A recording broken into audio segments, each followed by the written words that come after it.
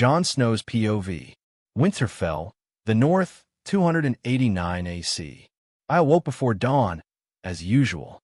The chill in the room bit into my skin, far colder than what my siblings endured in their heated chambers. I sat up, rubbed the sleep from my eyes, and stared out at the window. Darkness lingered beyond the frost-lined glass. Another day as the bastard of Winterfell. My name is Jon Snow, and though I bear the Stark blood, I am no Stark. Not truly. A name and a few shared features do not grant belonging. Not in this world. Not in this castle. I was only 8, but life had already taught me the weight of being unwanted. Father, Lord Eddard Stark, is kind, just, and distant. His duties as Warden of the North leave him little time to spare. I don't blame him. The North is vast and wild. It demands a strong hand. But I often wished he looked at me the way he looked at Robb. Robb and I were once inseparable. Even when Lady Catelyn tried to pull him away, we stayed close. But that changed 2 years ago. After the Greyjoy Rebellion, Father brought home a hostage, Theon Greyjoy. Robb, ever eager to please and form bonds, took to Theon quickly. Theon, for his part, made a sport of reminding me of my place. Robb changed. He laughed with Theon at my expense. And when I bested him with a sword, I paid the price. Catelyn would make certain of that. Her disdain for me ran deeper than words. It seeped into her gaze, her commands, her manipulations. A victory over her son? That would cost me a week of cold silence, salted food, and cruel stares. Sansa, once a sweet companion in childhood games, turned bitter. When she learned what it meant to be a bastard, she turned her back on me entirely. Call me a stain, a disgrace. But not Arya. Arya was my light. Fierce, wild, loyal Arya. She didn't care about my birth. To her, I was a brother. Her wolf blood made her defy Catelyn's orders and sneak into my chambers when no one was looking. We trained in secret, hid together in the Godswood, laughed when the rest of the world tried to push us apart. Bran, I loved him too, but my heart hardened and my love became quieter. Lady Catelyn didn't want me near him either, so I kept my distance. And Father? He was my anchor. When he was here, when he saw wrong, he acted. When Robb and Theon mocked me, he punished them. But he never saw enough. He never knew the salt in my stew or the tears I swallowed in the dark. He never told me who my mother was. That hurt the most. I often thought of running. But where would I go? To whom? The world was cruel, and the North even more so. And yet, sometimes the cold outside seemed kinder than the warmth denied to me within these stone walls. Flashback. Yesterday, Robb and Theon stole coins from a servant. They planned to sneak off by sweets and boast of their mischief. They got caught, and when the servant cried foul, Lady Catelyn needed a scapegoat. That scapegoat was me. You bastard! How dare you steal from a servant? She screamed when I entered. Guards flanked the room. Theon smiled. Robb looked away. I stood trembling. I was with Hodder, I said. She twisted my defense, dragged Hodder into it. The gentle giant. Innocent. Loyal. I broke. No, I lied. I did it. I stole the coins to buy sweets. Alone. She smiled. Then you will be punished. As a thief should be. Even Theon blinked at that. I ran. To the Godswood. To the heart tree. The red leaves whispered nothing. The face carved in the bark watched with empty eyes. I whispered, Mother, save me. Please. Present. A knock at the door pulled me from my stupor. Jory came. His face said it all. Your father wants to see you. I dressed and followed. The castle whispered. Bastard. Thief. Threat. I try not to cry. I entered the solar. Father was waiting. So was she. Jory, Father said. Escort Lady Stark to her room. Catelyn protested. Father silenced her with a glare I'd never seen before. She left, but not before hurling a final insult. Don't go near Arya or Bran again. Father exploded. You never speak to him like that again. I stood in silence. He turned to me, still furious. Jon, why? Why would you steal? I didn't raise you to be a thief. I couldn't meet his eyes. I'm sorry. Father. I ran from the stables. It was just for sweets. Hodder had nothing to do with it. I'll leave. I won't shame your family anymore. Eddard Stark's POV. I watched my boy crumble. Not just my son, my sister's son.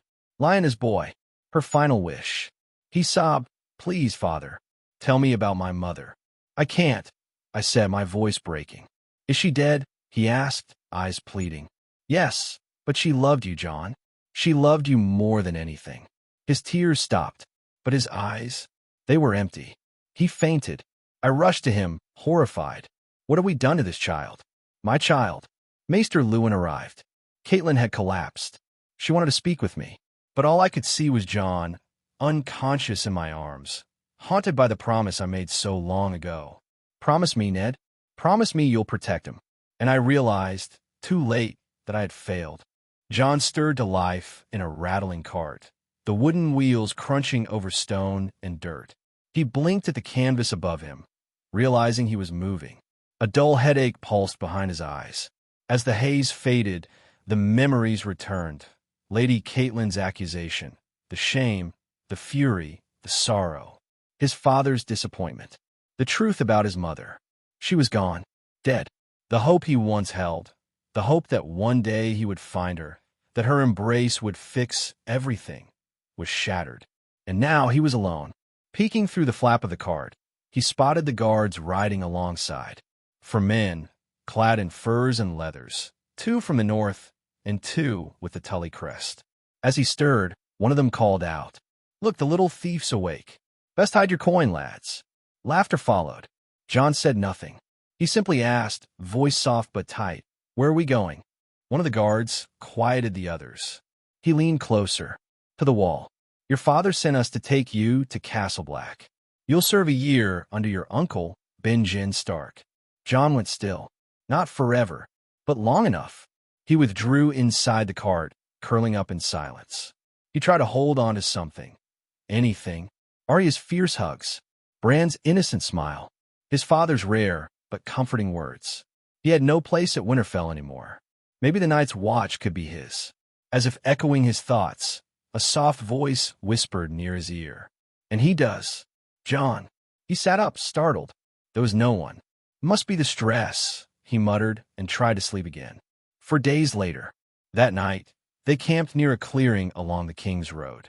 John sat alone by the fire, slowly spooning vegetable soup into his mouth. He ignored the guards' laughter. One, named Jack, a northerner, was kinder than the others. The rest mocked him openly. John kept to himself. The fire crackled. He stared into the flames. A gust of wind broke his trance. It came from the darkness. Then came a sound, first distant, then louder, like a storm. Jack noticed John tense. "Something wrong. Something's coming," John replied. Mocking laughter began again, but another gust of wind silenced them. The sound grew, branches snapped, the ground rumbled. Jack stood. "Storm? Get your gear," he shouted. Before they could move, a wall of snow burst from the woods, crashing through trees. John barely saw it before it hit. The world went white. Then nothing. Unknown place, the north, sometime later. Little John. The voice returned. John clawed his way out of the snow, coughing, gasping. He was alone in a forest. No trace of the others. No storm damage. Only a mound of snow around him, as if he'd been placed there. He rose to his feet. The cold stung, but he was alive. "Where am I?" Again the voice. "Come, lad. Your destiny awaits." Not as a bastard, as something greater. He didn't know why he obeyed. Perhaps because he had no other choice. He followed the pull he felt in his chest. For hours, John wandered through thick forest, driven by a strange compulsion. Finally, he found a break in the trees. Light spilled out from it. A clearing, but not just any clearing. It was beautiful beyond belief. Lush, vibrant, alive. Animals of all kinds played together in harmony. At the center stood a heart tree, massive and glowing faintly with power. It dwarfed the one in Winterfell. John stepped forward in awe. "Place your hands on the tree," the voice commanded. Trembling, unsure, he obeyed. His hands met the bark. Pain exploded in his skull. Visions, images, screams, blood, fire. A world far larger than he imagined. Memories not his own. Power ancient and deep. He fell, nose bleeding, chest heaving. But something had changed. The pain faded. and in its place, a beginning. Hey, welcome to Firescale Audiobooks. If you enjoy our audiobooks, please consider subscribing to the channel. Also, feel free to share your review in the comments section below. After calming myself a bit, I decided to go to the lake to clean the blood off my face. As I approached, the first thing I did was look at my reflection in that pure water.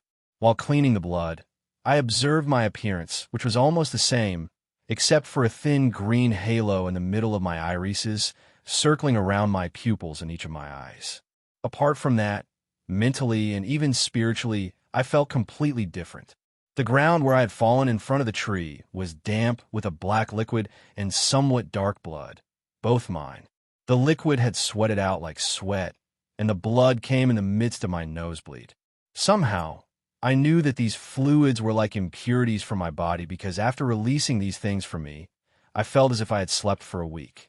I was light and in a state of fullness. All the anger and despair in me had a much lighter weight now. I could only thank the entities that brought me here. Not only did I feel more whole and healthy, but I felt something inside me connecting with the entire forest and all living beings around me. I knew what it was, but I always thought it was a myth or that it had died a long time ago. However, I had this thing in me now, the thing they called magic. I, a bastard child, despised by everyone, could now feel all animal and even plant life around me. I was somehow connected to the plants and small creatures running around the place. I stood up after being cleaned, no longer as a bastard I used to be, the Winterfell bastard, but as a boy who knew what he had to do. His purpose was conveyed by the gods in those few seconds while touching the sacred face, one that the gods themselves decided to entrust to him. I just didn't know why they chose a desperate bastard for this. Perhaps the gods, knowing my innocence, decided to help me, either out of pity or justice. It doesn't matter now. I have to fulfill my given task. I noticed that the animals stopped everything they were doing and started looking at me expectantly shortly after I got up from the lake. They also began to nod at my connection being naturally created after I left the heart tree. All the little beings started approaching me. They hadn't paid attention to me before, but now they seemed to adore me as they approached. I couldn't take a step forward without being blocked by hundreds of little eyes surrounding me. "Itchy, why, what's this?" I said to the small creatures that were starting to rub against my leg and even try to climb. A crowd was surrounding me, and I couldn't help but feel multiple moods with the sight. Initially, this scared me, but soon a big smile appeared on my face, seeing all those eager eyes for attention and affection. Third-person POV. John began to laugh as he picked up a small white rabbit with red eyes. He was delighted, chuckling as he held the animal and tried to balance himself, as hundreds of creatures were attempting to push him down. He found this moment to be the most beautiful in his sad life, as he began to feel the feelings of those little lives and knew that he was loved by all of nature now. After spending a few hours pampering all those little beings, giving affection to all the animals, and receiving back their pure love, he finally ate, drank what this sacred clearing could offer, and darkness fell. He would stay here to rest for a night, lying on thick leaves on the ground he had gathered from some strange trees. He made his bed and lay down. The cold didn't affect this place. It was warmer than the north in summer. So, he rested peacefully while looking at the strip of stars in the sky, with many animals surrounding him to sleep with him. Somehow, he began to see differently, as he somehow knew that all the stars are like our sun now. So, he pondered many possibilities while looking at those little visible suns in the sky during the darkness of the night. The next day, after resting even more, he decided that he had to leave. He had a purpose, even as a child. He looked at his reflection in the lake with determination once again after cleaning his face. His eyes changed, not with the new appearance of green circles, but his gaze itself.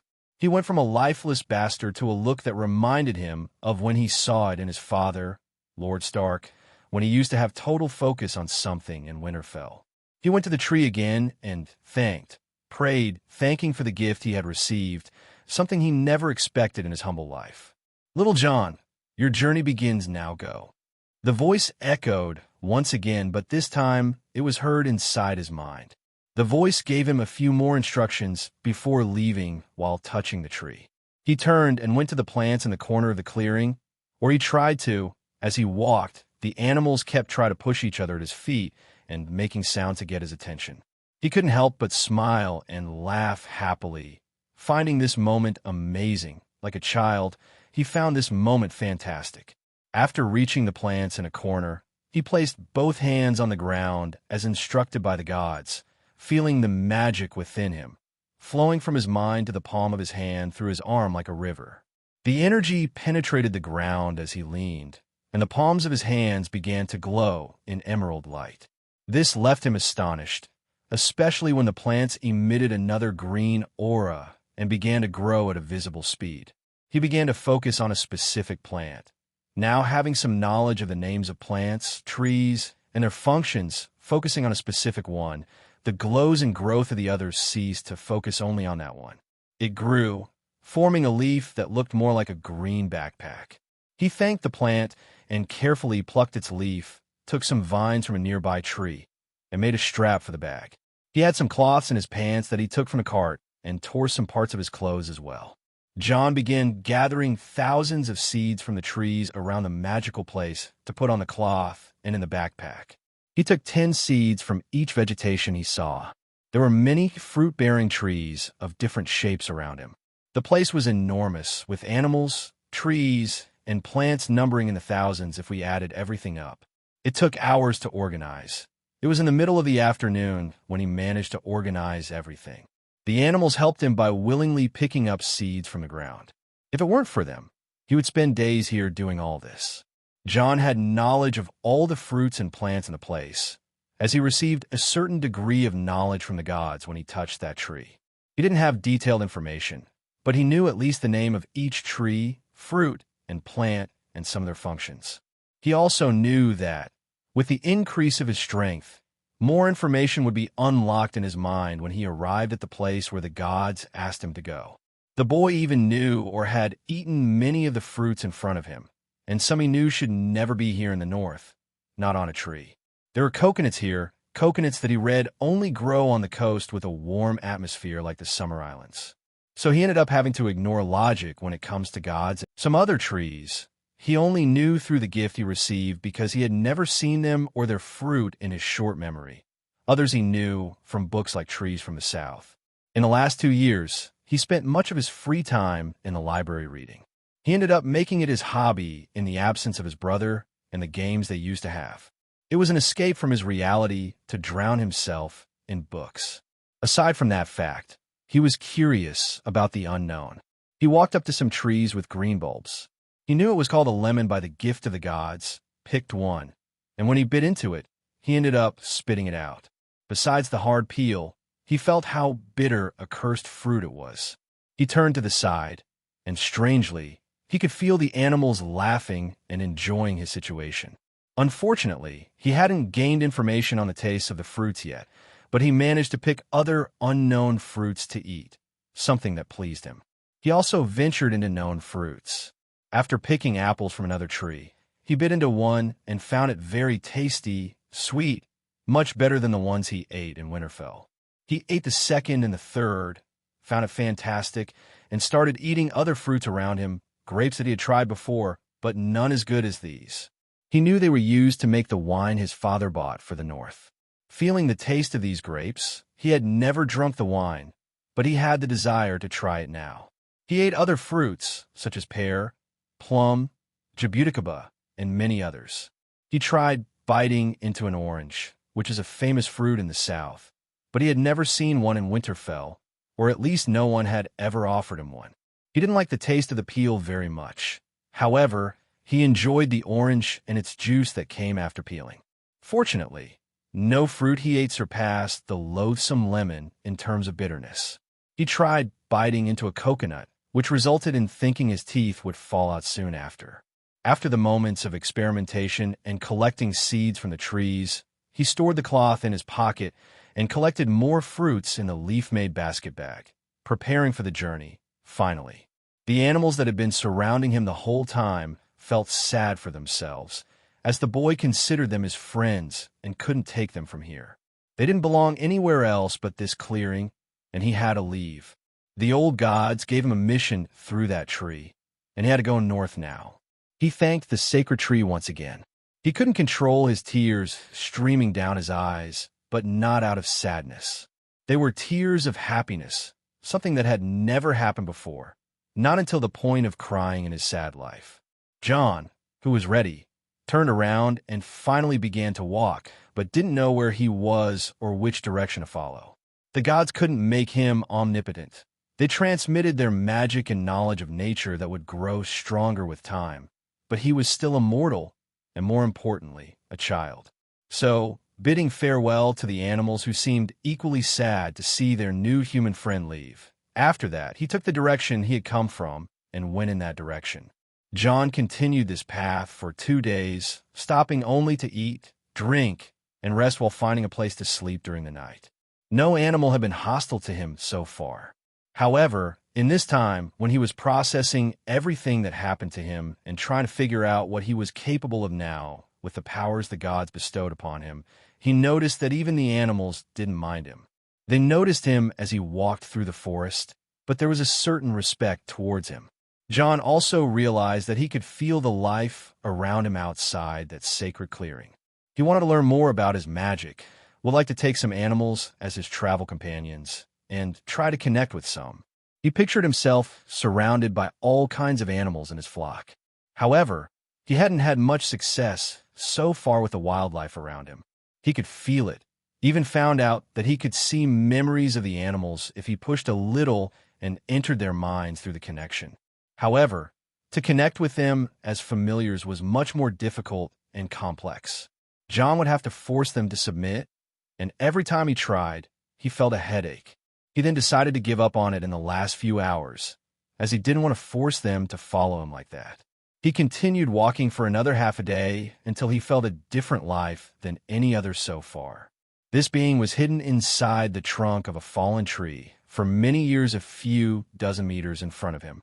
He felt it was different from anything so far by the feelings of that life, because he could feel fear and desperation. He couldn't help but be moved just thinking about how that life saw the world similar to him until recently. He could see it as his own emotional reflection. This stirred him inside. Walking slowly toward the trunk, whatever animal was there, the being also felt his approach and became much more afraid of the new presence outside the fallen trunk. Jon was cautious, as he was being seen as a predator approaching slowly. He bent down to see what had caught its attention, and there he saw a trembling baby bird, a veil eagle to be exact, but here in the north. So, looking into the fearful eyes of the chick, he began receiving its memories with his powers forcing a bit into the desperate mind of the little animal. He saw that there was a nest not too far from here. The little bird had 2 siblings along with its parents. Jon was surprised because they were the first eagles he had seen in life outside of books. Its parents fed it and its siblings every day until yesterday when the nest was attacked by a predator, a snake, which is rarely seen in the north, especially the venomous ones. It saw its siblings being devoured, and in desperation, it jumped from a nest and ran to escape its predator. It even heard its parents arriving and jumping on the predator, but it's likely they ended up dead from the snake's venom. The little one was injured from the fall and was so afraid that it didn't even look back. It just ran trying to fly in desperation, but it was too young for that, so the attempt to fly was in vain. It arrived here last night and waited to die, with its parents dead, as it would have searched for them by smell if they were still alive. The little eagle had lost all hope. Jon didn't know, but as he looked at these sad memories, he wasn't the only one sifting through memories here.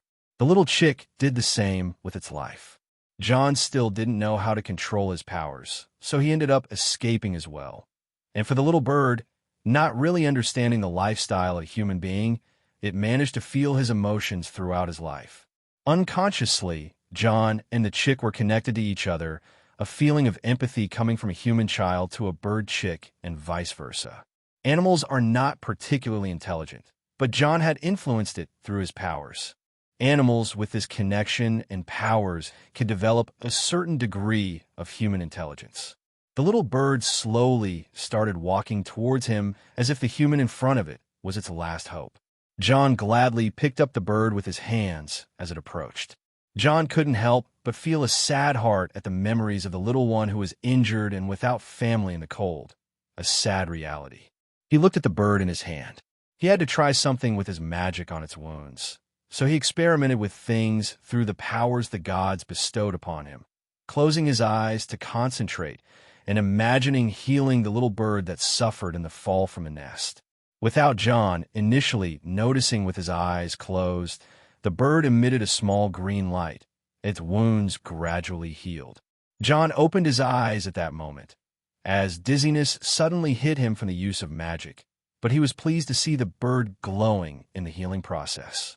The bird could only look at him with adoration in its eyes as its savior. Jon picked some fruits and cut them with a knife he had kept with him since the night of the snowstorm, giving small slices to the chick to eat. After feeding it and making sure it was well, the boy now prepared himself with a little bird on his shoulder and began the journey again. It took 3 days to start seeing an end to the forest atop a cliff. There were still days to go, but he could already see the end of the woods. His connection with the bird had increased so much that he could see what the bird saw through their connected vision. He knew the legends that old Nen used to tell, so it was easy to figure out that he was a warg, something that didn't surprise him much after the experience of making a plant grow with the naked eye. He always enjoyed stories involving kings in the north and warg kings in Winterfell, and even joked with Arya about being a powerful Stark connected with his giant wolf. Now he was a bit surprised to be one. He knew he was different from the legends, at least the ones told to him. Wargs, whenever they entered the mind of the animal, became unconscious in their original body. Jon, on the other hand, could maintain the connection in his conscious original body and could see through his familiar. It was a bit strange to have 4 eyes. He vomited the first few times when he had 2 different visions, but the boy has been training whenever he can with his bird and felt his progress. He already imagined himself on a battlefield fighting and massacring his enemies, while having an aerial view of his position and surroundings to avoid being caught by any enemy by surprise. He was already playing the role of a hero with his bird. In turn, was happy with his new human friend and savior and his feelings during the journey in the last few days. The human and bird duo finally managed to see the fields and the end of the forest. However, another bizarre thing happened as Jon exited the forest after another 4 days of walking.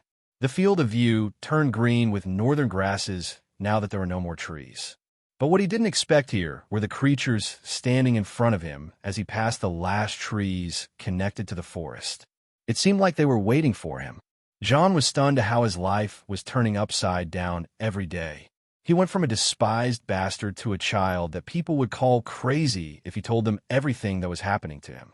First, a strange storm that took him to a completely different place from where he woke up. Then, the voices of the gods ringing in his ears. Third, a magical place in the middle of the forest, unknown to any record in the north. Fourth, now he has magical powers he had never heard of, and to his surprise, in front of him were another legend taken only from books. Those creatures were staring at him, a legend that's said to be with the Stark family in past generations, the fearsome giant wolves, and there were 4 of them, apparently. Jon choked on the sight. He feared for his life along with his new friend. How could an 8-year-old not fear giant wolves appearing before him? He was already taking a few steps backward, ready to run and try to save his life and the life of Caraxes, a name he gave to the eagle in homage to one of the fiercest dragons he read about in history books during the dance, over 150 years ago. Since there were no more dragons, it was up to Caraxes to dominate the skies now, hence the dragon name for the bird. Note, I'm trying to simulate an 8-year-old here. I know it's impossible, but I'm trying to make it as childlike as possible within my knowledge. The wolves sensed his fear and opened their mouths, not in a growl, but in a sad, grunting sound, seeming somewhat disappointed with his fear. They also stuck their tongues out, while 4 tails swayed simultaneously. He found the situation strange because he expected to be attacked and devoured immediately. He quickly pushed away some of his fear that was clouding his judgment and tried not to run as the wolves stood still, They were the size of war horses. Jon then acted with his magic to see what the wolves felt about him as both groups stared at each other. To his surprise, the giant wolves let him establish a connection without any resistance. In the forest, he tried with some ordinary wolves, crows, and squirrels, but no animal wanted to form a connection with him without resistance. Now, these four animals, who were terribly more powerful than any he had ever encountered, let him easily link his mind with all the wolves simultaneously. When he saw what the wolves were feeling, he was even more surprised because it was curiosity, hope, and even a feeling of happiness. It was as if these four giant beings were already looking for someone, specifically him. He, no longer retreating, looked directly into the four pairs of eyes. Caraxes, perched on his shoulder, still held onto his fear, even sensing the human friend becoming calmer. Jon tried to calm his feathered friend and used his mental powers to feel the wolves and their memories, as he did with Caraxes once. He saw that they were living beyond the wall in a pack of 20 wolves. But more than 2 moons ago, they suddenly separated from that pack, with no other wolf protesting their departure. The two couples ran at high speed to the south, passing through forests, mountains, and wildling villages, until one day they spotted the Great Wall. As if these 4 wolves already had knowledge, they ran to a specific corner of the wall, passing by any watchman without being seen. When they reached the ice wall, they ended up in a crack near the west coast, big enough for a man to pass through the broken ice. Then, the 4 went through one by one, with a little difficulty due to their size, and shortly after, the giant wolves entered the north, continuing their journey to the south. Their journey involved going through forests and continuing south, while eating during their time in the forests, hunting animals here and there. Jon knew that something was guiding the wolves. They came specifically to find him. Maybe the plan was for the boy to see them for the first time in that sacred clearing. But the strange thing was that this started 2 moons ago. So the gods were already planning this for him while he was still in Winterfell. He wondered. Jon couldn't help but feel odd about the situation. He could only imagine when the gods had already planned this for him.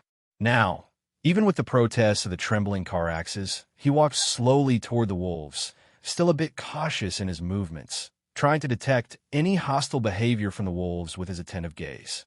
He walked based on what he felt from the 4 creatures. The wolves had gleams of happiness in their eyes and began to walk slowly toward him as well. Now, with less than a meter between them, the horse-sized wolves looked at him with curiosity.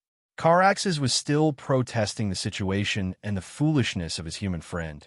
Jon, still looking at the wolves, despite them being huge in front of him while he was a little over 1 meter tall, tried something after his caution had diminished. The wolves still looked at him expectantly, with no sign of trying to attack him. The boy then reached out his hand and closed his eyes as a sign of creating a connection and friendship. It took a few seconds until he felt his hand becoming moist with a rough touch of tongues.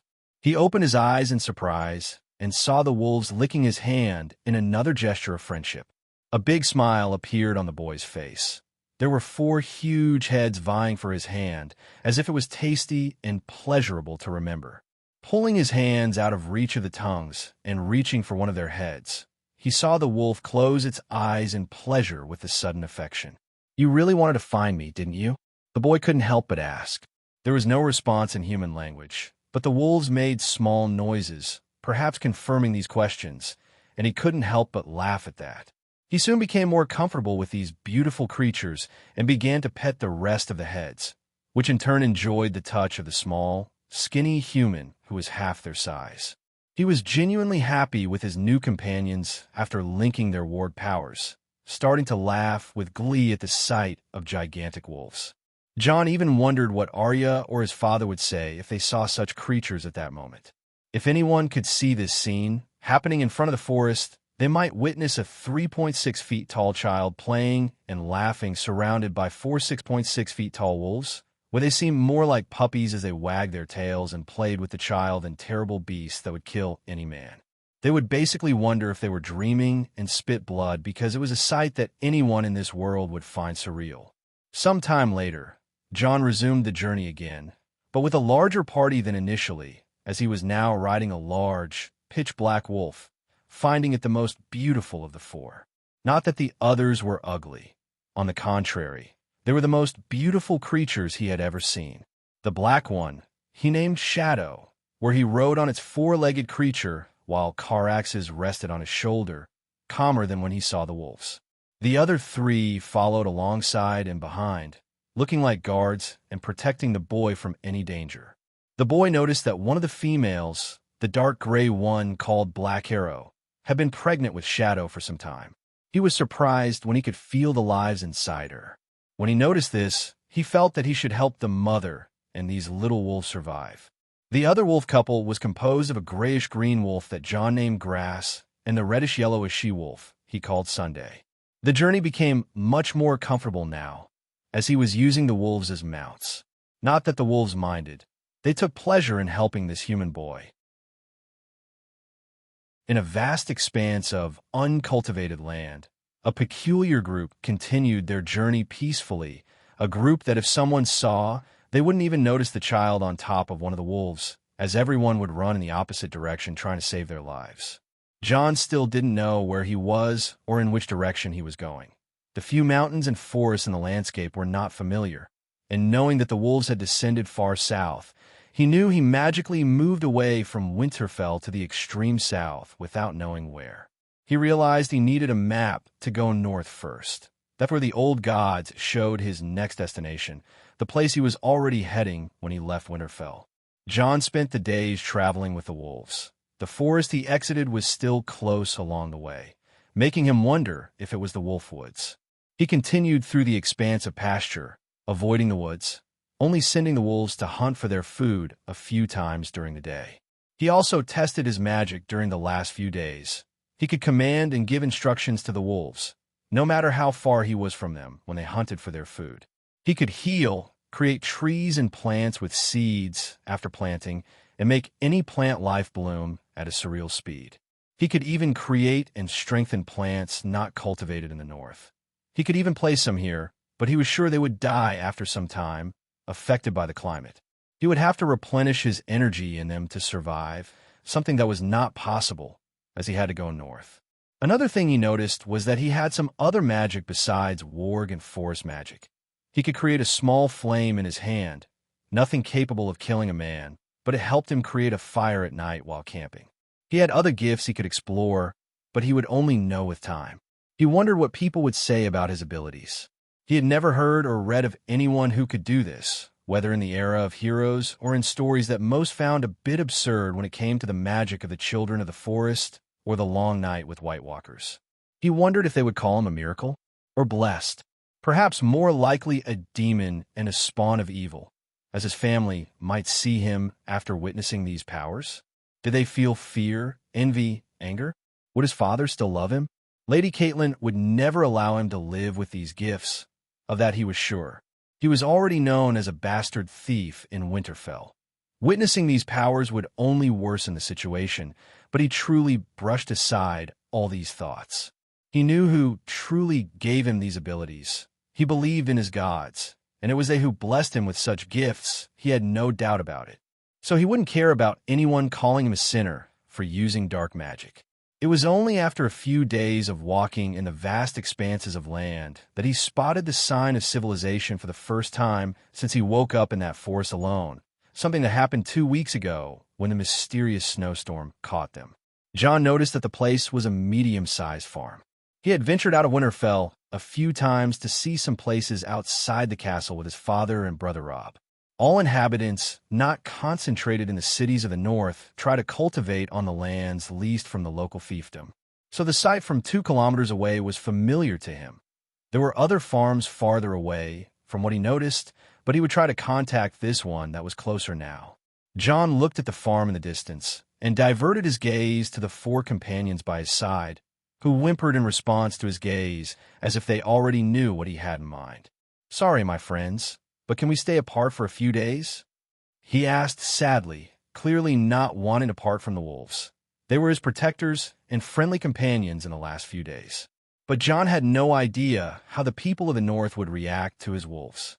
His first thought was how he himself reacted when he saw them, becoming scared and trying to escape, something he only didn't do because he could feel the lack of hostility from the other side, and he knew that this behavior wasn't even the worst reaction someone could have, and Jon fears that his new companions might get hurt or turn a contact into a bloodbath.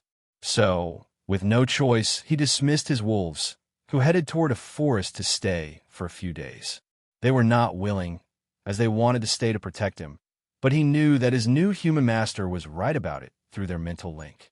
He walked to the farm he spotted from afar after letting the wolves return to the woods and slowly approached, trying not to scare the people when he saw a group working in the field. The last thing he wanted was to be killed by scared adult farmers wondering how a child appeared out of nowhere on their lands. When he got closer to the group, he saw them better working in the field. It was a poor sight in a way, which he was seeing. Actually, this was the reality of the entire North. He might not have seen much north of Winterfell, but he still knew through books and lessons from Maester Luwin with the help of hearing many farmers seeking audience in Winterfell's halls. Everything he heard and read proved true in the farm fields. He noticed how most of the crop did not survive the North's climate or the plagues that attacked their planting. He didn't need his powers to see this, not to mention the predators that came from the nearby forest. He deduced that only 20% of the field was recoverable in the last harvest because everyone was clearing the dead grain to open the land and plant a new batch, continuing the cycle until the end of summer and before winter. His heart weighed heavy.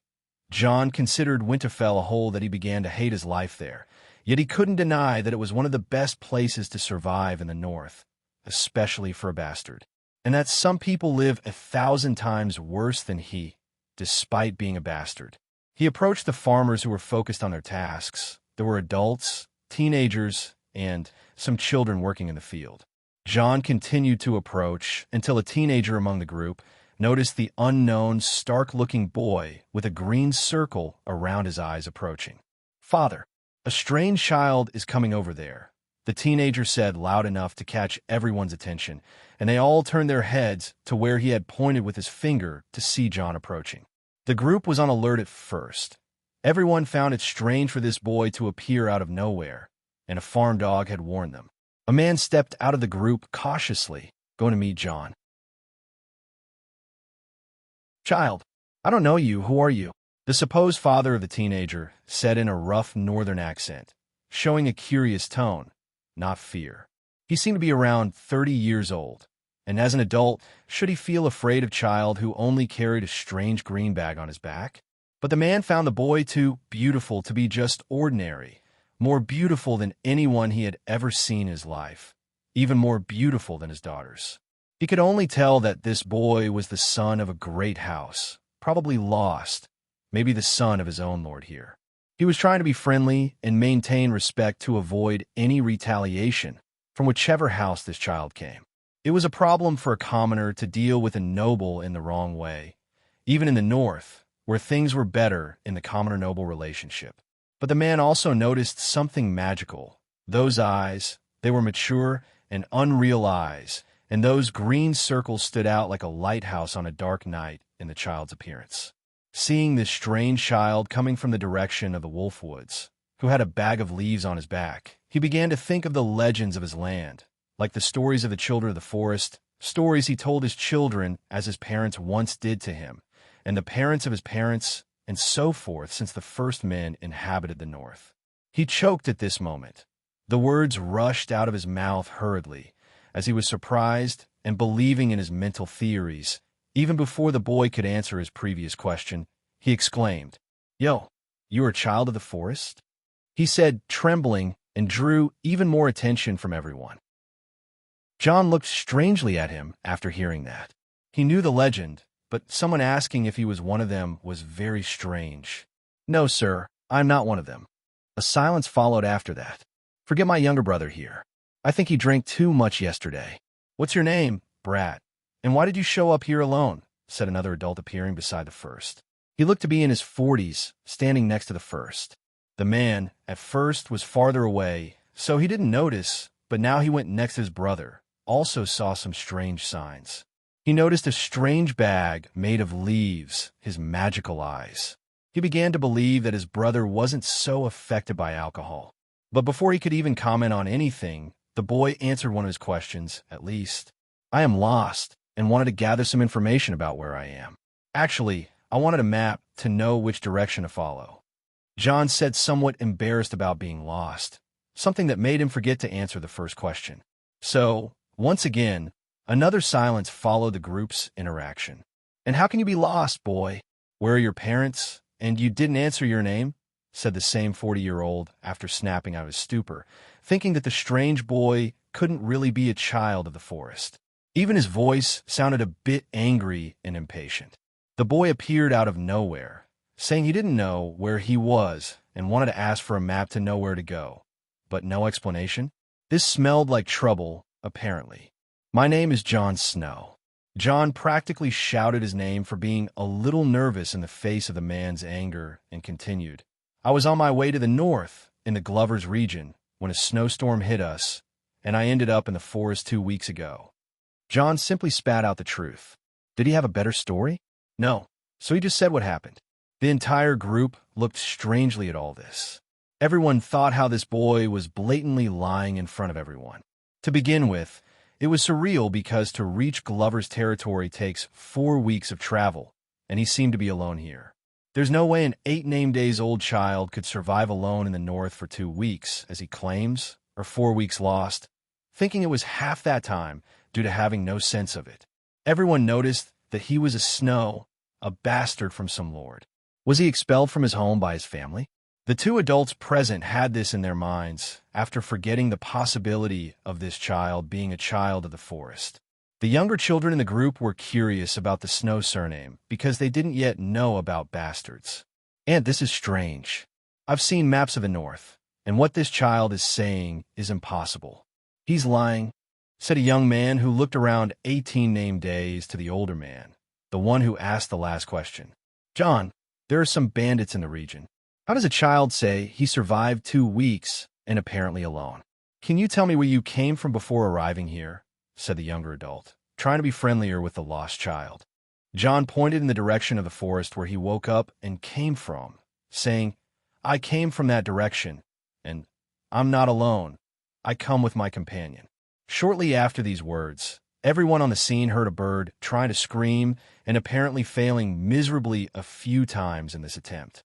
Their gazes followed upward, with everyone looking in its direction. Then they saw the white wings with blue stripes the size of a raven.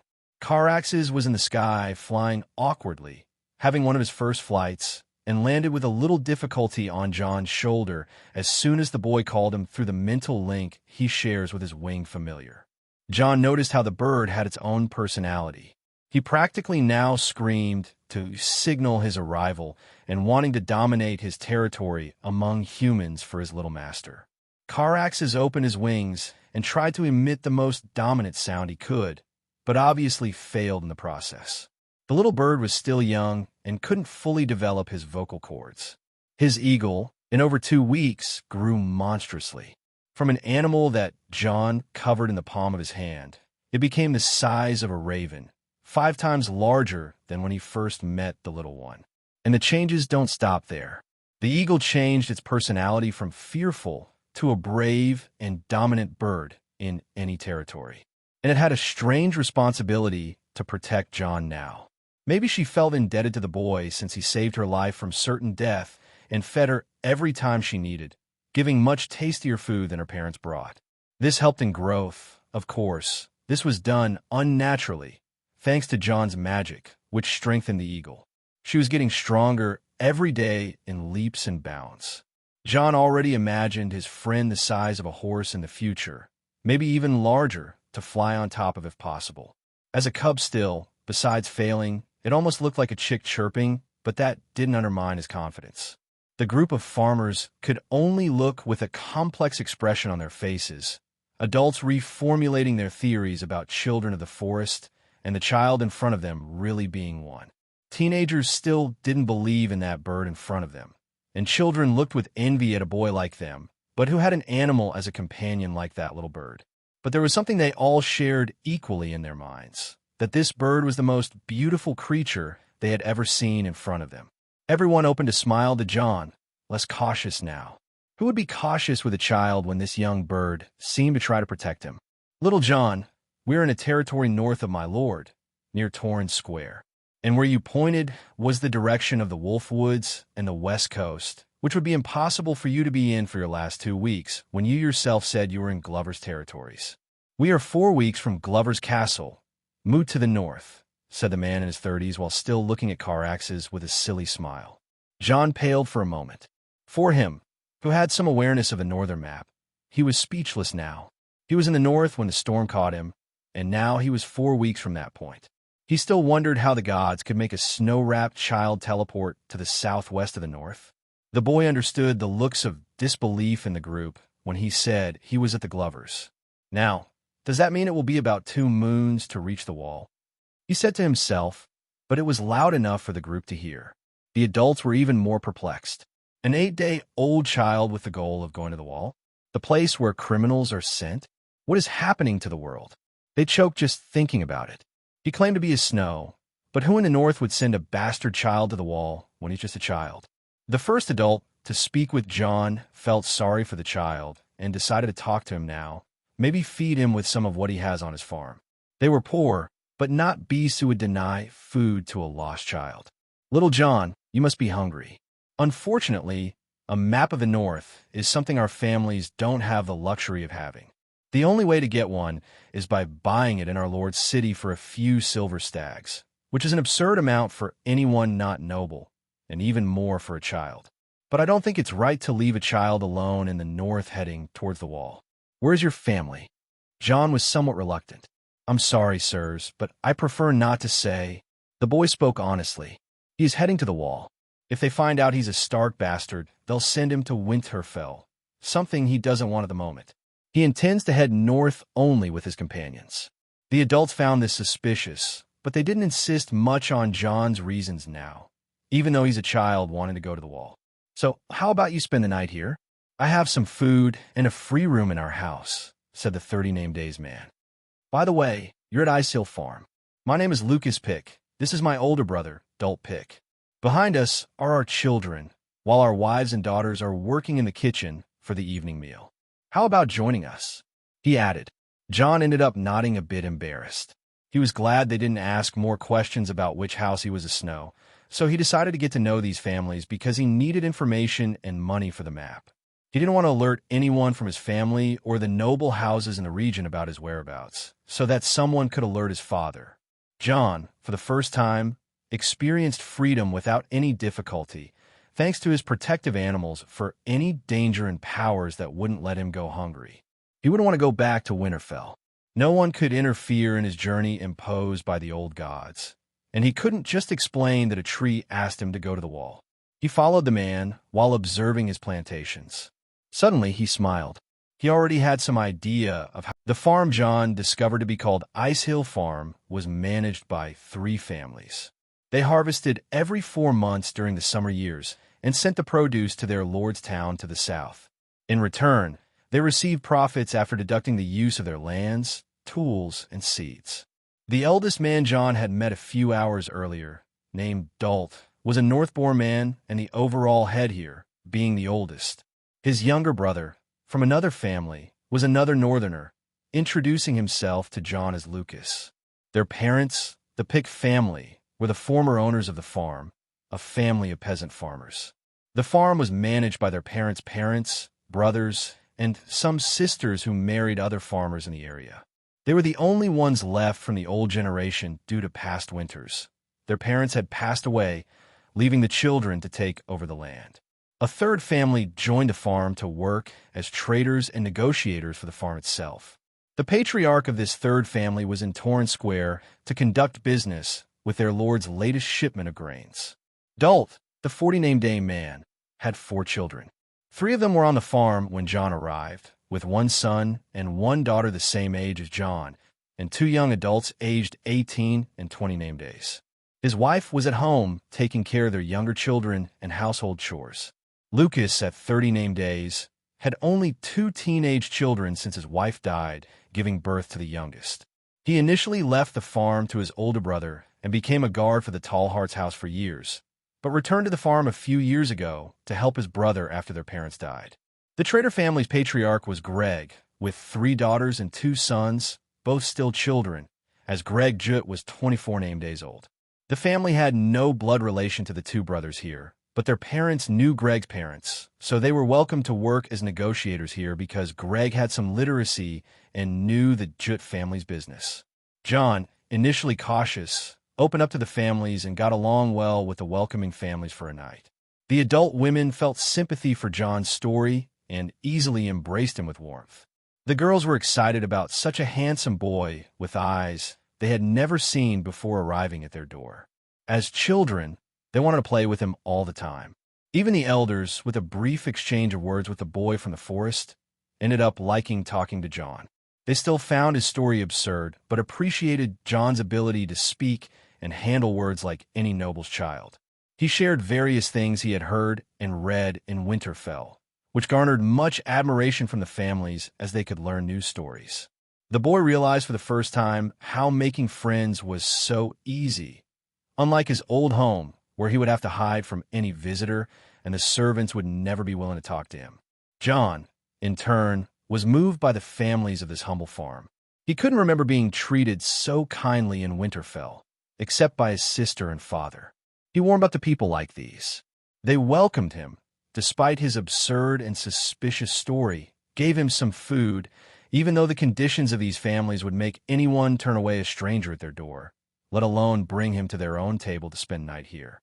For John, after seeing all this kindness firsthand, he didn't care how poor their conditions were or how the food was inferior to that of Winterfell. The boy was beginning to see how the world was much bigger than he imagined while in Winterfell. And of course, John had a great help here to get along with the families. And that help was Carax's, with John's magic, developed an intelligence that a normal bird shouldn't have. This made everyone enjoy his attempts at singing and his courage to attract people's attention. The young eagle had a somewhat narcissistic personality and had a compulsion to become the center of attention. At the end of the night, John lay in a bed on that farm and endured the cold to get some sleep that night. It was something many families like these were used to, and he was too, to some extent, due to his cold room in Winterfell. But his heart was warmed for the first time in a long while. Adult POV. Northern Kingdom, Ice Hill Farm, 289 AC, the next morning. That child was kind, amiable, intelligent, and even literate. How could anyone send a child like this to the wall? If this child's parents are sending him to such a fate, I'll raise the child myself, the older man on the farm said to himself.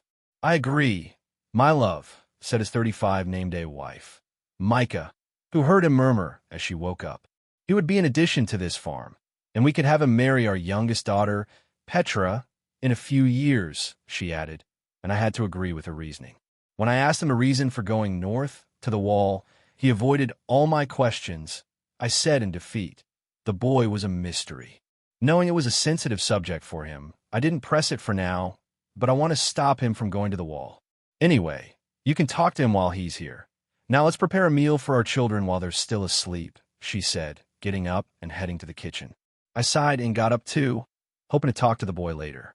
After setting the tables, while my family along with my brothers and Greg's were coming for their meal, John finally appeared with his little eagle. He seemed well-rested. Not that I can say he looked tired to begin with, but I'm always surprised by his genetics with incredibly handsome features for a boy and his peculiar eyes. It's amazing that even though he's a snow, he had a good education and lived well, despite being a bit lean. His education was good, something that would even make my older children ashamed. Good morning, everyone, John said with a shy smile. Good morning. The children and women present greeted him. John sat down. He didn't seem very comfortable, but he managed. His children, nephews, and Greg's children began chatting animatedly with John. Another thing that surprised me, despite his manners, our families had terrible conditions, something that shouldn't be the reality for someone like John. However, there was no disdain in his eyes, more like empathy. I am determined to have John join our families. He would be a great addition with Greg. Greg knows a few things about reading and writing, but nowhere near ideal, and John growing up here to be a trader would be highly appreciated by someone literate like the boy, who was also very intelligent. Watching the boy eat and converse with his children enthusiastically, I couldn't help but notice how he sometimes talked to the bird. Besides its magical appearance, there was that strangely intelligent bird, as if we could speak to the bird itself, and it understood us most of the time, something greatly appreciated by my children. Yes, an animal shouldn't understand humans, but this bird seemed to do just that. While lost in my thoughts, the boy suddenly called me. "Mr. Dolt, could we talk alone after this meal?" the boy said, pulling Dolt out of his thoughts. "Of course, John, let's talk, and you don't need to address me like that. I'm not a lord, just a commoner, so just Dolt is enough," I said, feeling that this would be the opportunity to talk to the boy about my ideas and his future, even though I didn't think it would be this soon to discuss it with him. After the boys had their first meal, where everyone was still chatting with John about legends, wars in the South, and laughing at Carix's antics, they finally went for a walk together. He was sure he could prevent the boy from going to the wall, seeing how John became emotional and connected with his family, despite being a bit shy. Knowing equally well that bastards didn't have a normal or very happy life. Even here in the North, where they might be treated better than in the South, it was still a tough life. From what I saw, though, from that expression John gave most of the time, and how he was very cautious initially with strangers, it seemed like it was a much worse life than usual. I wondered which family John belonged to and why they would send him to the wall, something he refused to comment on his reason and family all night, saying it was personal for his children. I want to know who in the North behaved like a Southerner around bastards. I knew this because I had heard from traders that bastards in the South live a shitty life when I visited the city with Greg. If the illegitimate children weren't killed at birth, they were thrown into some random orphanage. After thinking for a bit, I gathered courage and said to John, "Little John, would you like to stay with our families instead of going to the wall?" I said without expecting much, but I noticed the expressions and reactions on the boy. I saw a shocked expression on his face. I even saw his eyes get a little moist. What kind of life has this boy lived? Dolt thought in shock when he saw this reaction. "Dolt, I'm sorry, if it were some time ago, I would really accept, but go to the wall is something even the gods need me to do," the boy said reluctantly. If Dolt could read his mind, he would see that John was genuinely trying to stay with his family. Ignoring the godly things, thinking it was a way of saying, I continued insisting. "I really would like to insist that you stay. We're poor, but we can welcome a child with such a cruel fate," I said. But when I saw the boy not responding to me and looking at me cautiously, I thought about discussing this at another time. Now I was curious about why he called me to talk. "But if that's not the case, may I ask why you wanted to talk?" I said, a bit curious. John looked at him and said, "I need a map, Dolt, to get out of here and go to my destination in the North. For that, I need silver stag coins and buy a—" John said, and Dolt looked cautious as to where the boy was going. He was still insisting on going to the wall. "What do you mean, John? You know we're poor. Money is a hard thing for us and to sustain 3 families," I said to the boy. "But I have a way to make you earn the money I need. I can make your harvest thrive like no other, turn your land fertile for generations to come. You won't be poor anymore. I just want enough money for a map in return," the boy said, making me remain silent for a while, processing everything I heard. How could I say anything after hearing this? Wasn't it absurd for a child to speak such fanciful words? Does John think he's blessed or something? I exclaimed all these phrases in my mind as I looked at the child the same age as my own. After a while, incredulous, I said, "And how do you plan to do that?" I finally said, not that I still didn't think all of this was absurd, but I wanted to see the child's response. Without saying anything more, John walked a few steps to the harvest area where we had removed all the new grains and planted new ones that we still had in stock. I watched him carefully the whole time, wondering if the child would perform some kind of trick or play. I was even starting to find the situation amusing, something that reminded me of my children and their childish absurdities. But when he was about to play with it, my jaw dropped a little. John pressed both hands into the ground. I was now looking in disbelief at the child, wondering what he was doing because I felt that something was going to happen, a premonition like no other. "I plan to do it like this, watch," John said, and in his hand, a green glow began to appear where he touched the soil while pressing the ground. I was looking in shock at that magical light, wondering if I was still asleep after all. And then I had the vision that I would never forget in my life. The harvest they had just planted with the new seeds in the last few days, the plantation that wouldn't be ready for the next 4 months, the one that I was sure most of it would die due to lack of nutrients, pests, or wild animals, suddenly in front of my eyes, began to magically grow at an instant speed, and soon, in that harvest area, it transformed entirely into a green plantation, covering 100% of the area. I fell on the ground directly with my butt on the soil after losing my balance with this. I still couldn't believe my eyes, was completely incredulous with this miracle. This small planting was at least 5 times larger than what he would harvest throughout the year in the total area of his farm. Now, is this possible? Did the boy really do this? Is he truly a child of the forest? I've never heard of anything like this, let alone seen it in person. Is this real? What in the north is this child? This child. I began to whisper as my gaze returned to the child responsible for all this. I noticed John on the ground too, breathing irregularly and with blood on his nose. You are blessed. You are blessed by the gods. I shouted hysterically, no longer acting like a 40-year-old adult should. The boy looked at me timidly, shamefully, and said, "Can you keep a secret?" He asked me as I was about to faint with all of this. John noticed how people were looking in his direction now. He felt uncomfortable since yesterday's events. The looks had changed a lot since they saw the newly planted harvest. People went from a look with a shine of disbelief to adoration from everyone in the families. Some expressed fear and caution, but that didn't last long, and it bothered him quite a bit. How could it not? For everyone on the farm now, John, who was a handsome and uniquely looking boy, not only intelligent and kind, but simply appeared out of nowhere, lost. People here felt pity and sympathized with him, and strangely, the field they had just planted their seeds in, which they didn't expect to see a sprout from the ground until the next moon, transformed when they saw it that morning. The field had magically blossomed, filling with their grain-laden plants ready to be harvested. The crops flourished like a sign from the old gods for the farm. Everyone believed that the boy was now blessed by the gods.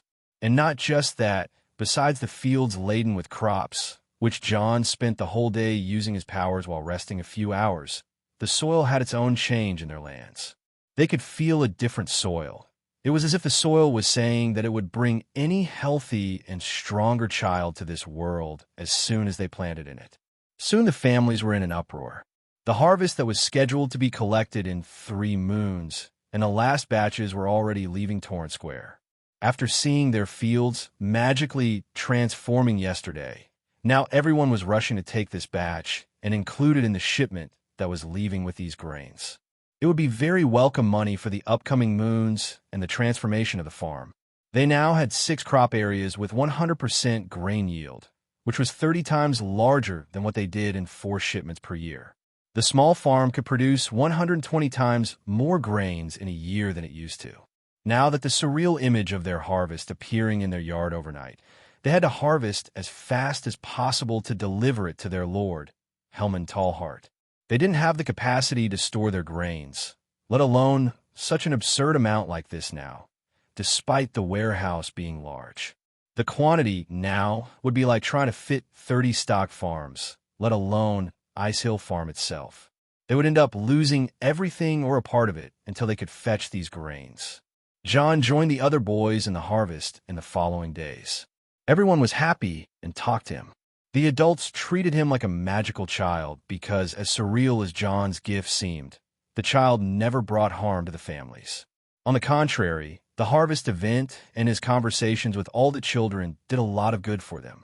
John also learned that in the next few days, neighbors who appeared at the farm like any other normal day were astonished by the family's harvest, as they had never seen anything like it. Rumors soon spread like wildfires in the region. Many travelers and curious people passed by the roads in front of the loaded harvest in 6 planting areas, being harvested by all the families, scaring anyone with the sight. Dult, who wasted no time, took the family savings and rode to the city to talk to Greg about the news. The business head was negotiating the last seeds of the old batch with his lord's castellan. As he was not aware of what was happening with the harvest now, they would need to talk directly to him, along with Lord Tallheart, and request a new shipment of carts to distribute to the storage points. Dol would also buy the map for Jon. He owed it to the boy after everything. It was the least to do after Jon did for the farm. Thus, for days passed after Dalt went south towards the city, and Jon continued helping the families harvest their grains in their barns and even in their houses, due to the increasing size of the stock. Unfortunately, the families also didn't have a mill for the grains, which would be more profitable for them by delivering their shipments at a higher value.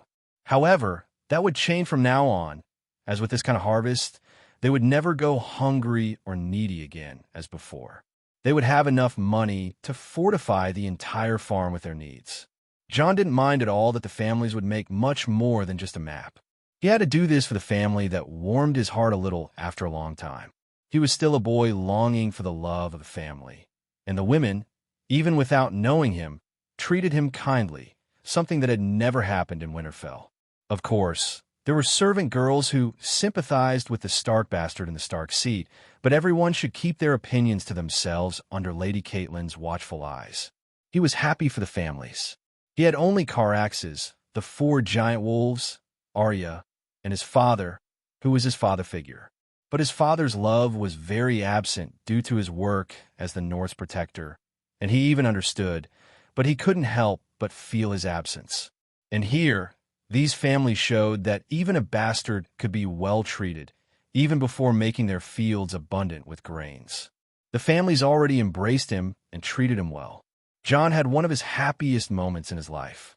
He worked in the field, even though the families told him not to do anything, as they believed the child was blessed and didn't want to anger the gods by making him work for them after everything. However, Jon insisted on his decisions, refusing to stand idly by. How could he stand still while the families, who gave him something he almost never received from others, worked hard in the field while he stood still? Jon, in these last 4 days, smiled more than he smiled in his whole life. He worked, played, and talked with everyone. Unfortunately, he often found himself thinking about what Dalt had proposed. He saw himself several times accepting his offer, but he had to continue his journey later. The gods gave him the opportunity to have these moments. Now he had to fulfill his mission with them. A few more days passed, with a large part of the field already harvested. Jon was currently playing sword, a stick, with the boys and teenagers. He demonstrated his talent entirely with fencing there, something that even scared the present adults. This same adult was once a soldier and used to train with other guards. Jon would beat all the boys and teenagers, only losing to Lucas when he wanted to test the boy himself. However, the boy was only defeated due to strength and size terms, but Jon proved to be far superior in technique. This even scared Lucas, the adult trained for a few years to become a soldier and knew that Jon was a much superior talent than him. Lucas wasted no time and told everyone how Jon could become a legendary knight of the continent in the future. This gained more admiration from the boys, and the girls were all already fascinated with Jon's tales in the past few days. He told about chivalry in the South that he read in books, and some that his sister Sansa used to daydream about in the castle. However, sometime later, while everyone was talking and playing in the training area with wooden swords, Jon suddenly frowned. This did not go unnoticed by the people around who were talking to him. Jon received a mental message from Caraxes, who was in the sky and saw through his eyes. Caraxes had grown even more in the last week. He already looked like a young eagle in size, large enough to soar the region in a few attitudes, and could even emit his animal sound now. This was also surprising for the families. In a few days, everyone had to be more careful with Caraxes' size now, as the eagle had no sense of the current size and lived breaking something being careless. Fortunately, this always resulted in even more laughter from the spectators. Everyone knew about the strangeness of the animal's ultra-fast growth. However, Jon and everything around him were something they couldn't take in common sense. Jon saw through Caraxes' eyes that he was 1,000 meters high, a breathtaking sight for him. However, he wasn't concerned about that at the moment. He saw a group of horses coming towards the farm at a distance of 5 kilometers through eagle eyes along a trail in the Wolfswood. He felt a premonition from the group as soon as he set his eyes on it and knew that nothing good was coming from it. There were 12 men, all armed and looking like bandits, as he saw his father execute some. His first reaction was fear for the families and for himself. He looked at everyone around him, thinking about what he could do now, something that Lucas noticed. "John, is something wrong?" Lucas asked. "Sir Lucas, there's a group of bandits heading our way. I know it's hard to believe, but I can see through Carrick's eyes like a ward from the legends, and my eagle showed me the group of 12 armed men coming here. They don't look like any soldier from any house. With their current speed, they should arrive in 10 minutes. He calculated after a few seconds and said, almost choking with nervousness. What followed, in turn, was frightening in front of all the people who heard. Lucas knew John had his secrets, and seeing through animals was really like one of the legends of the North known as the Ancient Wargs. But he couldn't waste time questioning John because he trusted the boy with all his heart. A talented child, never seen before. Even the sons of lords never showed 10% of what John could do at his age. He knew this because he worked as a guard for his lord. Looking at the boy, he gave a sad smile to John. This young man was very humble in his eyes, even calling me sir, when I was just a simple guard. Lucas thought with a sad smile.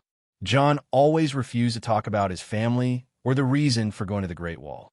He couldn't understand how a large family could send a child away like this, condemning him to the frozen wall. Now, they were in danger, and he needed to get John out of here. Take all the children and women to the basement and lock it, quickly. As soon as Lucas used those words, the whole place turned into chaos. The older children grabbed the children and women from the harvest, barn, and kitchen to take them to the basement in one of the houses. Unfortunately, the family was very poor and had only 3 horses, and 2 were with Greg and Dalt. If that were not the case, everyone could escape. After that, everyone who would fight the attack gathered in the fields. John was looking blankly at the situation, which now was 5 against the 12 bandits.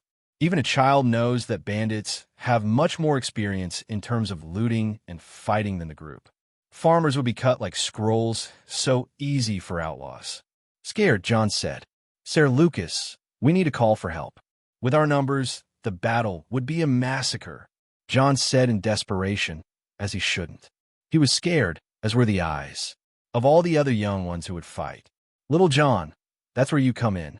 You'll take the horse and run to my lord's city to ask for help," he said firmly, and John looked at him pale. Was he going to escape safely while the families that embraced him would be massacred? The boy thought, "No, sir, I refuse to do that. Let one of the little ones do it," he said reluctantly. "John, you've already done a lot for this family. You don't have to die today. Remember, John, with what I've seen of you, I believe you can be the future of the North. The North has suffered for thousands of years with its harsh and cold land, and now we have a child sent by the gods here. You may not save this family, but you can save others. Help other families, John, and families like ours will have less chance of facing this kind of fate," Lucas said firmly, and then turned to arm himself and create a barrier with his sons and nephew against the bandits. He ran off without giving John a chance to respond. John looked at his back while tears were falling from his face. He saw the adult sons preparing for the attack as well. Everyone was nervous. They were farmers and not warriors. The children and the 2 women were crying and screaming in despair as they ran to hide when they were taken before. Everyone knew they were going to die there. John turned and went to the stable with a blank mind. He saw the only horse. The animal was also restless, knowing that this animal was scared. John hadn't been to the stables in the last few days, so he didn't get a chance to see the horse. Seeing the state of the horse, he petted it to try to calm the animal, but he himself was nervous. He didn't want to die, but he also thought he was a coward coming here to the stable while the families were going to die in this place as soon as he left. Unbeknownst to John, he established a connection with the horse. His vision changed, and he saw himself through the eyes of the animal in front of him. A boy with black hair, gray eyes, and that green circle around his eyes that highlighted his appearance, but he saw his current state, his expression. As Jon shared the horse's vision, he saw his own image. He wondered what would happen if he went to the city and asked for help, even though he knew the answer. When he finally returned with help, what would be the state of the farm and the people who welcomed him a few days ago? He would bring help and soldiers, but possibly at what cost? When he returned, would he find only ashes and bodies? Lucas told him to go help other families and that the North needs him. But could he live with the deaths of commoners who protected him and gave him a chance to escape at the expense of their wives and children? Would he have a heart to live like that? Jon knew he couldn't. He needed to fight for this family, even in fear. He remembered that his father once said to him and Robb, when they went to see the crypts for the first time. Lord Stark accompanied them, and the two boys were scared to death of finding some ghosts among their ancestors on that occasion. Lord Stark, seeing the state of his boys, said, "Boys, I know you're scared, and this will happen many times in your lives, but remember, without fear, there is no courage." Jon opened a sad smile in front of the horse. His father's advice didn't help those two boys much, as it took them 10 minutes to take their first step with their father into the crypts at that time. Even with the vision of himself through the horse, Jon knew he couldn't run away. Even being a fearful child, he had to do something. Jon tried to reason about the situation. Lucas and the older sons of the families were preparing for the bandits' attack. He knew that once they died, the bandits would do horrible things to the rest of the families. Jon had to do something. He swore to himself that he would stop it at any cost. He closed his eyes with determination. He needed his magic more than ever. When he strengthened the 6 crop areas, he passed out from exhaustion after the excessive use of his magic, even with breaks. In the end, the boy couldn't stay conscious. Dol tried to stop him because the boy seemed increasingly tired with each area he used his powers, but Jon wanted to finish everything on the first day. That was days ago, and he was rested from that mental burden still. But even so, the boy began to feel that his powers were increasing with each passing day. He realized that as he reached his limit, like a muscle, it increased its density after recovery. He knew he still had many limits, but he needed to push them beyond his capacity at this moment too. First, he tried to find his wolves, who had been left to roam the region and hunt for days. He found them with his connection after 1 minute of searching. His connection with them was stronger than with Carax's now. His Stark blood had weight in it. He immediately asked for their help, and the wolves, as soon as they felt the signal from the human they considered their master, went at full speed in that direction. They were far away and would take a while to arrive. Jon cursed himself, not blaming the wolves, but for the situation that was against him. He needed to do more. After taking a deep breath, closing his eyes, he focused on the region of the farm. He needed to find anything that could help him here to delay the attack. He knew he couldn't do that at his age and current state, but still, Jon did it. First came the horrible headache over him, and even so, he did it. After a few seconds, his nose started to bleed a lot from the effort and mental expenditure, but in the midst of pain and blood, he continued, already entering an almost unconscious state while screaming internally in pain. He began to realize that he wouldn't be able to stay conscious for much longer, that, in the end, he made a mistake.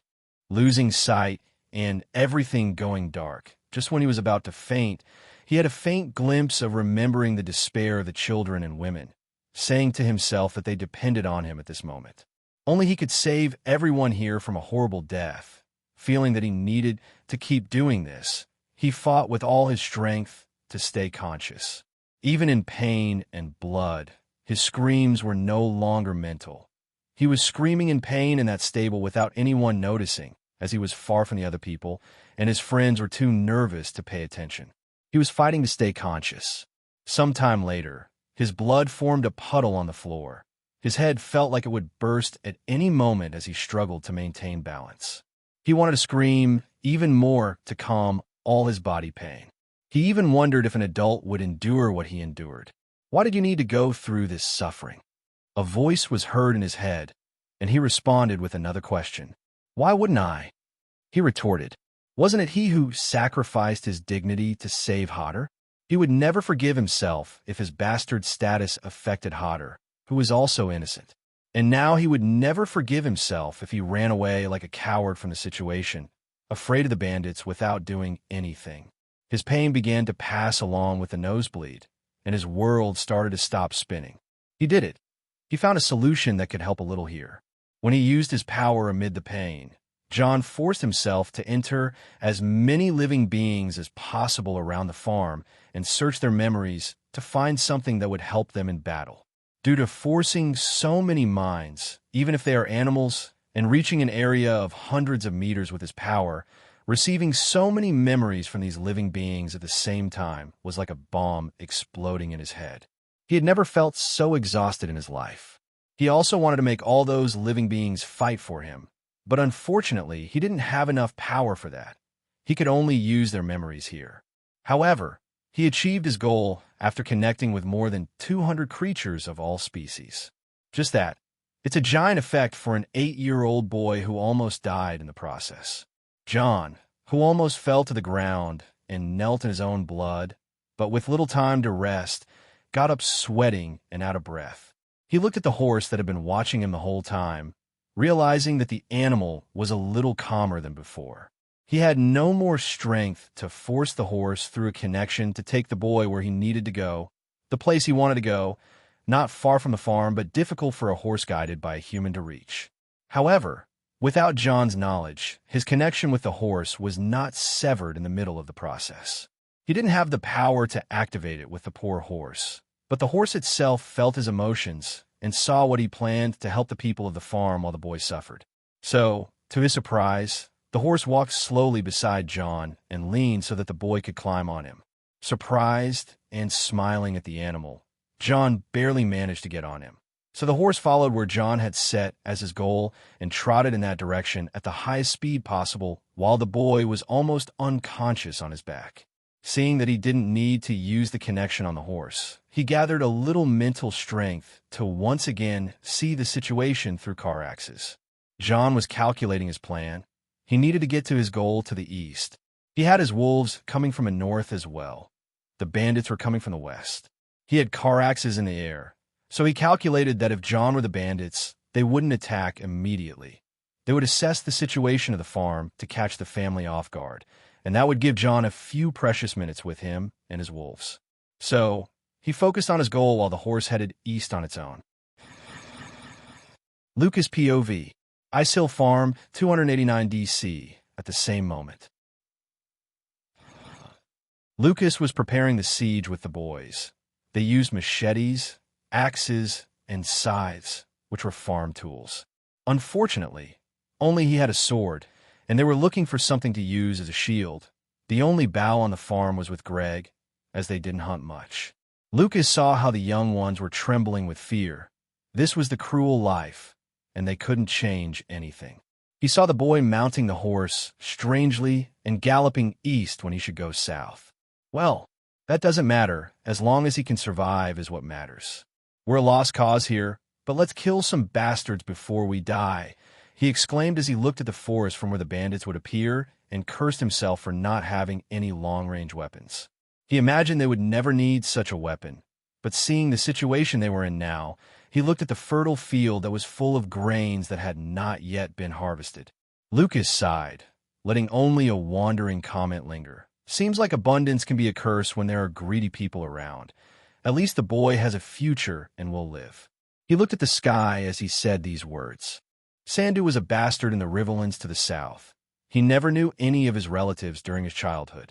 He only found out about his parents after being expelled from the orphanage at the age of 14 name days due to his cruel behavior towards the other children. Always treated as a bastard, Sandu harbored hatred for everyone in this world, especially his own parents.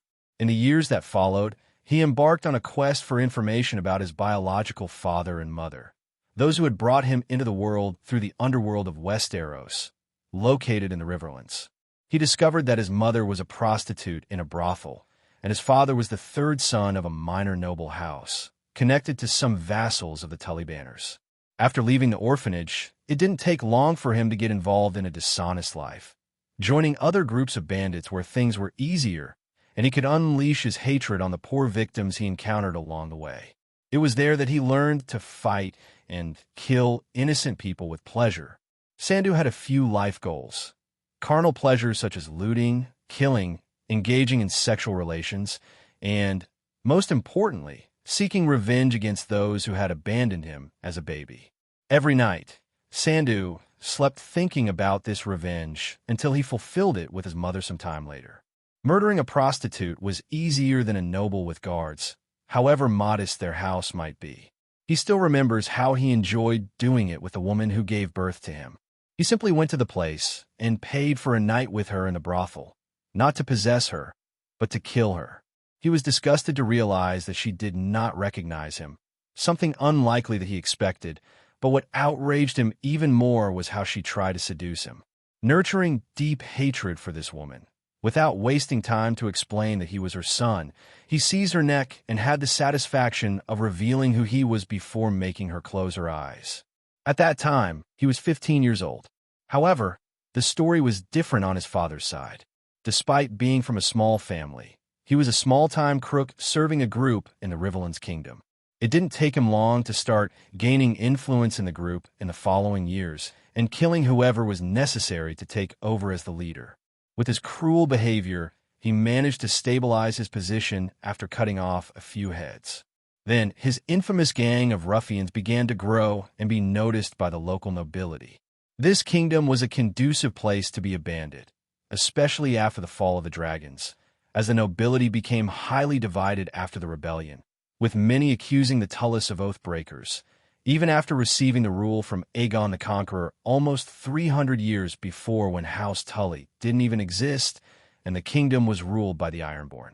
The Tullis themselves rebelled against the Targaryens, and as a result, Hoster Tully, in addition to expanding his influences in other kingdoms through the marriages of his daughters, saw his lands become less secure, generating dissatisfaction among commoners and nobles. This is something the Lord of the Rivers himself hopes to change in the coming years once his grandchildren take over the rule of other kingdoms. Taking advantage of this vulnerability, Sandu spent 5 years looting in the Tully territories. He formed a considerable group to command, with dozens of bandits, hoping to find the ideal opportunity to attack his father over the years. His father served as the master-at-arms of his house since he was the third son, and the chance of inheriting anything was unlikely. However, Sandu's luck ran out before his desires could materialize. Some smaller houses joined forces to end his banditry, and he was massacred in an ambush. He never had the chance to attack his father, and had to retreat after almost losing his life. He survived and ended up fleeing to the north with the remnants of his forces, still with the goal of returning one day to the river and finishing his personal revenge. He hated the climate of this kingdom. He spent 2 years in the north looting here and there. Many tried to end them, and many fell. He had to be more cautious, as it seemed that the northern nobility cared more about the commoners than the lords of the rivers. He began to increase his group again. Most of his comrades were now prisoners sent to the wall, where his group ambushed them, killing all the guards escorting them north. After freeing the condemned men, he made them follow him. As for many of these men condemned to wear black, it was preferable to continue committing crimes than to freeze on the wall for the rest of their lives. Even in the face of cruel people, Sandu knew that the secret to commanding them was to be even more cruel.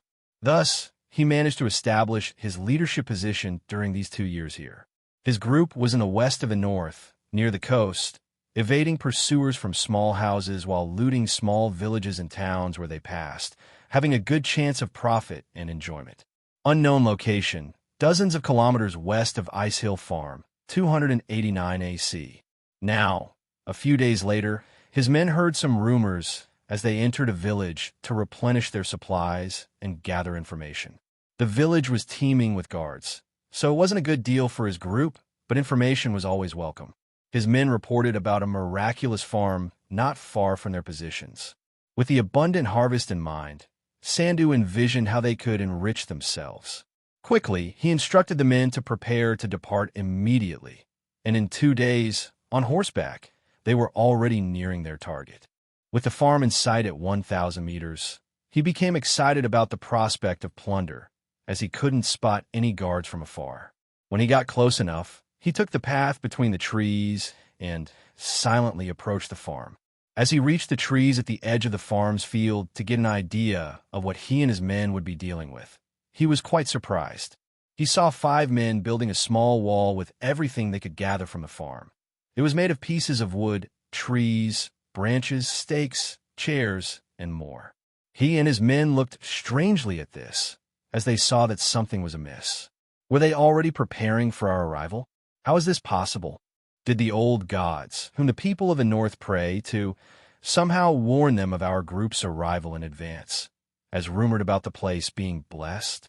1,000 questions swirled in his mind. But looking at the scene, even without the element of surprise, he still had the advantage of his group of 12 against 4 or 5 apparently, who weren't even guards or trained men, judging by a simple glance. Sandu was a little disappointed because the farmers were clearly poor. Aside from the fact that the fields had some beautifully sized and colored crops and the barns were full of grains, the family of this place was clearly destitute. They didn't even have weapons. Some used tree axes and other pieces of wood with some farm tools. Only one looked like a soldier. This plantation probably only happened once. At least his gang could take a portion of the harvest. And I'm sure there must be some hidden women. He murmured with a wicked smile. He put a smile on his face and stepped out of the trees with 2 more henchmen, who soon saw all 5 farmers looking alertly in their direction. He smiled at the group. "Hello, my humble farmers, just look at this harvest. This would make any neighbor jealous, ha ha ha," he shouted, as he still maintained a certain distance of 200 m from them in an open field that the farmers did not use for harvest yet. After the laughter, he wanted to see the farmers' response to figure out what tricks they had stored for his group, even in the advantage. He didn't want to be caught off guard. "You and your men take off from our lands, or it will be the last thing you do." The eldest, with a soldier's posture, threatened them so that Sandu and his men had some hope of leaving. I see. Sandu noticed the nervousness in the 5 men, despite the threat received. He knew that, after living many years in this bandit lifestyle, it was just a bluff from the other side. "Look, boys, it seems we have some chickens to kill before robbing that beautiful field and its grains, and some hidden women to find," Sandu said to his men, and a wild chorus erupted from the trees. His men were now shouting excitedly, as this farm was an easy prey with some loot, even though he didn't believe there was gold anywhere here. Lucas POV Ice Hill Farm, 289 AC, at the same moment. Lucas and the others were watching this interaction with the bandits with pale expressions. They didn't hear what was said in the leader's speech, however, but hearing the excited shouts from the other side, Lucas realized that their bluff didn't work at all. "May the gods protect us," Lucas choked out, murmuring nervously. Sandu Rivers POV Ice Hill Farm, 289 AC, at the same moment. Sandu was preparing the men, not failing to look with a bit of respect and appreciation at the group of farmers who decided to stay and fight, even without a chance of winning against him and his men. On his side were horses. The farmers would be trampled easily, even with the barricade made up of all sorts of things. They could bypass or even go over it, not to mention their pitiful weapons, which were more agricultural tools than deadly weapons. Without wasting any more time, he was the first to gallop among his men, who soon followed behind Sandu with all the ferocity of their leader. They ran galloping across an open field of 200 meters. Fortunately for Sandu and his group, the farmers did not have a well-trained archer among them with a longbow. He knew that he would lose almost half of his men before reaching them, if that were the case, and he would have to devise another tactic instead of simply running straight to the farm. However, luck was on his side. Sandu could already see the funny faces of those people at this distance. They were expressing fear of imminent death. At the distance of 170 meters, his men were even more excited, roaring, demanding blood, loot, and women. Today was a good loot, he thought. 140 M now, ha ha ha ha ha ha. Let's go, men. Kill all the farmers and loot the whole place. Sandu roared the order, and what he received as a response from the men. Right behind him were shouts increasing with joy, and his group trotting even faster, to the point where their horses began to protest their limit. But his men didn't care about that. All they saw was their loot. Finally reaching a distance of 100 meters, Sandu could see his victims trembling with fear, a sight that always thrilled his heart. He loved humiliating the weak, and he was sure that at the end of this day, he would finish with a beautiful smile on his face. But his thought was interrupted when something happened. In the midst of the war cries, he heard cries of surprise among his group and suddenly found himself losing to gravity and falling. He didn't know how, but his horse went down suddenly, along with his men, by the cries of surprise he heard. Pa, pa, pa, he soon felt himself hitting the ground. The impact was horrible, along with all that noise, the sound of over 1,000 kilograms falling to the ground, men screaming, and horses making sounds of pain. For a moment, he thought he would be in a terrible dream, denying reality with anger. He was still rolling on the ground, only able to recall that he was sure the field they were running on was firm and had no trap, as far as he could tell.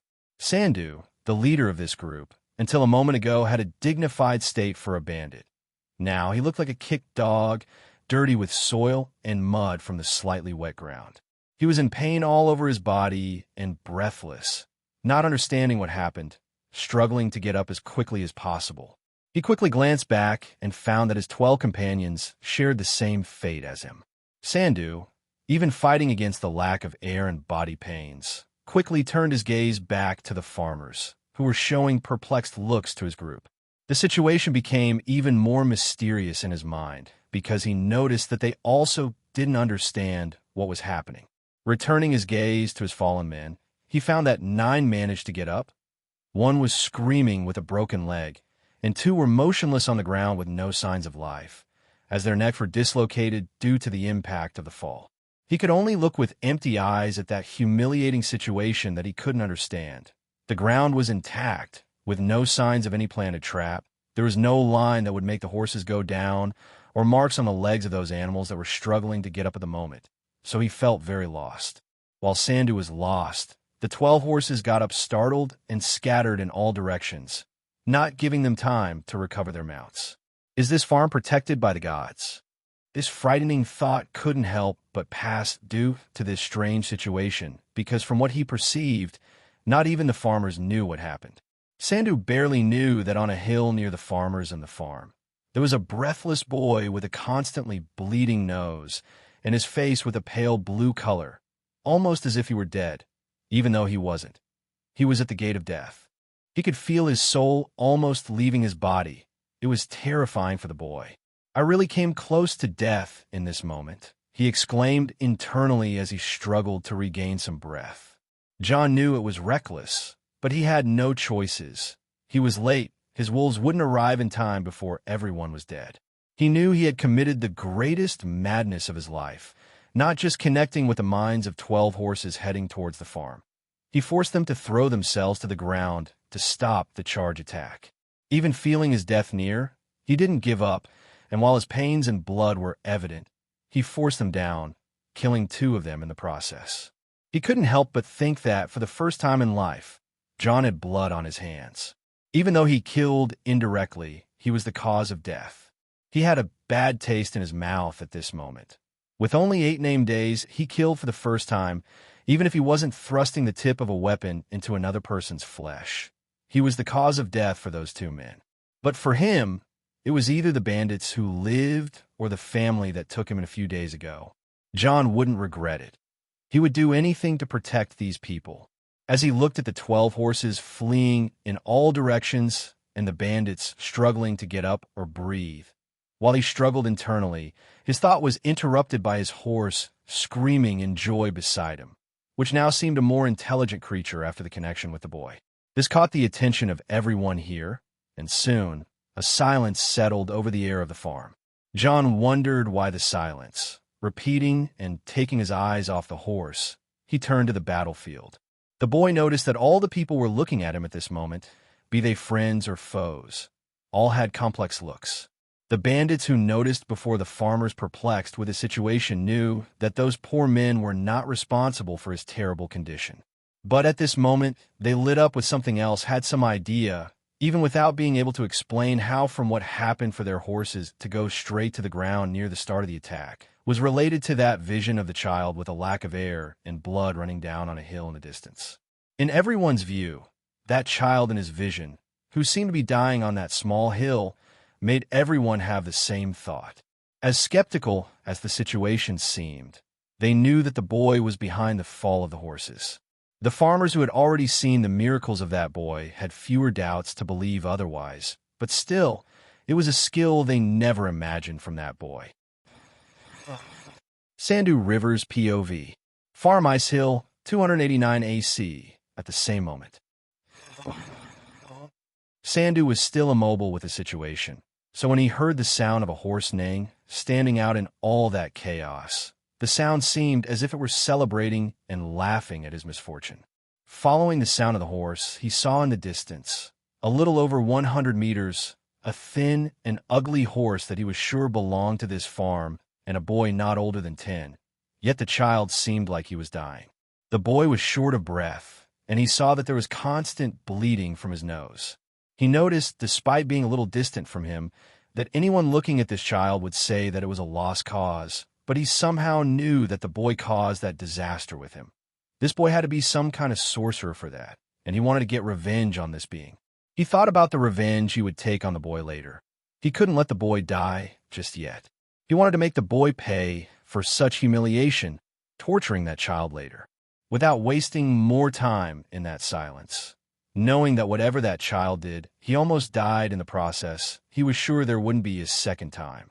He had 3 men out of action, but they were still 9 against 5 farmers. From his experience, 2 of them could end all 5.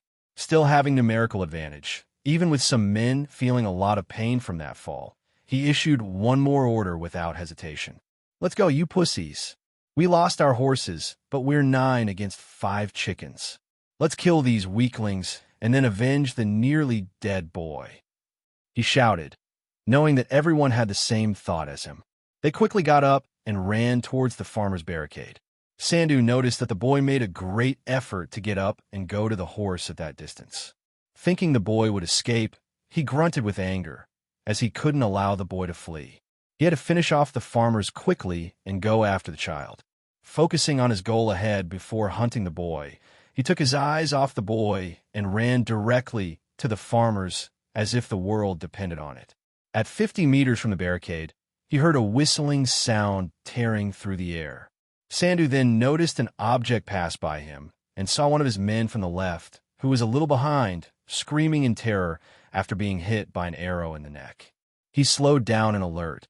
It wasn't the farmers who had launched that arrow. He turned his gaze to the hill and saw that the boy's horse hadn't gone away, but he saw something that enraged him even more than the boy simply leaving. Not only did the boy humiliate him by throwing him to the ground with his men, but now he was killing his men with a bow from a considerable distance. Besides that, he found himself wondering how an 8-year-old boy hit his man with an arrow in the neck, and it was a distance of 80 meters. Only a well-trained archer could do that. Sandu knew there were people who did this at a distance of 100 meters, but a child doing this, something that not even he and his men could do, even with a lot of luck, as it depended heavily on the wind to do something like that. It was unbelievable for this child to do such a thing. He shuddered at this thought. He still had 50 meters to run, not much distance, but how many would fall before reaching the farmers? Their bows were on the horses that fled and were in open field. The sensible thing would be to retreat to recover the horses and return with the bows. But the anger of humiliation clouded his thoughts, and Sandu with his men continued to run for their prey with hatred in their eyes. He didn't know, but John was using wind magic in small amounts so that the arrow wouldn't be affected by the wind, which would lose speed and precision. Sandu saw the boy aim his second arrow in the air and shoot. This made them slow down even more with the alarm, as no one wanted to die by an arrow in this damn place. The arrow whizzed through the air, but none of my men were hit, as the arrow missed and fell a few meters from them. The boy was good, he had to admit, to have that skill with the bow even at such a young age. Not to mention that witchcraft with the horses, but his bright future ends here. I will make sure to kill him here and today. While lost in thought, the air whistled once again, and a third arrow hit the man behind him. Damn, I expected to end this losing only one of the men or none to the farmers, and now I'm down 5 men, for dead and 1 incapacitated, all caused by a boy who barely left his mother's breasts. He shouted internally in frustration. He saw the situation and said without more hesitation, "Abe, Geo, grab your shields and kill that boy now." He shouted to the only men who had the wooden shield. Sandu wanted to kill the boy himself, but at the cost of his men's lives? He knew they were scum like him, and Sandu himself had already killed several men from his group. However, having less manpower meant more work for him, and these men still obeyed his orders. Sandu had a shield too, protecting his front, but he would be there to protect the rest of the group. He already lost too much and hasn't killed anyone yet. He needs to end this as soon as possible. Jon Snow POV. Farm Ice Hill, 289 AC, at the same moment. 2 men emerged from the group of bandits running and came southeast where he was on the hill. He had come from the east, but circled to the south to reach a high point, strategically closer to his targets, about 30 meters from his friends on the farm. Here on the hill, he had a very good height to shoot arrows. Jon was still pale and dizzy, making every effort not to faint after the excessive use of his powers on the horses. Getting into the minds of animals was one thing, but commanding and controlling them forcibly would make the boy feel even more the weight of his powers. When he saw the men running toward him, he knew he needed to keep delaying them before they killed anyone from the farm. He knew he could die here today, but he was following his own will. He cared about these people and wanted to defend this farm. He knew he still had a small chance for that. He had the wolves coming at the maximum speed their legs could manage. This was his key to victory. So, with the determination needed to delay the enemies, even though he had no idea when his animals would arrive due to mental exhaustion, he couldn't control his powers to know where the wolves were at this moment. If he tried, he would faint before even reaching any wolf. He was already making a great effort to stay conscious. Now, he needed to focus on what he could do to slow down these bandits. Little Jon aimed, not at the soldiers who were 60 meters away heading his way, but at the vanguard force with 5 men. Jon aimed at the enemies as he raised his bow with the arrow. He pulled the string until he had enough strength to hit them in motion and breathed as calmly as he could.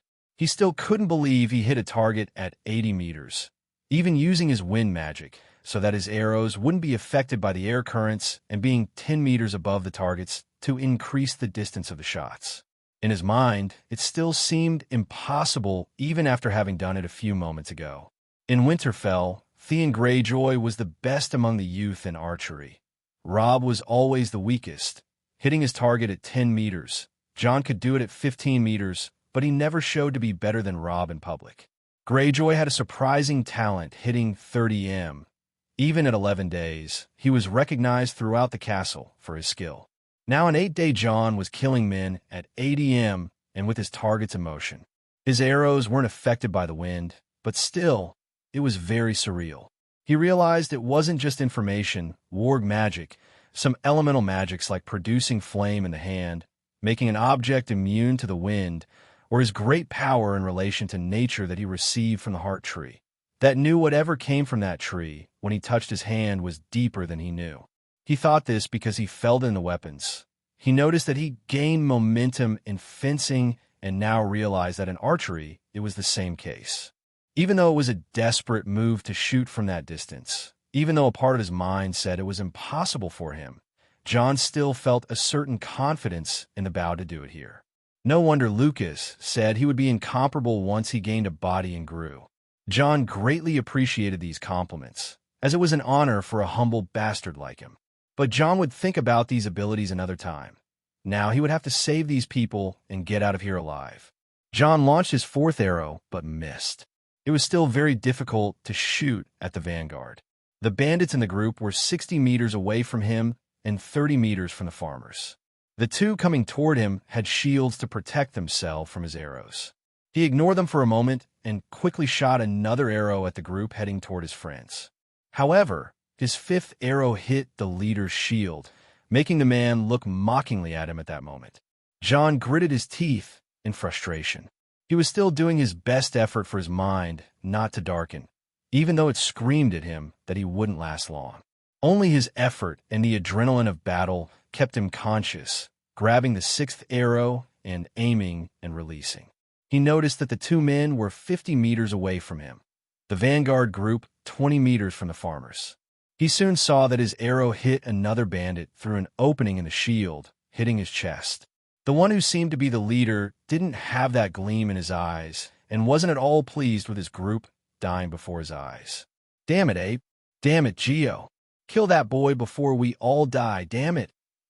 Jon could see all the anger of the group turn towards him. However, he managed to give the farmers an advantage. It was now 4 bandits against 5 of his friends, with Lucas and the others on our side.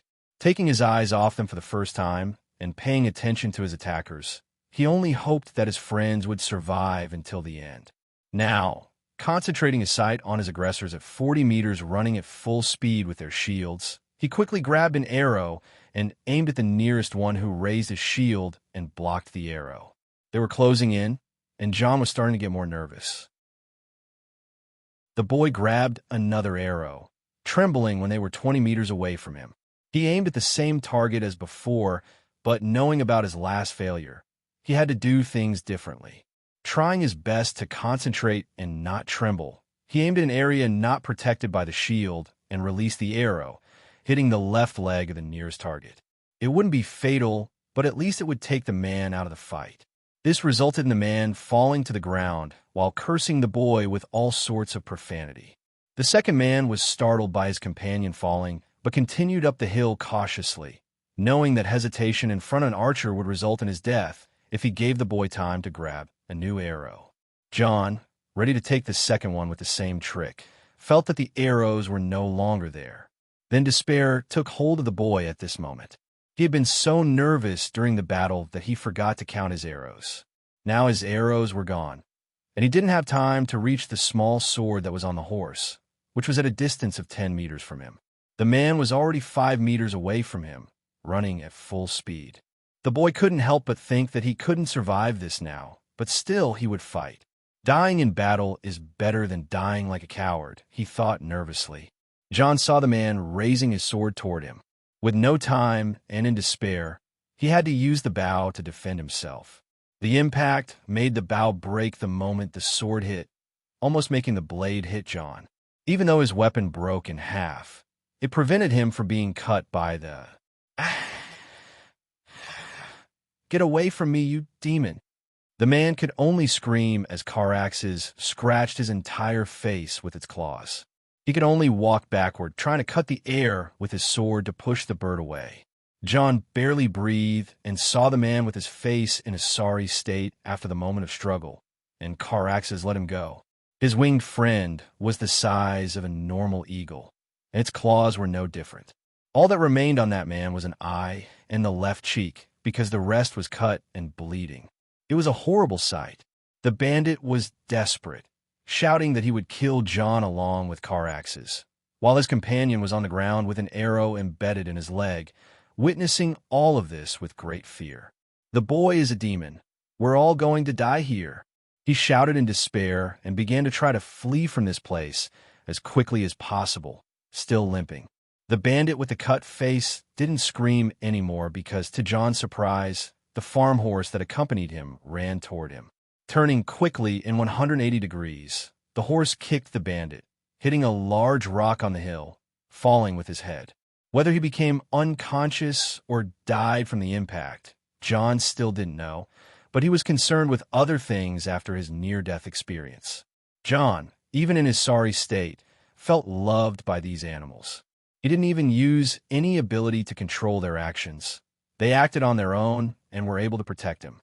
He stood up to see the situation with the farmers in the hope of not being too late. He saw that one of his friends was lying on the ground, and that made his heart ache. Most were bleeding, but the outlaw group didn't kill them immediately. They were more playing with them, with hatred to make them suffer for all the damage the group had suffered today. The boy ignored the limping bandit heading for the forest who was fleeing and stumbled to the horse, mounting quickly with a lot of effort. He took the sword that was stuck in the saddle. It was quite short, but for an 8-day-old boy, it was adequate if it weren't so heavy.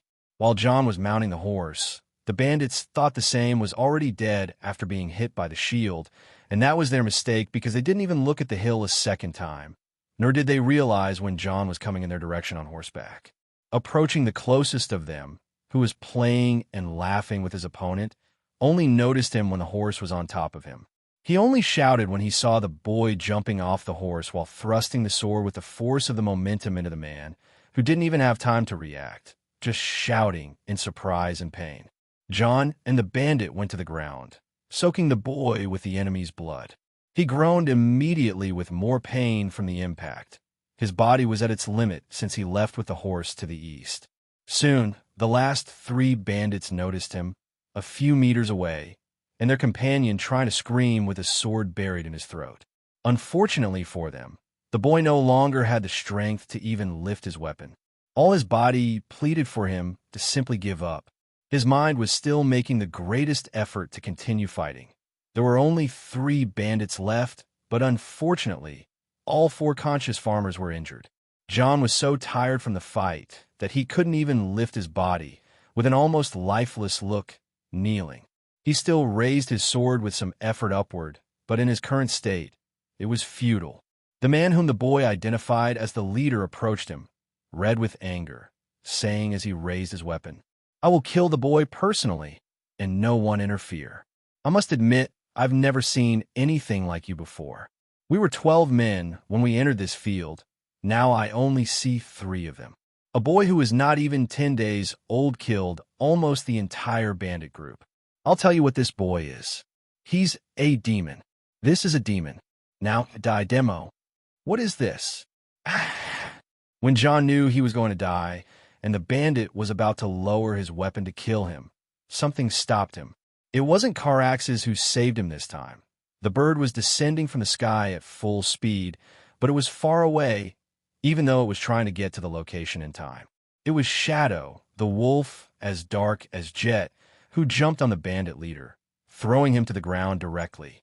While the man began to scream in desperation, Shadow mutilated him, and the same happened to the other 2 bandits who were a few meters away.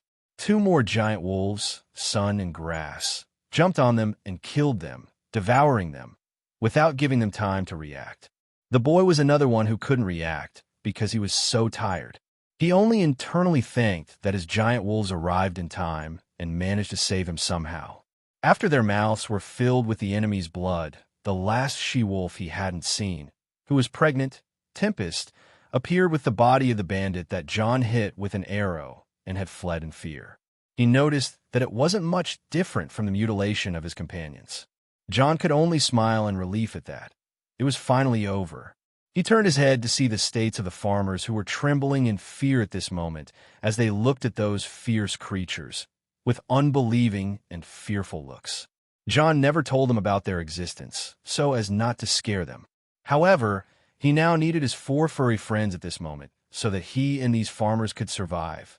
Otherwise, they would be dead by now. Jon noticed that Lucas was not among those standing paralyzed by the presence of the giant wolves. The boy looked at the body on the ground and was heartbroken. He knew it was Lucas, but he felt a small amount of life in Lucas still. Jon, with the strength lacking in his body, somehow staggered to his body, and the wolves followed him. The farmers, even injured, could only make way as quickly as possible for the 4 creatures the size of a horse. Jon turned the body face down to see the wounds and saw the cut on the chest. He needed to do something with his magic, and Caraxes quickly protested in his mind about what he was ready to do. His bird felt his emotions, like the strong bond, knowing that the boy had already risked too much and making more effort would be a danger to his life again. But Jon ignored him and pressed his hand against the cut. He had another cut on his leg, but it wasn't fatal. He needed all his energy to heal the deep cut in the chest.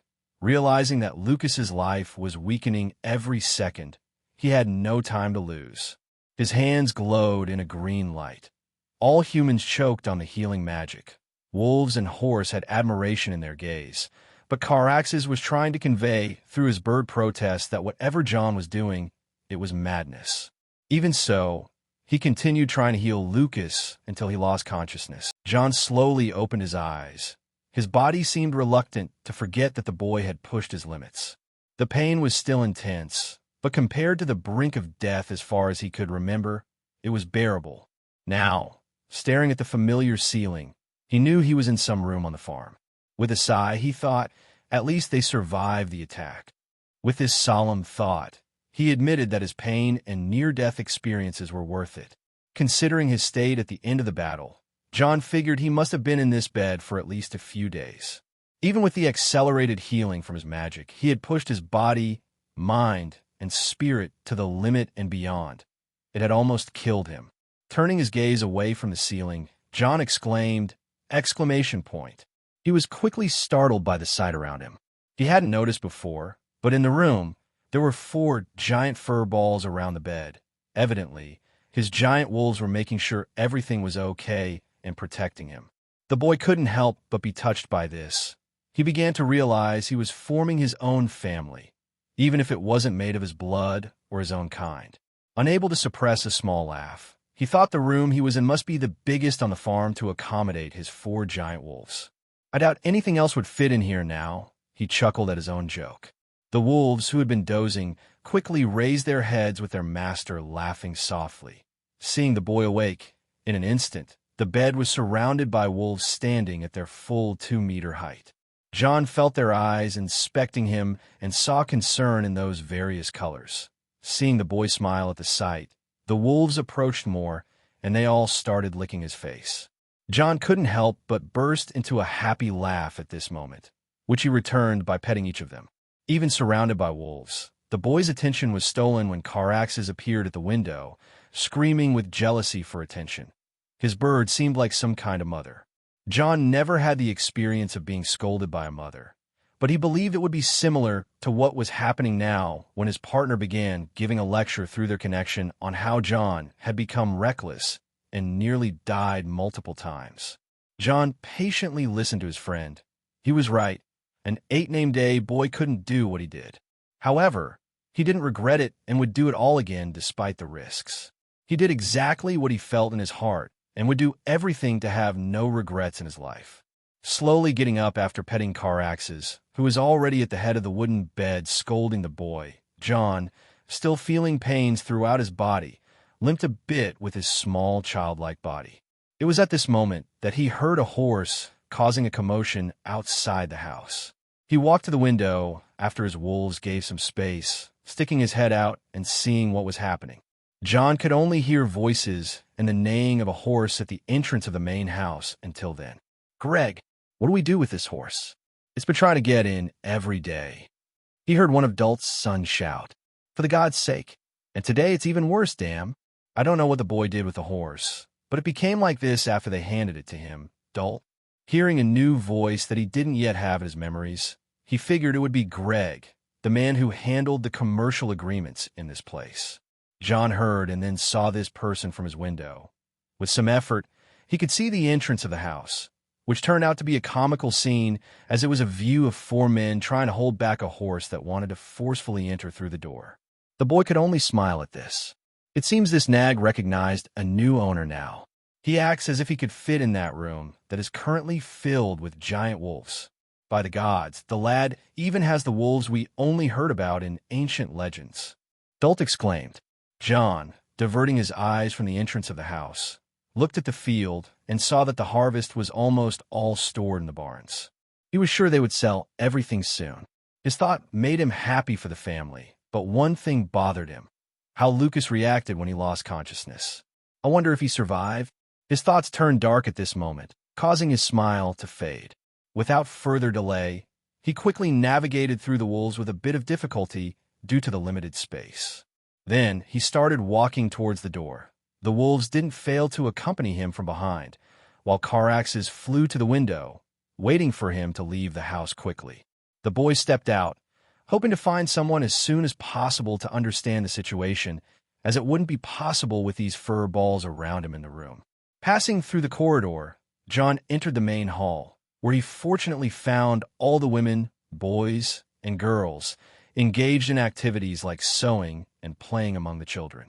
When they noticed him, their eyes widened quickly, and even before they could say anything, Jon interrupted them with a raised palm.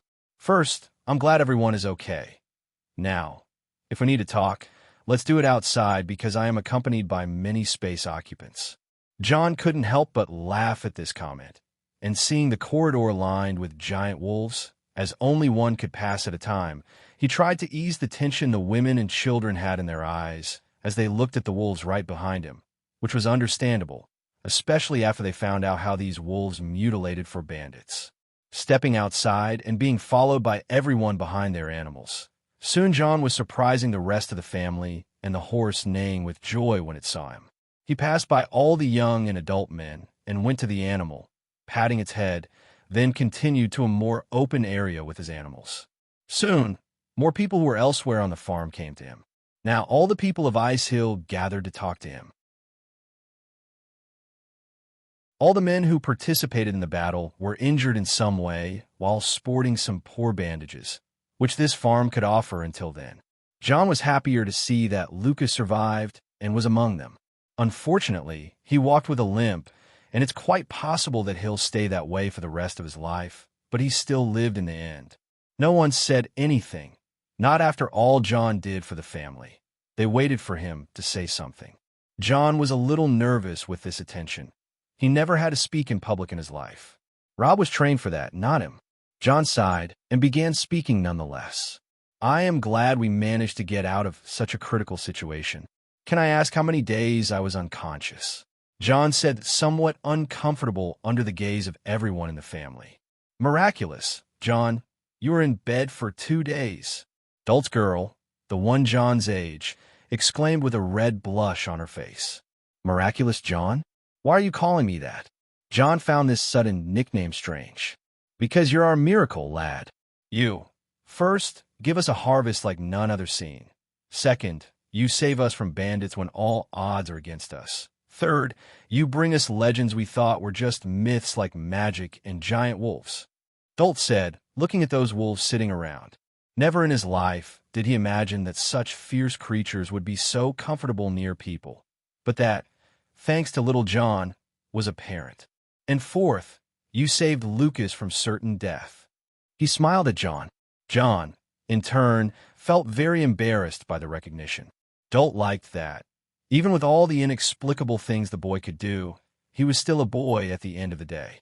With a smile, he asked, "Little Jon, from what I saw, it was the first time you took someone's life. I'm not sure if your age is appropriate for that, but after that, you must be considered a true man.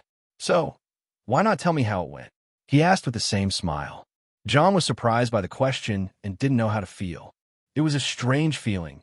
There was no joy, but there was also no sadness when he thought about why he did what he did. However, he didn't have time to voice his thoughts because Dolt's wife quickly gave Dolt a slap on the back of the head, making him wince in pain and fear. "Is that something you ask a boy?" she growled. Everyone laughed at that, and Jon mentally thanked himself for not answering that question. He wasn't sure about his feelings on that yet. Still laughing at Dolt's antics, Jon quickly asked about some things that happened after he passed out. "Haha, what happened to that bandit with a broken leg?" Jon asked, thinking there was still one man left from the group. "We tied him up. He's in an empty room, and with a broken leg, he can't do much. Instead of killing him, we'll hand him over to our Lord's forces," Greg said, and when silence settled, Lucas asked a question that had been bothering him since he managed to survive. "Little Jon, where did you get that bow? If it weren't for that weapon you got, we would be dead. But can you satisfy this old man's curiosity?"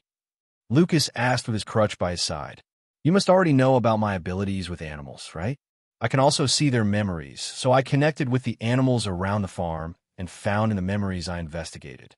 There was the body of a soldier buried to the east over time, with an old bow, some arrows near the body caught in roots with a sword buried. Fortunately, it wasn't affected much by time, and I realized it could be used, as you witnessed. There was leather armor buried along with the body, but Jon didn't have time. He also hid the fact that he almost died in the process when he took the memories of the animals, as he didn't want to scare these people even more. Silence settled in the group once again. The families were marveling at Jon's abilities and powers. Many might judge him as a demon or having evil powers, but where would these families be if not for the boy? Jon has only benefited this farm since he arrived. How could these people have the heart to mistreat this humble, kind, and God-blessed child? Everyone on the farm had the same thought. Dult took a step forward and spoke. Even being an 8-name-day child, I would like to thank on behalf of all these families, Little Jon. You not only helped us, but saved everyone's life while Greg and I were away. We couldn't imagine our lives with all our relatives dead. He bowed with his forehead on the ground. Jon was surprised by this display. Please, sir, this is not necessa. Jon couldn't finish because everyone in front of him made the same gesture. Jon, an 8-name-day boy surrounded by 4 giant adult wolves, a horse, and an eagle circling above his head while more than a dozen people knelt before him, thought, maybe this world isn't as bad as I thought. He smiled with tenderness at this thought. Sometime later, Jon stayed one more day on the farm, talking with the families and helping with the final part of the harvest as much as he could, as he was very tired from the battle. Jon finally had his precious map, a new horse that wanted to be with him in any way. The family smiled at this interaction and let the horse accompany Jon, who seemed very happy about it, not failing to notice how strange the situation was, as it seemed the horse was much more intelligent than it was accustomed to be, or how the horse seemed weak in endurance. But now it was a very energetic animal. However, everything related to the beautiful-eyed child was magical and couldn't be explained by common sense. The families made sure to leave some money with him as well. The next day, he departed. He bid farewell to everyone. The families wanted him to stay, but Jon had his mission, and thanks to it, he got to meet fun people who didn't judge him for his bastard status. So, finally, he headed north with a heart not as dark as it used to be. Little Jon had no idea that his actions on the farm would cause a stir throughout the north. The current lord of the southwestern region of the kingdom sighed as he looked ahead, his men exiting the main castle gate. He was with his escort and a small battalion, leaving Torrance Square and heading north. He had heard rumors in the past week, and they were too strange to believe. First, a harvest from a poor farm to the north, where many people claimed it grew overnight, and with a 100% yield from the entire harvest, the largest and most beautiful ever seen in the north. Hellman didn't believe these rumors at first. However, they started spreading throughout his territory, and everyone who dared to go there came back, confirming it was all true. Then, the rumors shifted from everyone talking about how the old gods blessed that farm. The whole region was in an uproar, vying for a spot to pray at the remaining heart trees in his land. This began to bring a headache to this lord, since his audiences doubled with requests for people to use the weirwood still left in his castle. Finally, a new shipment was requested by some members of that farm with a request for carts to collect another large batch in the transport of the season's harvest. My trade administrator ended up accommodating the request. Afterward, more rumors surfaced from the farm. A boy no older than 10 named days appeared at the farm with a peculiar look in his gray eyes, dark hair, and a long chin, but with incredibly beautiful features due to his noble blood. With just this description, he thought of his lord's bastard son in Winterfell, who mysteriously disappeared on the way to the wall when Lord Stark punished him with the penalty of staying a year with his uncle at the wall for stealing under his roof. Lord Stark was making a fuss in the north to find the boy, but the description also mentioned that the boy had green circles in his eyes. So he couldn't alert his lord until he saw the boy for himself. But even so, he now had the obligation to confirm these rumors as the lord of this region. He tried approaching some members of the farm in the city, but they had already left when he asked them to. 2 days after they left, when Hellman was preparing to go to the farm personally, there was another uproar, an absurdity spreading through the city. That farm was attacked by 12 bandits a few days ago, a group that Lord Tallheart knew personally after reports from his men, the same ruffians who were attacking the coast. The men of House Tallheart had been trying to kill them while hunting them for months. And when he heard that they tried to loot the farm with only 5 farmers and a boy who defended the place, the absurdity came from the result. People spoke of how all 11 bandits were killed and with no loss on the farm side, but the child killed half of them alone, a horse killed one, and 4 giant wolves appeared and killed the last 4 of them. One last bandit from the group remained as a prisoner on the site. Absurd.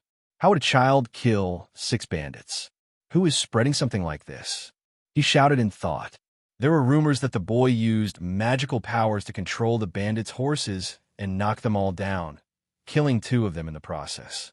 Hellman knew he had to see all this with his own eyes. The city was already in an uproar, and many people wanted to go to that farm to meet this child, as everyone claimed that the growth of the harvest was due to the presence of the mysterious boy. They were even saying that the boy was, in fact, a child of the forest, as from the ancient legends. The Lord of Torrens Square couldn't help but imagine the headache when these rumors reached other territories and soon after spread throughout the north. Imagining the amount of letters he would receive to report what happened in his lands. After these shocking news, he quickly ordered them to get ready in 1 hour. It was mid-morning when they left. On the way, his group encountered many travelers, and all confirmed the events, making the man sweat even more. Absurd. What is there on that farm for people to believe in this whole story? He only had this thought. They even met some bards who played a new song called Little John and the 12 Bandits, a song full of fantasy, one where a boy was killing half a dozen men and controlling animals to kill another half. Little John, Little John. He heard and thought of the name for the first time while listening to the ballad's chorus. So, as if a bucket of cold water fell on his head while he was dying in the Dornish desert, he remembered that his lord's bastard son's name was Jon Snow, and with the description of the appearance without the circles in the eyes, he was now sure it was him. So, ignoring the travelers, his group ran with the crowd to the farm. It had been 5 days since the attack, and with the bards and this new song, the news was already starting to spread to new regions. Meanwhile, Hellman finally spotted the farm. By the gods, what am I seeing?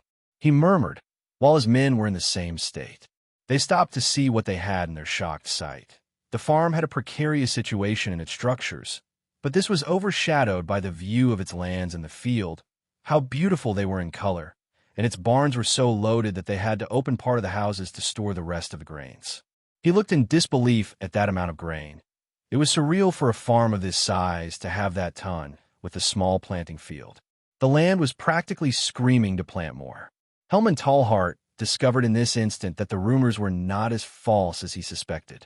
Without wasting any more time, he trotted to the farm accompanied by his men. Passing many visitors, all greeted them with respect. There were bards singing for the children on site, neighbors with jealousy on their faces, traders trying to negotiate the grains to make some profit, and even some wanting to buy the lands themselves. Hellman couldn't help but be somewhat jealous of these lands too, but he wouldn't do anything, not even thought of doing, for he was sure now this place was blessed, and he didn't want to provoke the anger of the old gods with his greed. He would have to do the opposite now. He would have to protect this place, since it would be one of the main grain farms in his region, even though much smaller than the large farms. Imagining the uproar in the north that this would cause, and the large number of people his lands would receive in the coming months, he went to the family, who were now waiting for him. Hellman hoped to find out everything and find the Stark-described boy on this visit. Eddard Stark POV, Kingdom of the North, Winterfell, 289 AC, 1 week after Hellman Tallheart visited Icehill Farm. Ned had been happy to receive the news of his new 5th child, who would be coming into the world in a few moons.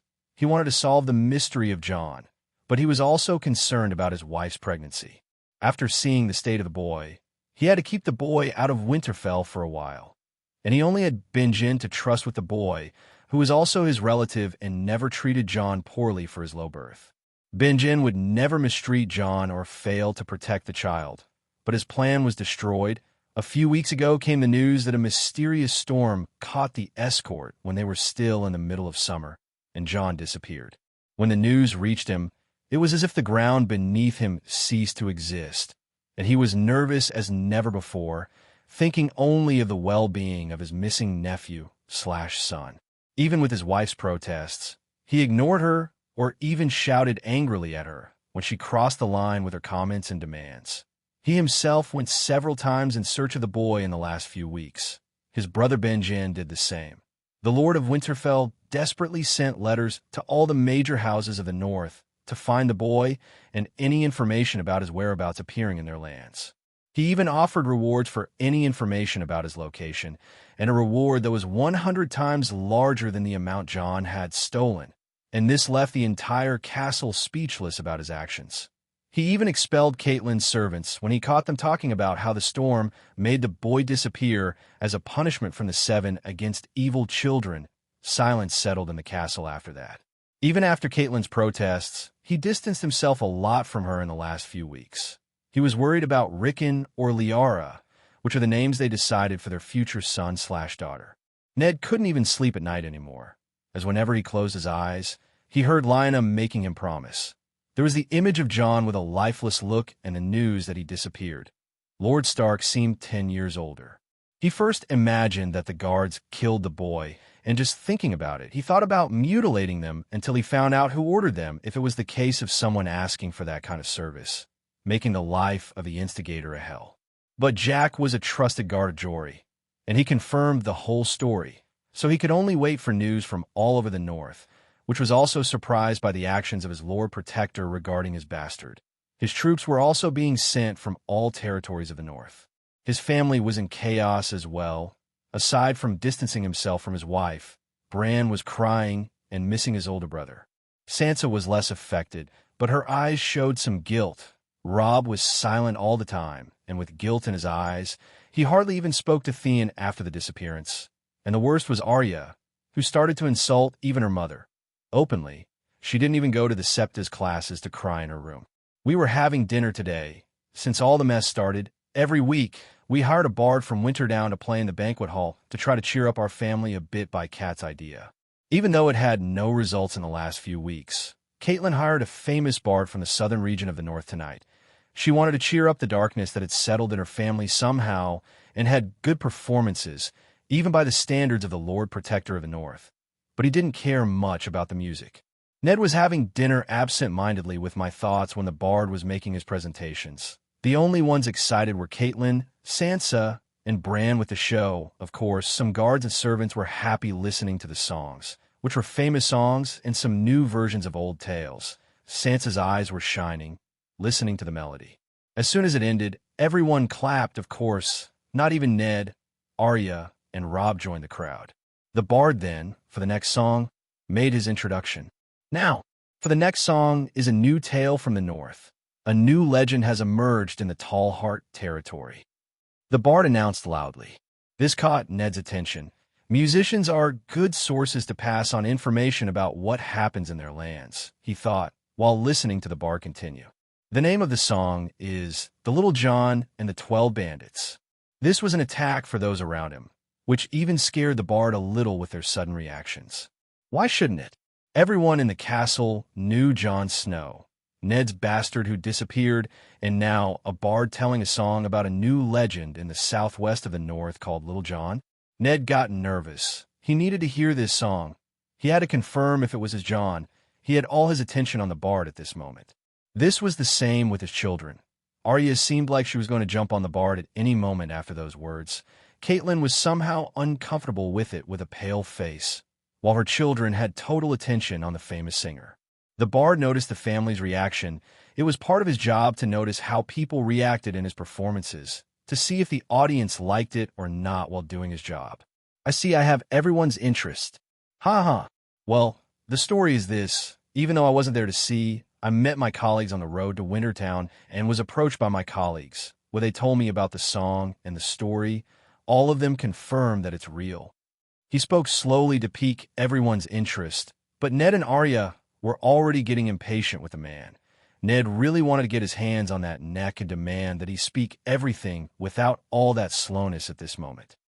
For almost 2 weeks now, mysteriously, a boy blessed by the old gods with only 8 named days, appeared on a farm north of the Torrance Square territory, seeking a map and information about the North. The more he spoke, the more Ned and his family seemed uncomfortable. Boy of 8 days? It was certainly his John. Even the servants started to murmur at this moment like goats in a meadow in the Reach. After talking to the families on site, he made a deal with them in exchange for a map, which was very expensive for such humble families on that small farm. He used his powers and blessed the farm, giving the largest harvest ever seen in the territory, attracting the attention of many people, and many of them were unwanted. Ned could feel his finger tapping on the table at each slow word this man spoke, even noticing his little Arya tapping on the floor. Because among all the people who heard about the farm, a group of bandits became interested in the place and decided to go raid the farm. The boy found out 20 minutes before the group. Was John really in all of this? He was just a child. How could he fight with a group of bandits? Nervously, Ned shouted in his mind. Arya was equally nervous, as well as Bran, Sansa. Robb was in thought while Theon was mocking the story. It seemed like he already found it ridiculous somehow. His wife was nervous since she heard the name John. And he did it by seeing through the eyes of his eagle in the sky, like a ward from the legends, and quickly, the defending group prepared for battle. In short, IT was 5 farmers and a boy against 12 bandits. He practically shouted the last part. Everyone was nervous, but the part about being blessed by the gods? It all seemed like a big fantasy. And the agreement to make a plantation prosper? It was like a magic bedtime story for children. Lord Stark couldn't believe it. And now, John with a group of 5 facing 12 bandits? He quickly emphasized again that John is only 8 named days old. Ned refused to believe in the fantastical story, despite knowing that his John is in it. This is absurd. We won't listen to something so ridiculous. Caitlin practically spat. Ned, even though he didn't believe in this introduction, wanted to hear the rest of the story and looked with a scowl at his wife, who in turn shrank under that angry gaze and turned, waving for the bard to continue. Please continue. Sing the rest of the story. Arya was now the most excited and was yelling at the bard. Seeing the nod from the Lord of Winterfell earlier, the bard continued.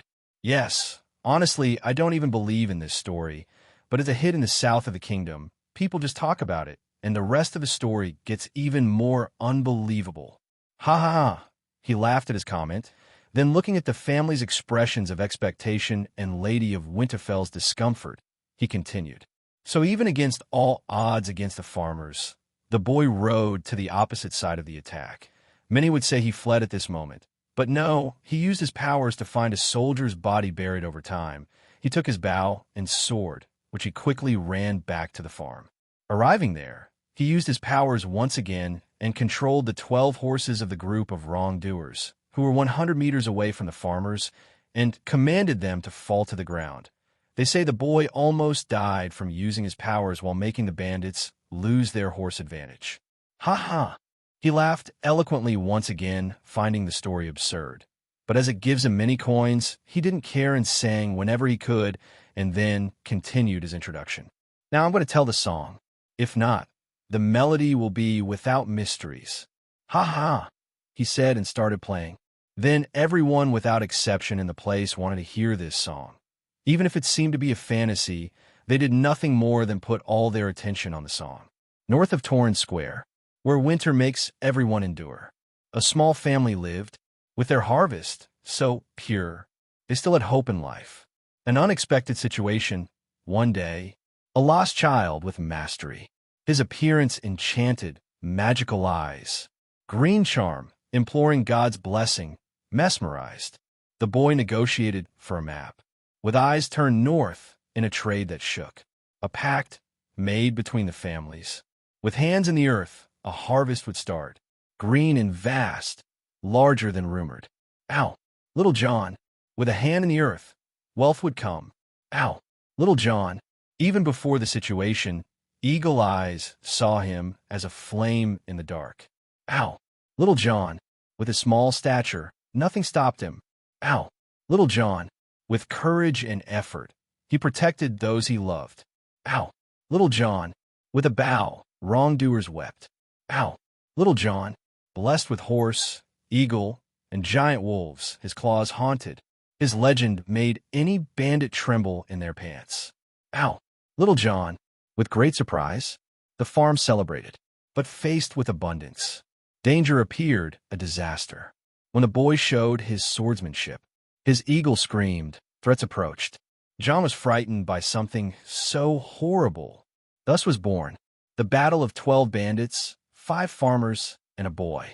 The boy was scared, while farmers asked him to flee. But John refused to depart. With a horse to the east, he moved. Farmers hoped that, in the future, it would be said that the boy survived. 12 bandits in ecstasy. With the farm in sight, they ran, facing fatally trembling farmers. The leader of the bandits smiled wickedly. 12 horses trotted toward the farm in a singular manner. The ground feared as farmers sweated, fearing for their home. But not all was lost. In the face of danger, something happened. The euphoria of the bandits ceased.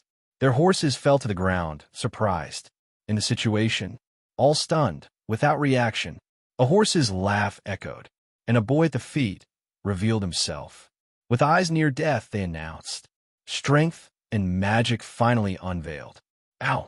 Little John, with a hand in the earth, wealth would come. Ow! Little John, even before the situation, eagle eyes saw him as a flame in the dark. Ow! Little John, with his small stature, nothing stopped him. Ow! Little John, with courage and effort, he protected those he loved. Ow! Little John, with a bow, wrongdoers wept. Ow! Little John, blessed with horse, eagle, and giant wolves, his claws haunted. His legend made any bandit tremble in their pants. Ow! Little John, with 3 bandits out of the fight, now 9 remained. They showed themselves enraged. With John, determination and mind they strained. Grabbing his bow, he would show with mastery that he could handle. The bandits attacked in fury, but an arrow interrupted them with bravery. At 80 meters away, an 8-named-day-old boy would cause nausea. For even a boy, he hit the first one who deserved.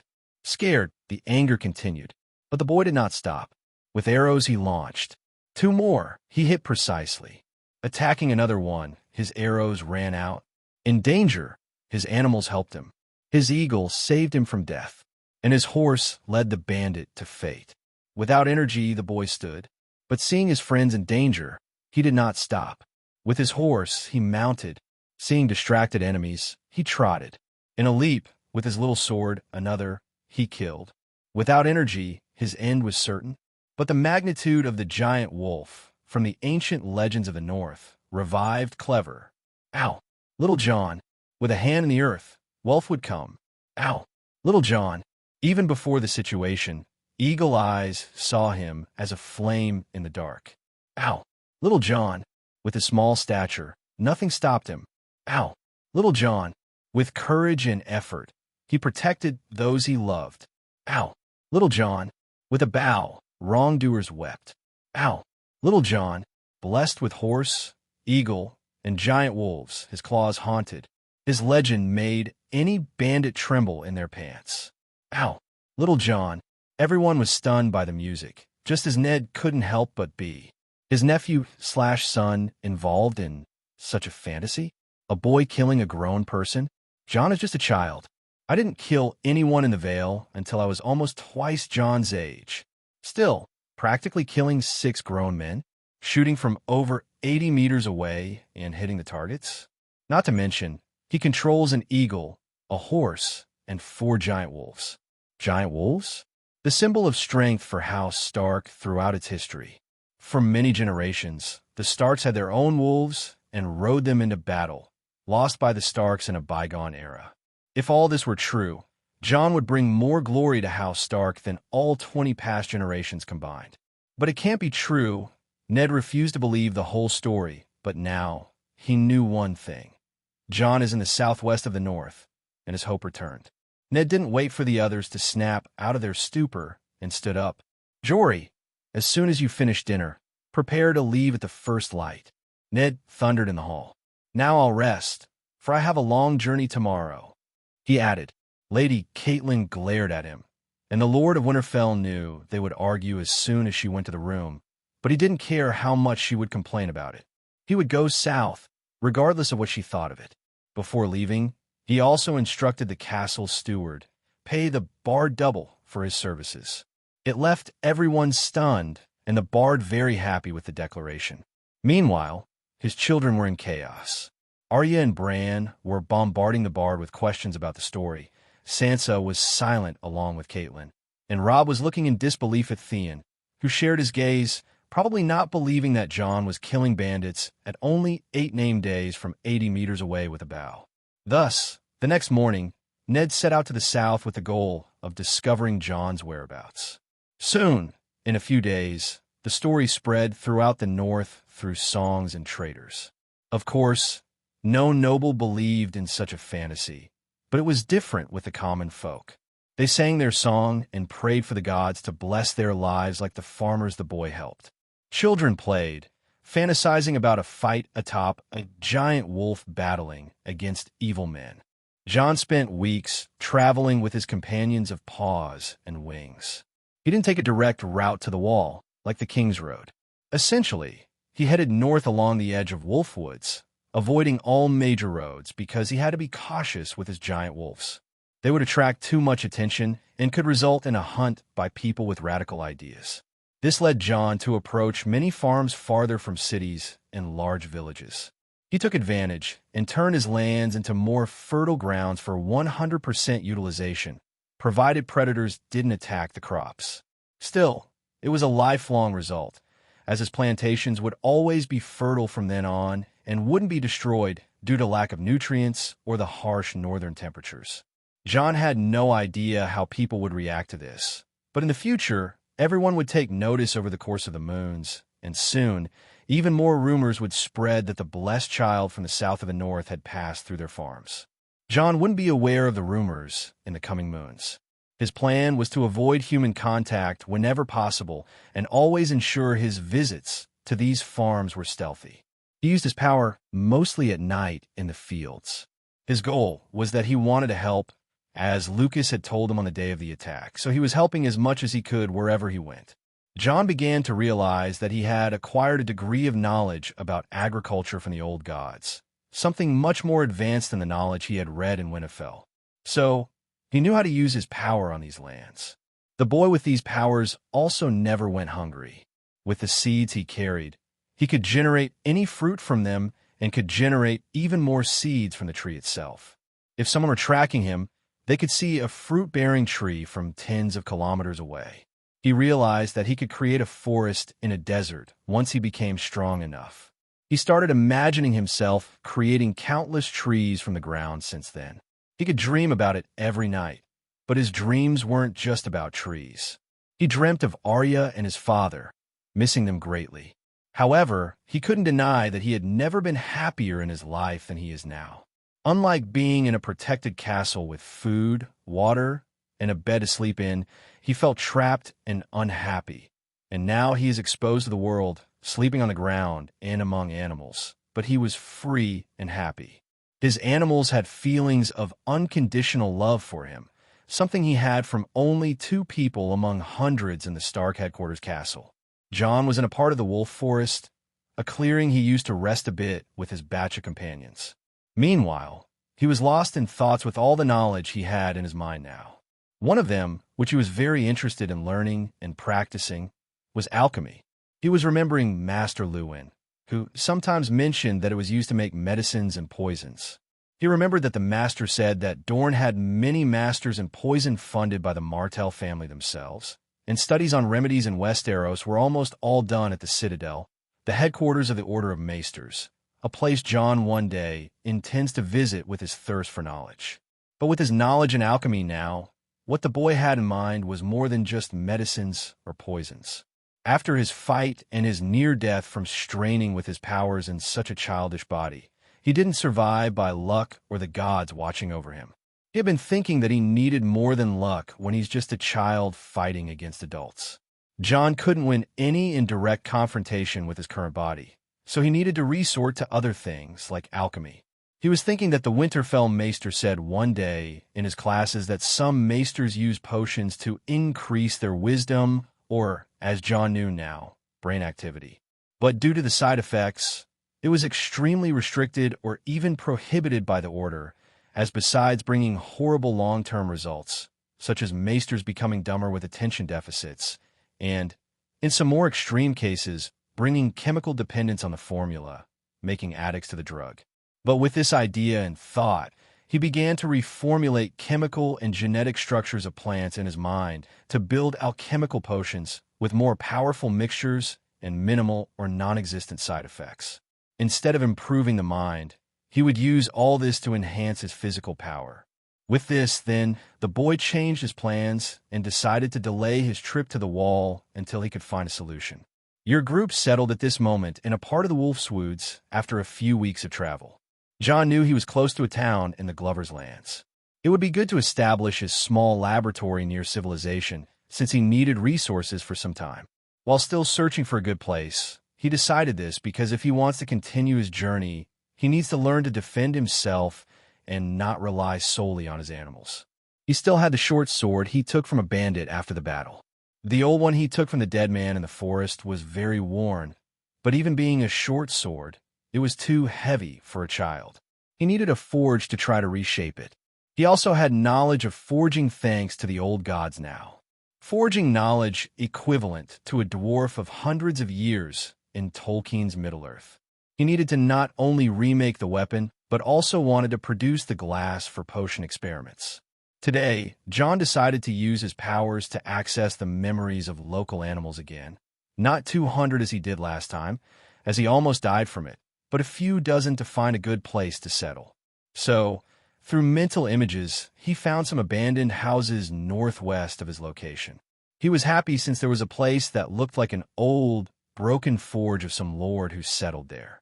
Jon imagined that it belonged to some lord hundreds of years, or even thousands of years ago, judging by the conditions of the place, as the structure was very old like the oldest castles and cities in the north. However, the boy was startled by the images of the next memories of that fox that passed through the area, because the houses were not as abandoned as he imagined at first.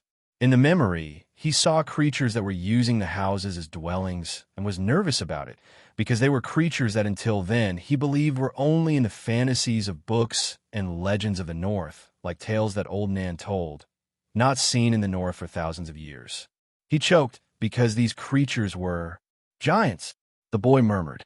A few hours later, "I hope this is not a terrible idea," the boy said to himself as he approached the location he had seen while being surrounded by giant wolves and a horse. Caraxes was flying at this moment and studying the area. Jon, from some distance, spotted the houses for the first time. He realized that the giants had destroyed the walls and some rooms to settle in a larger space, and even made their beds inside. It was incredible to see real giants, and there were 7 of them here, 2 of them being children who were twice the size of Jon. He thought about how this place was very safe for them to live, as it would never be easy to find these structures. Even though it was only 2 days from the end of the forest, he would never find them if not for his powers. Jon noticed that they made a giant bonfire in the middle of the place between the houses and thanked in his mind for not messing with the structure that seemed like the old forge. Jon was unsure how to contact these creatures. They, as primitive as they seemed compared to humans, he somehow wanted to communicate with them, believing that they must have their own language, thinking about the stories in Winterfell like the giants fought alongside the first men. Caraxes, who landed next to the boy after flying over the area, would land on Jon's shoulder as usual, but the bird had grown a lot, going from a small chick to a little larger than an adult bird within a moon, which was bizarre, but that was due to Jon's magic. The young bird, initially unhappy with its size, as it was still a young bird mentally and could no longer perch on its master's shoulder due to its size, but always slept clinging to the boy. Caraxes wasted no time and complained, sounding like a mother saying that the boy always does dangerous things. Beside him, Panis, the horse that Jon renamed after taking it from the Ice Hill farm, was the most excited in the group silently, as he didn't want to alert the group of giants. The horse was a crazy adventurer. As for the four wolves surrounding the group, well, they were just wolves, as they remained quiet without expressing much, but ready to act if Jon was in danger. Calmly, Jon began to approach the area. It seemed like all the giant residents were here, as he saw everyone who appeared in the memories of that fox. With his animals following him, Jon began to emerge in the area. Caraxes flew, waiting for any sign of danger to his friend and master. The giants, who were focused on their own things, stopped when they noticed the presence of the boy, becoming agitated by a child leading a group of giant wolves and a horse. Steps, steps, steps, steps. Their steps were quite loud against the ground, something normal when you have hundreds of kilograms.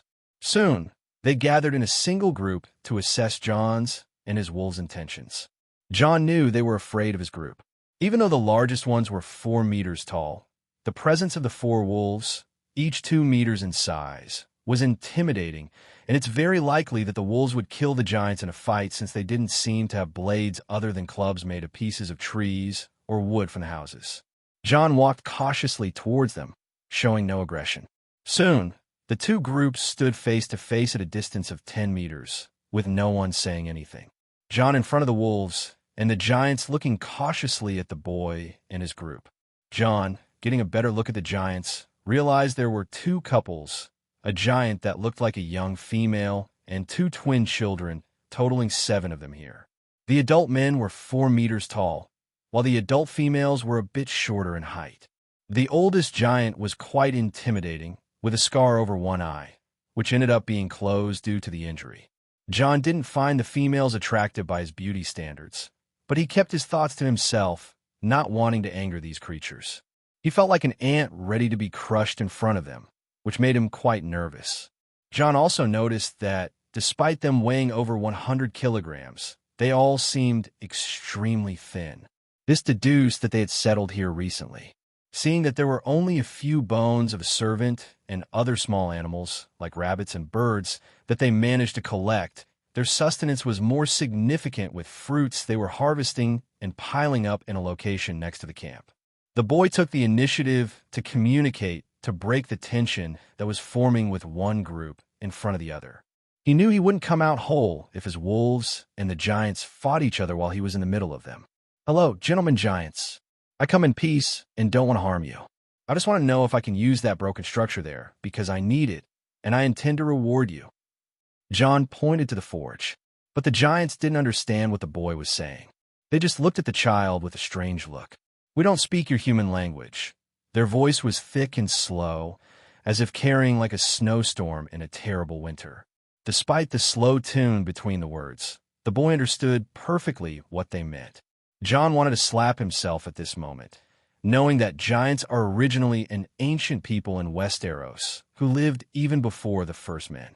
Obviously, their language would be the ancient one. He sighed and spoke the same words in the ancient language. "Hello, gentleman Margariner. I came in peace, and I don't want to harm you. I wanted to see if I can use that broken structure there, because I need it, and I intend to reward you." The adult giants looked at each other for a moment, and then turned their faces to the forge. Whispers Jon heard them whispering, even though he heard the boy between their interactions. They knew it wouldn't be a problem to use that place, but they were still cautious, and the boy saw that. Thinking about what he could do to resolve the standoff, he smiled at this moment. Taking the bag of leaves that stored the seeds, Jon took a brown seed from it and walked to a corner of the place, carefully not to show any hostile action. His wolves stayed in place, because Jon commanded mentally. After walking carefully until he was about 5 meters away from the other group, Jon crouched down and began to dig the ground with his bare hands. After opening a hole and burying the seed, he stepped back a few steps, with all eyes attentive and curious both in front of him and his group of wolves on guard for any hostile action from the giants. He pressed his hand to the ground. Below his hands, a soft emerald light began to become visible. The giants didn't fail to see this low thing between the ground and the palm of the small human here. In the next moment, all the giants were stunned and even scared, taking steps back alarmed, and even 3 of them falling on their butts. The ground where the seeds were planted began to shake, and roots started to come out of the ground towards the sky. Soon, these roots became a trunk. After a certain height, the roots began to spread in 360 degrees, forming its branches. When it reached the limit, all the branches began to gain leaves. In a few seconds, the dry tree that was there gained life with tens of thousands of small leaves. And from these leaves, red fruits began to be born. The magical spectacle turned into a large tree, 5 meters high in 40 seconds, shining with its green leaves and red fruits, which were apples. This type of tree wouldn't survive in the climate of the north. However, the apple tree was strengthened with Jon's magic. The adult giants had wide eyes. The teenage female and the 2 children were quite frightened, and Jon smiled at that. He walked again to the spot and touched the tree, causing 2 apples to fall into his hand as if he had commanded the tree to do so. Gaining a bit of courage, Jon walked up to the giants who were now more afraid of Jon himself than those giant wolves behind the tree. Approaching within 2 meters, Jon bit into one of the apples in front of them, showing that they were edible. Savoring its taste, which Jon could never get tired of, he extended the free arm with the other apple and offered it directly to that group of giants, especially to the children, who were cautious and frightened. Little Jon couldn't blame them, but the adult giants had a different thought, seeing a child surrounded by so many animals that not even the adult wargs in the most powerful tribes could have, and not to mention that 4 giant wolves are powerful familiars. Now, witnessing that this human child generated a tree from the ground with just a seed in their heads, the human boy was a blessed creature, and they set aside the fear of the unknown for admiration of the child in front of them. The giant with one eye closed due to the scar, who seemed to be the father of the twin children, nodded and told one of the boys to do what the human had suggested. The still cautious child reached out and took that small red ball, observed again how the human was eating, then did the same. His bite took half of the apple, and Jon imagined he could swallow it whole if he wanted. Suddenly, the 2-meter boy was surprised by the taste of that small ball and quickly swallowed the rest, leaving all the giants surprised at the child's action, wondering if it was that delicious. Jon saw how the giant was amazed by the apple and ate the rest quickly. It seemed like he hadn't eaten something so good in his entire life. He quickly pointed to the tree and said in the ancient language, "This is called an apple, and that tree is yours as payment for me to use that place with a forge. I won't harm you. Just use it for a while, and then I'll leave." The giants, hearing this, looked with shining eyes now. Giants are naturally herbivores. They only eat meat with great need because they hate eating such food. And that's what happened when they came here. As they didn't want to attract the attention of the nearby humans, they didn't go very far from this place and had to resort to hunting to suppress the lack of food. However, giants are terrible hunters. They don't have most tools like humans and rely more on luck than anything else. This made them suffer from food shortages, even those they themselves hated. They looked at the child and nodded with joy. No matter what Jon asked of them, whether it be that structure made by the former owners of the place or something else, they would willingly accept. Giants are difficult creatures to gain trust, but it's much simpler when there's food when they are starving and running away from north of the wall. Without wasting any more time, the giants walked past Jon and began to walk towards the apple-filled tree. Jon smiled at the scene before his eyes and went to the broken forge to assess its condition and start his work. It had been 6 days since Jon encountered the giants and began forming bonds with the men, some of whom were larger than the boy himself. The giant with a scar over his eye had black hair, a beard that covered his entire chin, and was quite large. His eye was black, showing a fierce gaze with his lone eye. He stood at 4 meters, despite appearing quite lean. No one in the north could defeat him in a one-on-one battle. He introduced himself as Wallach. Like Wallach, Wool was his companion and the mother of the boys. She had eyes and hair as black as Wallach's. Her gaze was fierce, with a warrior's aura, standing at 3.5 meters with incredibly long hair braided. Their children introduced themselves as Karuyi and Tuoxi, both boys not older than Jon, with features sculpted by their 2 parents, having hair and eyes as black as the night. Each was 2 meters tall, which made Jon cautious not to let his childish side take over, knowing he could get hurt with almost double the size or weight that other children represented. He was also more focused on his own concerns and had no time to be a child now. KYPYL and Highs were another couple. Despite not having children, both told Jon they had been together for 5 years, but never managed to have children. It seems that giants' fertility is much worse compared to humans. KYPYL had blonde hair with a small beard on his chin and green eyes. His emerald gaze intimidated anyone at 4 meters. Despite looking primitive and lean, Highs was a quite tall giant at 3.8 meters, with hair kissed by fire and blue eyes.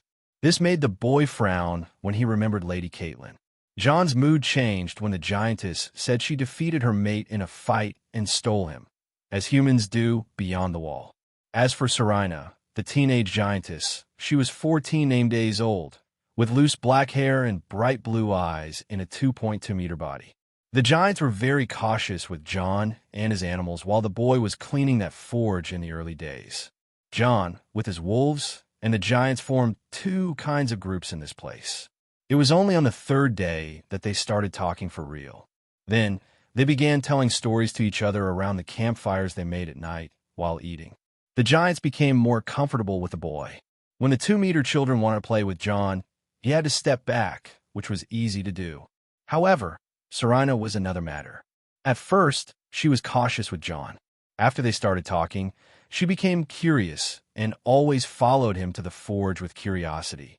After that, to Jon's dismay, this curiosity turned into obsession. In the past few days, Serena followed Jon and became bold, hugging the poor boy like a straw doll. This made Jon even annoyed and fight back when these annoyances became unbearable.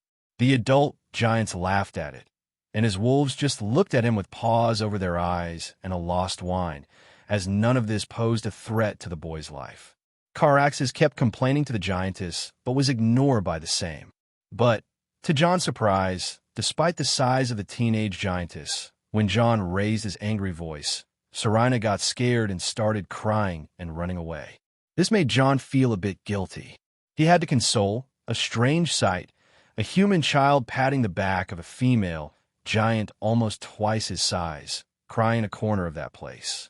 Apart from his interactions with Serena, Jon discovered that the giants seemed to follow him and even expected to receive orders from him. This surprised him. He had only intended to use the forge and let them live in peace here once their business was done, but they made their intentions clear after learning more about the blessed little human. It was from there that Jon found out they had come from beyond the wall with a raft made of trees.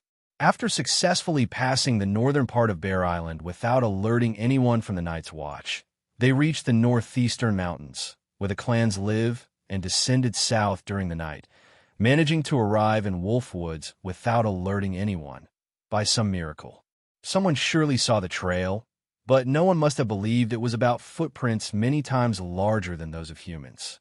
They also told the boy the reason for fleeing their homeland, about the winter spirits awakening and killing everything that moves in their eyes, and no one being able to stop them. This made the boy's hair stand on end with the giant's description of how their tribe of 60 giants was massacred near the fist of the first men. This made Jon feel that his mission to reach the wall is related to this terror beyond the wall. The people beyond the wall are followers of these gods, which makes sense if the deities want to protect them. Talking about the giants' clan made Serena cry. Her father was its leader, and she saw him die in front of her. She said she had felt lonely until now, but with Jon, she no longer needed to worry about that, as she claimed to have found her husband, making his body hair stand on end even more than the description of the terror they went through. Jon could only try to escape when Serena ran to hug him. Jon shared his story and his goal with the giants. Even if he went to the wall, the giants decided to follow him because they knew that their life here would reach a point where they would be tracked when they went out to hunt. As the days passed with the giants, Jon noticed some interesting things. His bonds with the animals were starting to change. His attention began with Panis, the unkempt horse that saved his life and brought him from the Icehill farm. Its burnt yellow coat was slowly and almost imperceptibly changing to a brighter color. Its fur started getting softer as Jon brushed it, to the horse's delight, every day. With the abundance of food that Jon created with fruit-bearing trees and even pastures, it was gradually getting out of its thin state, developing small muscles. The horse expressed its happiness with this new owner, as unlike its time on the farm, it was living a dream with freedom and such delicious food that the boy gave it. Jon knew the thoughts of the animal and was pleased for Panis. The horse was developing with each passing day, nothing too noticeable yet, but Jon knew that his horse would be the envy of any general in 6 months. Not only his mount, but the wolves were also changing. The boy couldn't believe that his wolves were becoming even more robust, or if this species could grow even more. With his enhanced eyes, almost nothing escaped his gray eyes with emerald halos. He could see the few extra centimeters of difference from when he first laid eyes on these incredible creatures, despite his initial fear. Not to mention Caraxes, his first partner, who didn't seem to slow down his growth. His color was more beautiful than any other bird Jon had ever witnessed, his sky-blue spots shining in his pure white plumage. But Jon knew that all these changes were not a natural course. They were changing due to his magic that bonded with his linked family members. He felt a slight flow of magic being sent to his animals and constantly strengthening them. It wasn't just his animals changing around him. Jon felt changes in himself as well. Since leaving Winterfell, he was altering his personality. He had childish habits, but he felt he was growing more mature in some aspects, focusing on his own tasks over constant distractions. On the other hand, he was showing more of his emotions, something that could be a disadvantage, but he couldn't do anything about it. At Stark's headquarters, Jon had always been shy and never showed anger, knowing it would be worse for him in Winterfell. But now he was free to express his feelings, although they often came without much control. His most constant feeling in the last few days was anger, especially after Serena mentioned marrying him. Her pursuit was even more relentless, forcing him into hugs, but the teenager wasn't very careful, and most of the time, he was crushed by the giant. Jon began to understand his magic as well, creating more trees. He was getting stronger, although his strength was increasing minimally. He knew the long-term results. He developed his understanding that magic was like a lake in his stomach. As he pulled, creating a river for his arms, he didn't need spells. If it was within his capabilities, he could cast a kind of command, and his magic was sent, forming a river from the lake in his stomach to his arms. He noticed that there was a fixed river going straight to his head without interruption all the time, believing that this is due to his warg abilities being strengthened with this blessing from the gods. Breaking from his thoughts, Jon looked at the current camp. His wolves were off hunting in the woods, so they were absent. His pregnant she-wolf was still active, but it would soon be difficult for her to go further north, causing Jon to rethink his next steps. Besides the absence of his wolves, Panis was eating grass that Jon made grow magically in a corner. A giant couple was sleeping, while the other was carrying firewood with Serena. The children were playing among themselves and eating apples from the 10 trees that Jon created. His forge was clean with the help of the giants. There were some parts to fix, but he needed some resources as well as the material he needed to start his experiments. Sending Caraxes to the east and seeing through his eyes, he discovered that he was near a small town. Looking at the map, he located himself and found that the town was called Frostroar, with just over 5,000 inhabitants. With the need for supplies, Jon decided to head towards this location.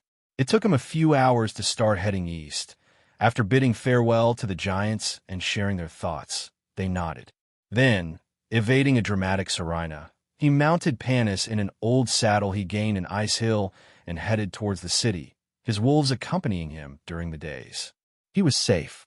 It was after 3 days of walking through the woods that he began to spot the first traces of civilization. As this was a city near Wolfwoods, its economy was based on hunting and trade. So he saw many hunting materials at the edge of the forest, being careful not to be seen by hunters. He left his wolves and changed his route as Caraxes spotted movements in the woods. It was in the middle of the 3rd day that he finally emerged from the forest. He could see the city 2 kilometers away. He mounted Panis and went to the city calmly. No one saw a child emerging from the forest riding a horse. But even if they did, some might question internally.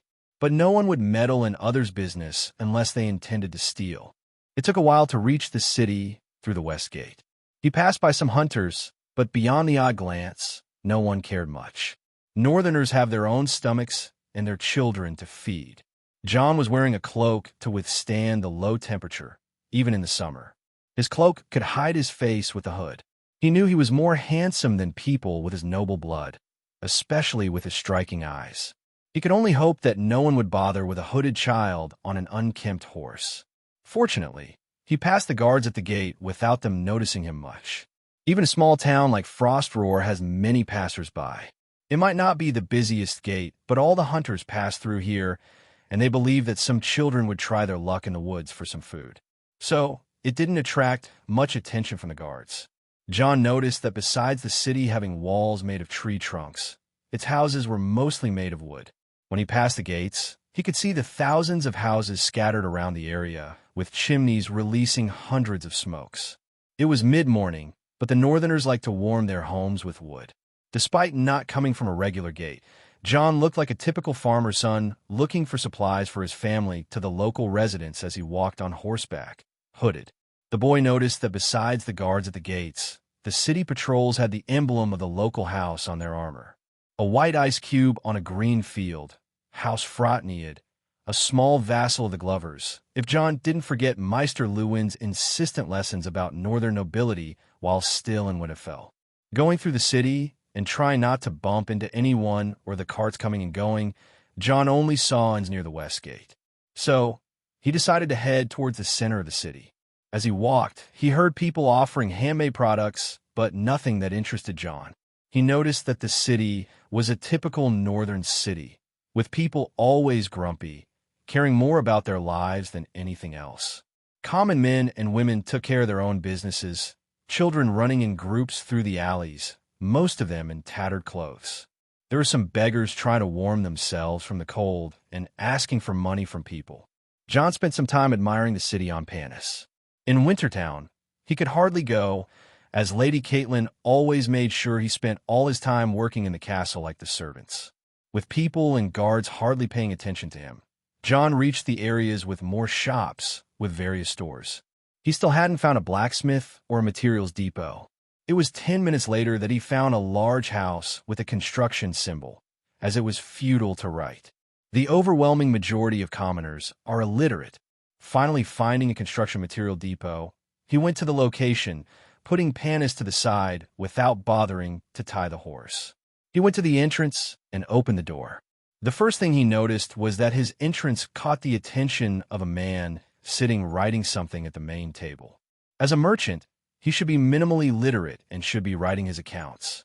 The man looked at Jon with suspicion in his eyes, as it was unusual for a boy to come here, especially a suspicious one with old clothes and a hood entering his shop. He immediately thought it was a little thief. "What do you want, kid? If you're here to cause trouble, you better leave before I call the guards." The man growled immediately. Jon looked at the man without saying anything. He didn't like this attitude, but it's better not to be hostile and get straight to the point. Sighing, he looked at the middle-aged man and spoke. "I came to buy 200 kilograms of sand, 100 building stones, bricks, and 20 kilograms of sticking mass, medieval cement. I hope you can meet my needs. Otherwise, I'll leave." Jon spoke coldly. He came to buy materials, and he didn't like the initial prejudice, although deep down he found it understandable since he's still an 8-name-day child. The man was more surprised by the boy's rhetoric than his demand. Jon didn't know, but the man wondered at this moment why a boy would buy so many kilograms of sand for his parents.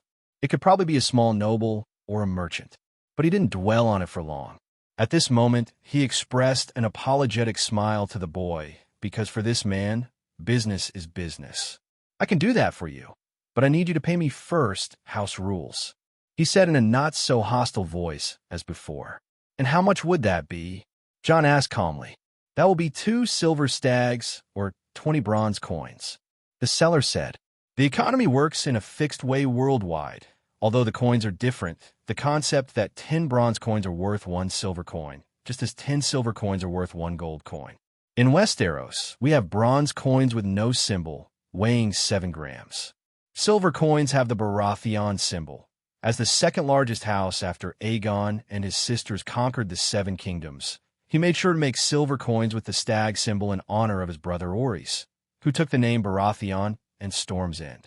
Ironically, almost 300 years later, the Baratheons would take power, overthrowing the Targaryens. Jon thought, but didn't lament much for the old monarchy when the Mad King burned his grandfather and uncle unfairly. In addition to the symbol, the coins are commonly called silver stags and weigh 10 grams. It takes 10 silver coins to be worth 1 gold coin. Gold coins are symbolized by a dragon carved on them and only work in Westeros. We call them gold dragons weighing 10 grams. Robert Baratheon wanted to end everything the Targaryens represented, but that couldn't be possible with the economy. Changing the coinage would take at least a century or more, because only mining houses like the Lannisters could do that, as they have blacksmiths and molds for it. Stopping thinking about the economy, Jon turned his face to the man who was waiting for his response.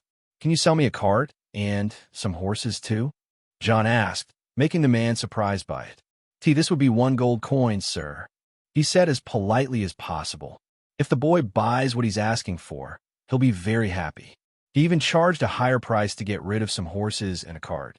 The northern seller became extremely greedy when Jon took a gold dragon from his purse and tossed it to the man.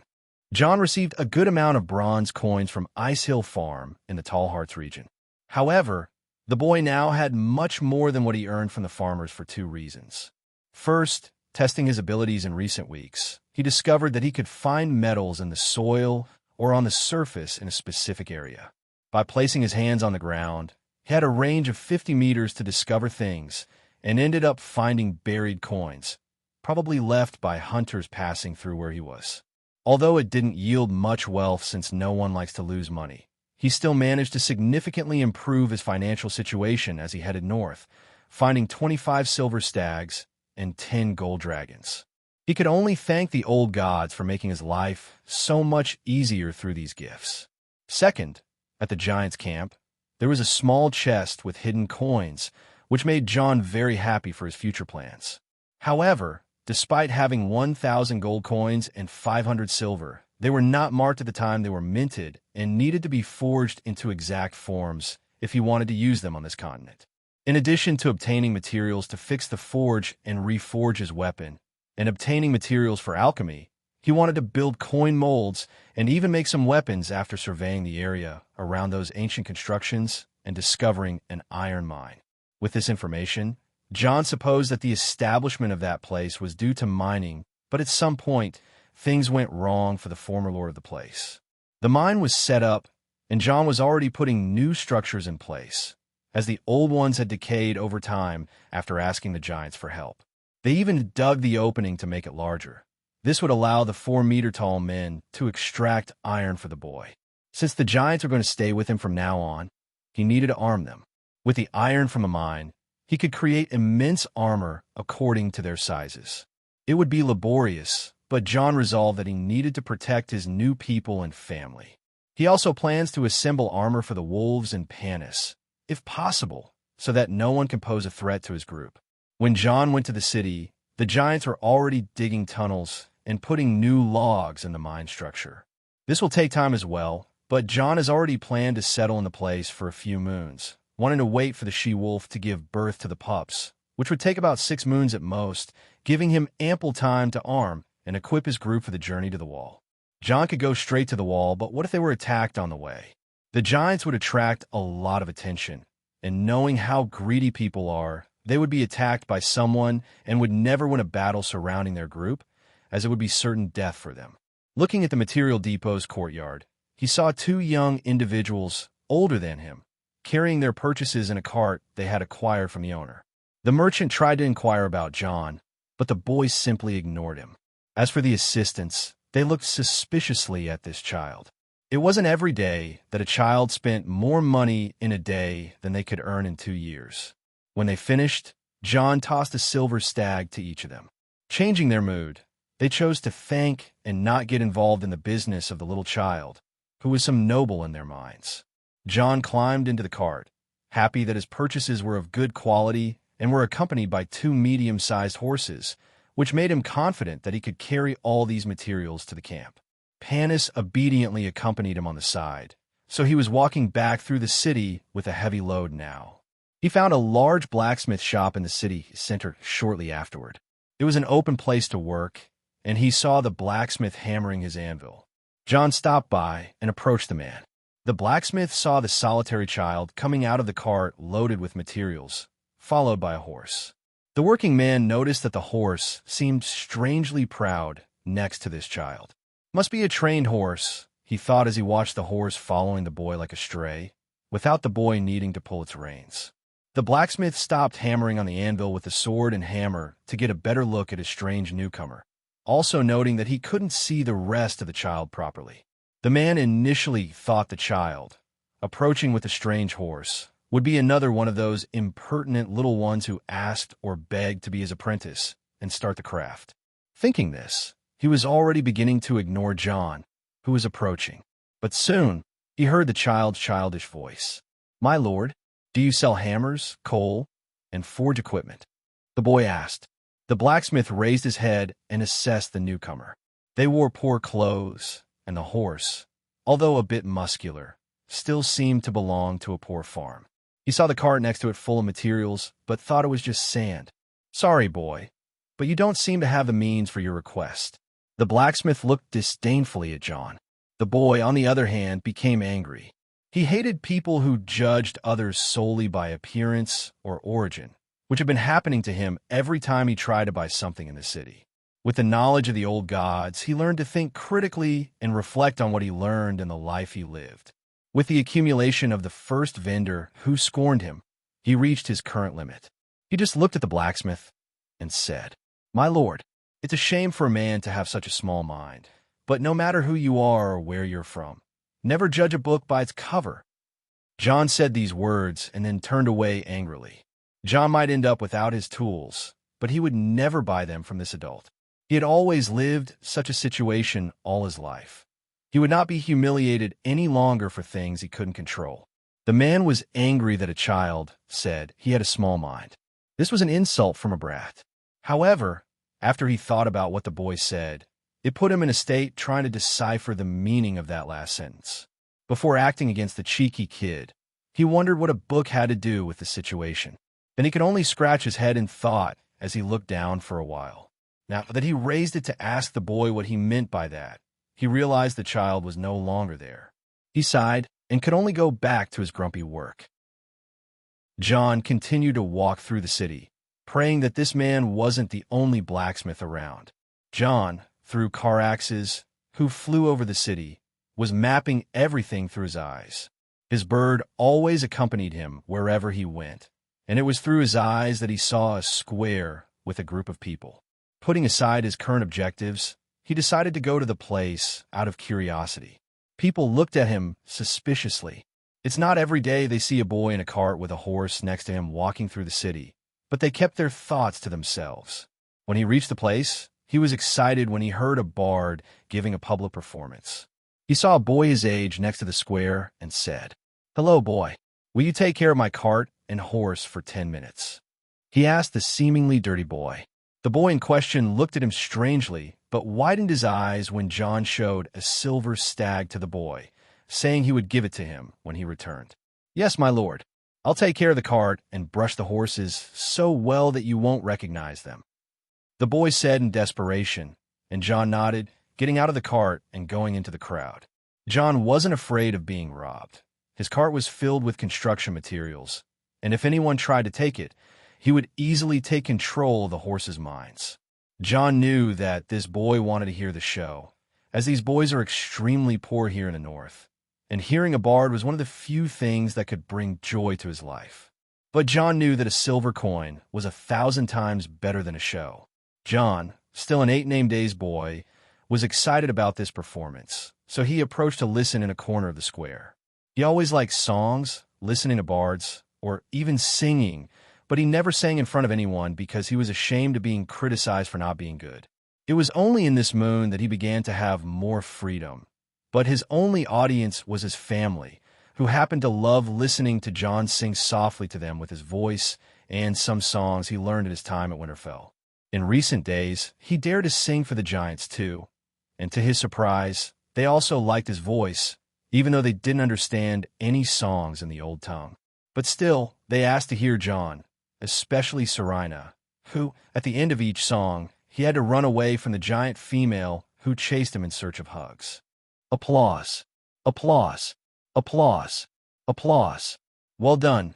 Now I'll sing another song. Which one would you like to hear? Said the bard. Little Jon. That's right. Sing the one about Little Jon and the 12 bandits. The crowd soon began to request this specific song. Jon, who was lost in thought, was surprised when he heard someone asking for the song of Little Jon and the 12 bandits. He was initially stunned, thinking it might be just a coincidence for the strange song he had never heard before. But as the bard sang with the rhythm, his mouth became more open. How could it not? He knew that this song was made for him in his battle at Ice Hill. He was frozen for a few seconds, thinking about how his almost fatal adventure became so famous that bards created a ballad, and people publicly requested this same song. As he listened to the song, it told so many things that he felt like crying with shame. Despite laughing in the last part of the chorus, he was shocked that families told what he did heroically. However, he couldn't blame them. He didn't ask them to keep it a secret. People were happy to hear, even finishing the public performance, to make discussions that were about him as the subject. He had to let out some lonely laughs about how people described him as an 8-named days with the size of 2 meters, or that he could turn into a wolf with the blessing of the old gods. Jon found it even funnier when someone said he has an army of 3,000 children of the forest to defend the north. Little by little, people put the discussion aside and began to disperse, handing some bronze coins to the artist. Jon, being the last to go to the bard, walked towards the coin jar. Saris, artist POV. Kingdom of the North, city of Frost Roar, lands of the Clovers, 289 AC, at this very moment. With a smile, today would be another afternoon with money in his pocket. Saris watched people putting bronze coins in his jar. He came from a small farm in the Trident. In early adolescence, he discovered his talent as a musician, and from then on, it was his life focus in that area. Although his parents asked him to stay and take care of the farm as the oldest son, he gave up, giving the place to his younger siblings. Not wanting to spend the rest of his life stuck in one place and with his brothers to take care of his parents and family business, he set out to become a bard, even knowing that he would earn less. But it was enough for a man in his travels across the continent. He spent years playing in cities and some castle parties, living his life as he wanted, with adventures and the road. Now here, passing through the Northern Kingdom for a few moons, he was having a great day. Although the Northerners were a more grumpy people and not as entertained by songs as the Southerners, they still liked to hear songs from the kingdom without stories of knights, as there are no knights in the North. They care more about their blood-filled stories, like Theon Stark, the Hungry Wolf, and other Starks cruelly killing their enemies. I had to get used to it if I wanted to eat while I was here. However, what caught my attention was the new ballad in this kingdom, about a boy defending a farm against 12 bandits and killing them cruelly, just like the Stark stories. Although I find the song full of absurdities, it still makes great success and give me many coins. Now, seeing the result, I could imagine myself eating a good pork leg at the largest tavern in this city. When the last coins were falling into the jar, Saris was already walking to count his profit for the afternoon when he noticed one last hooded child walking up to the pot. Saris squinted, thinking it was a little thief. Usually, coins are given by adults or accompanied children, but he didn't worry too much because the young bard was already close to the pot and could prevent the rascal from running if he tried anything funny. The boy in question stopped in front of him, looked into his eyes with a smile, and said, "You gave a great performance, Mr. Musician." The musician found it strange for a boy to be so respectful and saw him taking a coin from his pocket. But the ground beneath his feet suddenly disappeared when he saw the boy tossing a golden dragon and letting it fall in his coin pot. What was a golden dragon? It was an amount he had never managed to have in hand at once. This was his first golden dragon he received and was handed by a child in a square of a small town, when not even nobles can casually pay this amount. He quickly thought that the boy could only be the son of a rich, noble house. Surely, he had to show respect to this little lord, as he thought some guards were nearby, possibly attending to them at this moment. "Thank you for the kind words and the very generous tip, little lord," Sarah said respectfully. The boy remained silent and looked at the musician once again. "You are mistaken, Mr. Musician. I'm not a lord or sir." The boy smiled afterward and turned to the cart the child was taking care of next to the square. The musician said nothing in response, not because he ignored the boy, but because he was paralyzed by the gaze where Jon was, not by the words of this child, but by his eyes. The eyes of that child were the ones he described in his most successful song currently. Even if he hadn't realized it at first glance for a brief moment, in the end, through the child's hood, he saw the green circles around gray eyes, and only a child could have those eyes. By the gods, the legend is real. Little Jon was right in front of me and gave me a gold coin. He shouted in his mind. Looking around, he tried to find him, but the child had already left the square. Tonight, a rumor would stir the entire city. Jon was walking through the city again after handing his cart to the little child, making the youngster very happy after receiving a silver stag. After a while, he finally found another shop with a blacksmith. The man seemed young, in his 20s, and appeared to be a novice with a small store. As Jon approached the young man, unlike the last blacksmith, this one seemingly wanted to gain customers. When the man saw the boy, much to Jon's surprise, he didn't judge him immediately. He seemed genuinely eager to get some work from the boy, as challenging as that possibility might be. However, Jon didn't know that the blacksmith had seen Jon's cart before looking at him and deduced that he might be a young noble or a merchant seeking blacksmithing work for his father. "Hello, young one. How can I assist you?" the blacksmith said in a friendly and energetic manner. "Hello. My name is Jon, and I'd like to buy some things from you, if possible," Jon said calmly. He wouldn't give his name so easily, but seeing how this man was different from others he had encountered until this point, he said it without much thought. "Oh, of course, my name is William. I can certainly sell if I have it in stock, but where are your parents? Don't they know it's dangerous for a boy to roam this city in a cart alone?" William said jokingly, but Jon sighed. He knew that someone would ask about it sooner or later. "I'm alone here, don't worry about it. Well, I wanted some tools like a hammer, molds, and coal," Jon said, but he stopped when he saw the disappointed look on the young blacksmith's face. "Sorry, lad, but I must apologize to you. I have these materials only for my work," he said, regretful. "Well, that's complicated," Jon equally lamented. He knew he probably couldn't find another blacksmith in this city. "You can find those at Rut's Forge, which is in the middle of the city," the disheartened young man affirmed. Jon grimaced when he heard that. He didn't like the experience he had with that man. "Then I'll be on my way. I'd rather not do business with that arrogant man," Jon let slip, and William heard this. "Do you know him?" "I agree he's quite arrogant. He hates competition and wastes no time mocking me since I opened my shop last moon," confessed William. Hearing this, Jon was a bit surprised.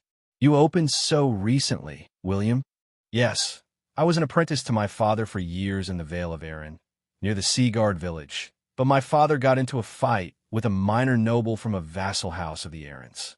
This made them retaliate, and my entire family was killed, since a commoner can't refuse anything to a noble," the man said with hatred in his voice, which made Jon feel empathy for the man. He had seen how cruel this world could be. But before anything, William quickly apologized. Sorry. I have complicated feelings when I remember my father, and it makes me say things without realizing it to strangers, and I should never say these things in front of a child," the man said, "Try to return to normalcy." Jon didn't say anything, but looking at the blacksmith, he thought he could help this young blacksmith more than he intended. "I understand, William. How about making a deal with me?" Jon asked. "A deal?" William asked, curious. "Yes, there's a blacksmith apprentice in my current home. Maybe we need an extra hand. I'm thinking of hiring your services for a few moons. What do you think? That way, I have your tools and an extra hand," Jon said, flashing a smile at the man. "Sorry, little Jon, but at this moment, I've realized my lifelong dream of following in my father's footsteps, even though I hardly get any clients." The shop has just opened, and I can't disappoint my aunt. I accept. The man was initially refusing, but as soon as John showed 5 gold coins to the blacksmith, he shouted, drawing attention from some nearby people, while John quickly covered his ears and Panis neighed beside him, clearly bothered. John was willing to give 5 gold coins. To him, having a blacksmith and some tools mattered more for him to start his endeavors at the camp. He knew the blacksmith was having a hard time here. He's very young while there's already a renowned blacksmith in town, which hindered him a lot from growing and gaining the trust of his customers. Trusting a blacksmith is the same as entrusting your life, as a poorly made sword can cost a life in battle. John thought, understanding how the common belief was logical. No one could trust a blacksmith easily. He himself wouldn't trust any sword if it wasn't made by himself. William POV. Northern Kingdom, Frost Roar City, Glover's Lands, 289 AC, at this very moment. William initially found a request very strange when that child asked for his services at his home for a few moons. When he heard that, he thought the boy was delirious, and even if not, he wouldn't accept it. He wanted to show that arrogant rut that he could be a good blacksmith here, not to mention his aunt, the woman who took him in after he had to flee the Vale. She had placed so much trust in him. She even helped him rent this place to use as his own forge. But when I saw all that gold, I changed my plans quickly. Who would refuse such a generous offer? Not even Rut does this in a year. Now a boy offered this to work for a few moons. I was forced to accept. Having money would make me grow faster. And who am I kidding? I want revenge for what happened to my family over a year ago, more than anything else. And one day, I will have my revenge for sure. He reflected and felt hatred when he thought about his revenge. He could say the boy was lying, but he saw the gold in the small hands, leading him to wonder why this boy with so much gold was walking alone without any guards with a cart full of materials. William couldn't even see the young face because the boy was quite guarded. He behaves quite maturely for a boy and speaks better than I do. His origin is clearly that of a noble who grew up in a grand castle. Maybe he ran away from home. But even so, I'll accept his offer, even if in the end his noble parents send me away. He concluded when he accepted the offer. He asked the boy to come back after 4 hours because he needed to dismantle his shop, inform his dear aunt's family, and still load all the things into the cart. To his surprise, John handed him a gold coin to buy 2 carts with horses and hire some helpers to put all the equipment in them. Jon Snow POV. Northern Kingdom, Frost Roar City, Glover's Lands, 289 AC, 2 hours later. John took advantage and continued his stroll through the city. He was happy that things were going very well. He got materials and a blacksmith to help him with equipment.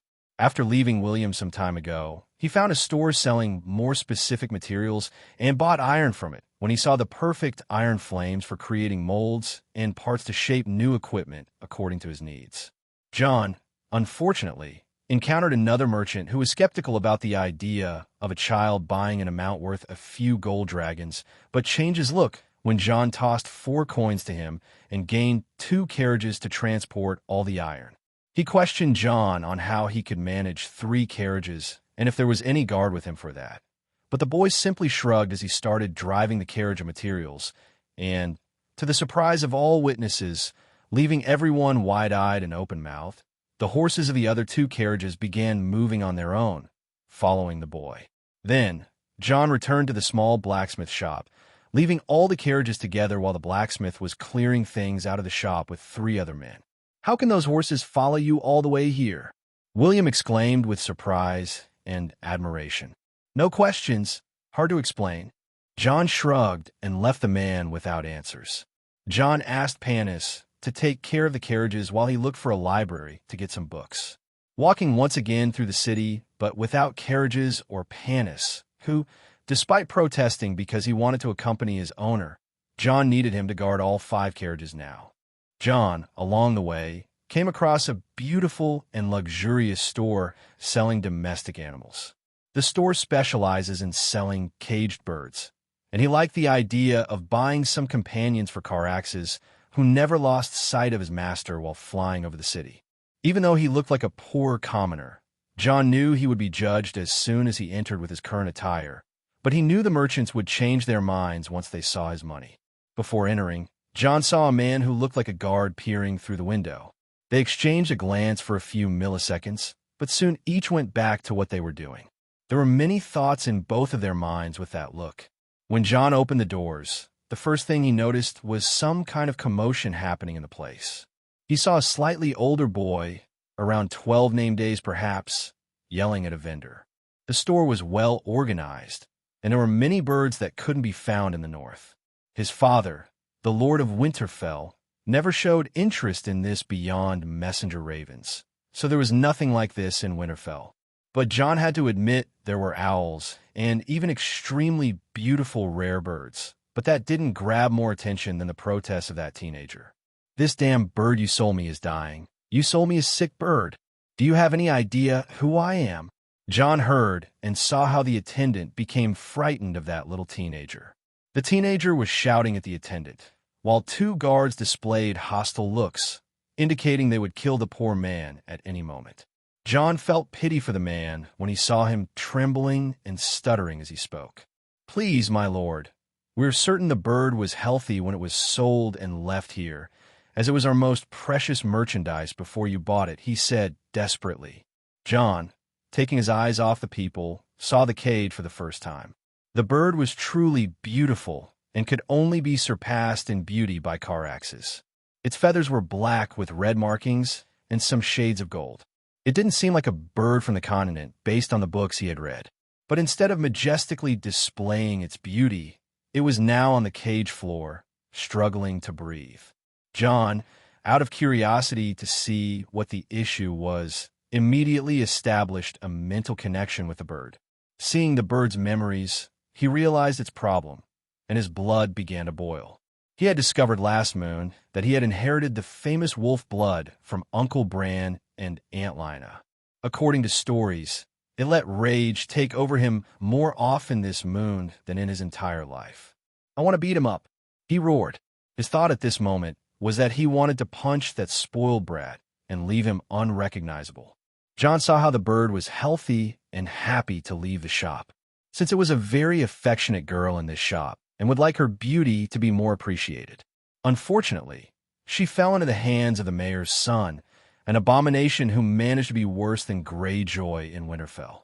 The boy is a sadist who loves to torture animals. The bird's memories showed John how she suffered in the last 2 moons with the boy's terrible games. John, unaware, almost wanted to kill the boy on the spot for what he saw in the bird's memories. He saw other animals suffer even worse at his hands while the girl witnessed everything. The bird soon fell ill, as if it were losing the will to live rather than any injury itself. John snapped out of his thoughts when a growling voice called him. "Commoner, how dare you look at Lord Lorenzo Frotney like that? Do you want to lose your hand?" John snapped out of his thoughts when one of the guards saw his expression toward the little teenager. John didn't even realize how intensely he looked at the spoiled boy, and that seemed to make the teenager even more irritated, although deep down, he felt afraid of the commoner who looked at him intensely. "Get this commoner and cut off his hand." After seeing John's face, Lorenzo, who was already annoyed with his useless bird and the possibility of not recovering the silvers his father had given him, thundered immediately without thinking about the consequences of asking for something like that publicly. The guards began to walk towards John, who in turn was already reaching without anyone noticing, the knife he bought at the last store. He had been training a few hours every day with the sword. It wasn't his first time having to take a life, and he was so angry that he would try to kill the guards and the teenager now. He had already prepared to take them by surprise. But before John could stab anyone, the door burst open with someone shouting, surprising everyone. "Bang! What the hell is going on here?" A heavily armed man thundered. Duncan is a man born in the territories of the Boltons, a talented boy in the training yard who soon stood out in one of the vassal houses of the Lord of Dreadfort, becoming a fairly famous soldier in the region. He was so talented that he soon left the house he served after some misunderstandings and went on to seek a life outside the north. He traveled east and set foot in Essos for the first time, quickly becoming a sword for hire and fought for a mercenary company to make a living for a few years. Unfortunately, his group was exterminated by a Khalasar of 10,000 Dothraki. He was one of the few who managed to survive or escape becoming a slave. Directionless, he went to the southern cities of Essos and soon joined another mercenary company called Second Sons, but it was a great regret in his life. This company paid well, and he couldn't complain about his living conditions, but it worked exclusively for slave masters, and most of his career was spent as a guard in Meereen. He couldn't endure for many moons and asked to leave his commander because he hated slavery, and he may not see disturbing things every day, but when it happened, it was not a very pleasant experience. As soon as he got permission from his captain, he returned to the north, took on odd jobs as a guard in different houses, not wanting to return to the Bolton territories after his parents passed away. A few years later, there was the rebellion of the Squids. Duncan fought alongside the Lord of the North and distinguished himself in battle. He increased the prestige of his name a bit and found more lucrative work as the head of the guard for the mayor of Frostroar. But in the last 2 years, he has been regretting his position again. He found himself surrounded by corrupt men who seemed more like mercenaries than men of the North.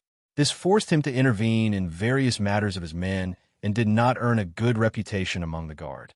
Eventually, he found out that the mayor was no different, but his son, Lorenzo Frotniad, managed to be worse. The brat was a crazy sadist, delighting in beating anyone he looked at with disgust. He enjoyed killing animals he bought with his father's money or some guards captured for him. Duncan began to wonder how long it would take for him to start doing things to people below his position. He swore to himself that he would no longer let any human suffer in front of him as he had seen the horrors of Meereen. He swore that he would kill this sadistic child as soon as he hurt someone just for fun, and today was that awaited day. Duncan was on duty as an accompanying guard when the spoiled one decided to return one of the animals he himself tortured. Arriving at the store, he stayed outside just to watch through the window without wanting to get involved in any nonsense the young sadist might want to start, starting to verbally abuse and threaten the people who sold the little animal. The damn Lorenzo was dissatisfied with the bird, but Duncan knew it was only because the poor creature couldn't endure his torture long enough. He watched the whole scene from one of the open windows and was so angry, but he could do almost nothing with the noble boy. But he made a mental note that in the next training with this brat, even if he showed some talent, he would make him suffer a lot, even if Duncan received a complaint about him. Duncan snapped out of his thoughts when he saw another child enter the store, who seemed quite happy as he walked, without any fear of the guards surrounding the establishment. This caught Duncan's attention, and apparently, the boy was poor. Duncan exchanged a glance with the boy and was amazed by the colors of that gaze, something he thought impossible to have that eye shape. He had to admit it was quite intriguing, but his eyes reminded him of someone. That hardened gray color was familiar to him. He just couldn't remember where he saw it. He continued silently observing the damn brat's rage as he shouted arrogant words and threats to people. So far, no one noticed the approaching child, and he stood still watching all the confusion. As he was behind them, he didn't see the boy's face inside the hood, but one of the guards seemed to notice, and the child, shortly after being noticed. Duncan was stunned. Why would the guard get so angry as to threaten a child just for looking at the mayor's son? Then he heard the sadistic one also look and ask for the child's hand. This made him horrified. What is this sadist thinking? This would cause a scandal, and the idiotic guard were following his orders without thinking about it. Even his father wouldn't dare to do something like this. He quickly intervened in this madness, but his last look at the scene left him even more stunned. He noticed something that shocked him. The boy slowly moved his hand to his back without any guard noticing and started pulling out a small blade.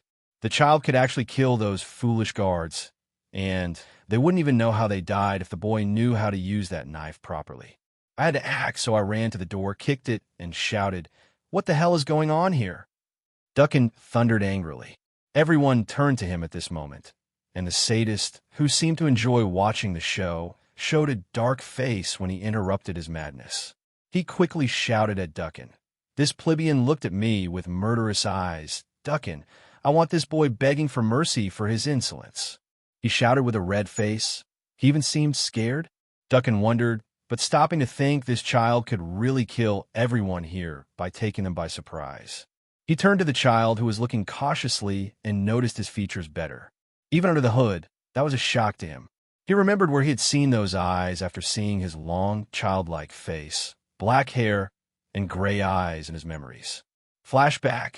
It was raining that night. Thunder was heard and seen throughout all that confusion. There were fallen weapons, fire on the candles, corpses everywhere, and the smell of burning blood and flesh didn't help.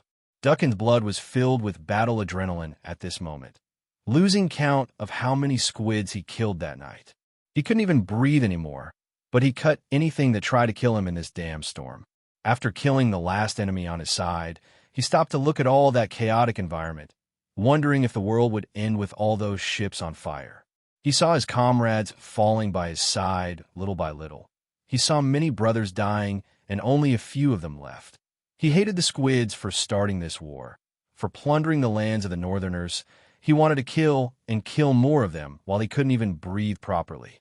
That's when he noticed another galley approaching with war cries on its ship. He expected to die that night.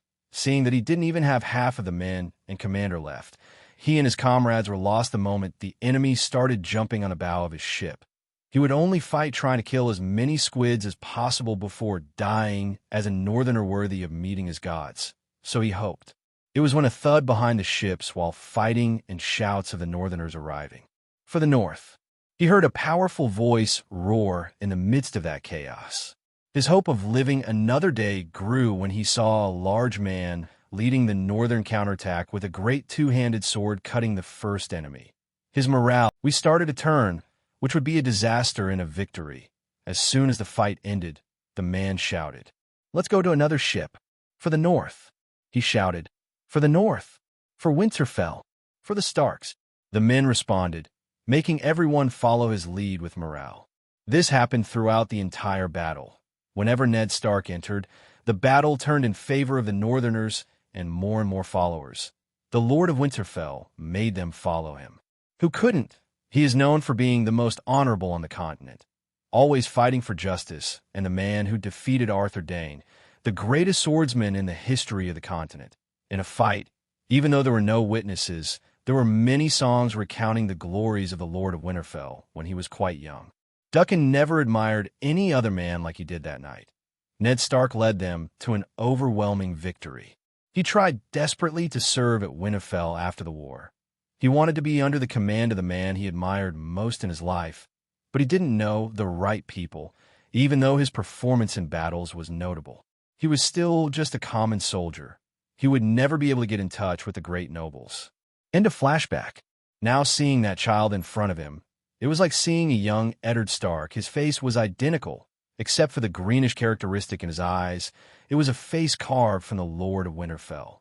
It wasn't very honorable what the child intended to do, but he also wouldn't judge a child for resorting to such a strategy when his life was at stake against two adults just for a look. As a commander of the guard in Frost Roar, Duncan still remembers when he received a letter from the castle maester, sent by Lord Glover himself a moon ago. The Lord of Winterfell wrote to all the major houses in the north to pass on his orders, asking for information about his lost bastard for over a moon. As a guard commander, he was immediately informed. Even Lord Frotney had asked for this personally, wanting to gain good looks and direct terms from Winterfell. Receiving orders for any information about the child, he was quite attentive, but there was no news about this bastard throughout the moon. However, now things seemed to be changing. Why did the boy appear in this city and hidden in a hood? The boy didn't seem to want to be discovered, but Duncan was sure that Lord Stark is not a man who would harm a child, even if that child were his bastard.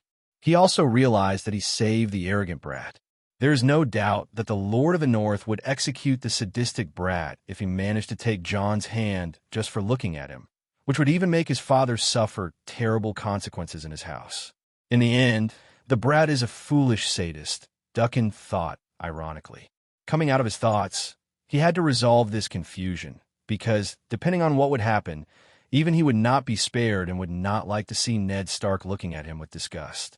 Author here. Yes, the guy is a fanboy. I find it quite possible that Ned Stark has his fan club somewhere in the north, lol. Boy, can you tell me? Why were you looking like that at the little Lord Frotnead? Duncan said in a very respectful tone towards the child, a tone that did not go unnoticed by everyone and earned strange looks in his direction. The spoiled one was looking in disbelief at how he addressed the plebeian, and the young Bloodstark looked at me, cautiously, still not saying anything. It was a moment later that he looked thoughtful and pointed to the bird. Young lord, he is seeking a refund for the bird. But when he claims the bird is sick, the little animal is full of bruises, so he would like to buy the bird from him. After hearing that, Duncan was taken aback. He found out just by looking at the bird. By the gods, the Starks are on another level, he exclaimed as an internal fanboy. As he was about to respond, the Frotnead brat shouted, "You lying plebeian! How dare you accuse me of this lie? Duncan, take this boy to my father now." His voice was demanding and impatient, but Duncan didn't even move yet, which made the boy look at him angrily. Duncan had a dark face. The brat was getting worse and worse, and even his corrupt father would disapprove of his current behavior. He was speaking publicly like a tyrant, something that not even the Glovers would look kindly upon as their vassals, maybe the Boltons, but he left that territory precisely because of that. Seeing that Duncan didn't follow the order, the guards didn't make any move. They might be corrupt, but they wouldn't dare to contradict my actions and orders.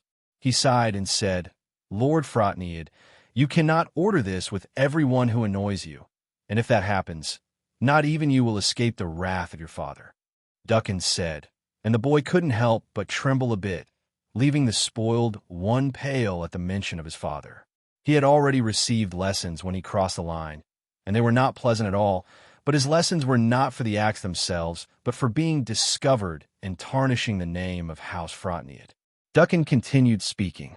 "You've already ordered a commoner's hand to be cut off in public. Many people heard it from outside, and it's probably spreading through the city right now. Your father will be here soon. So to end all this confusion, why don't you sell the bird to the boy? Didn't you want to return it and get your money back? The shop doesn't seem too happy with your demand, and now there's another willing to pay," he said, trying to end this confusion as quickly as possible. Duncan didn't know, but Lorenzo Frotnead became irritated and frightened by that child's gaze. In the face of that gaze, he felt like he could die there, that for that commoner, killing was something normal. But after hearing that child, he got even angrier with the accusation the child made, thinking that he ruined the plan of getting his 2 silver coins back. But now, hearing Duncan's logic, he thought about getting the money back, but anger was taking over his thoughts. "It cost me 3 silver coins, but if you want this useless bird so much, I'm asking for 5 silver stags for it. Can you pay for it, commoner?"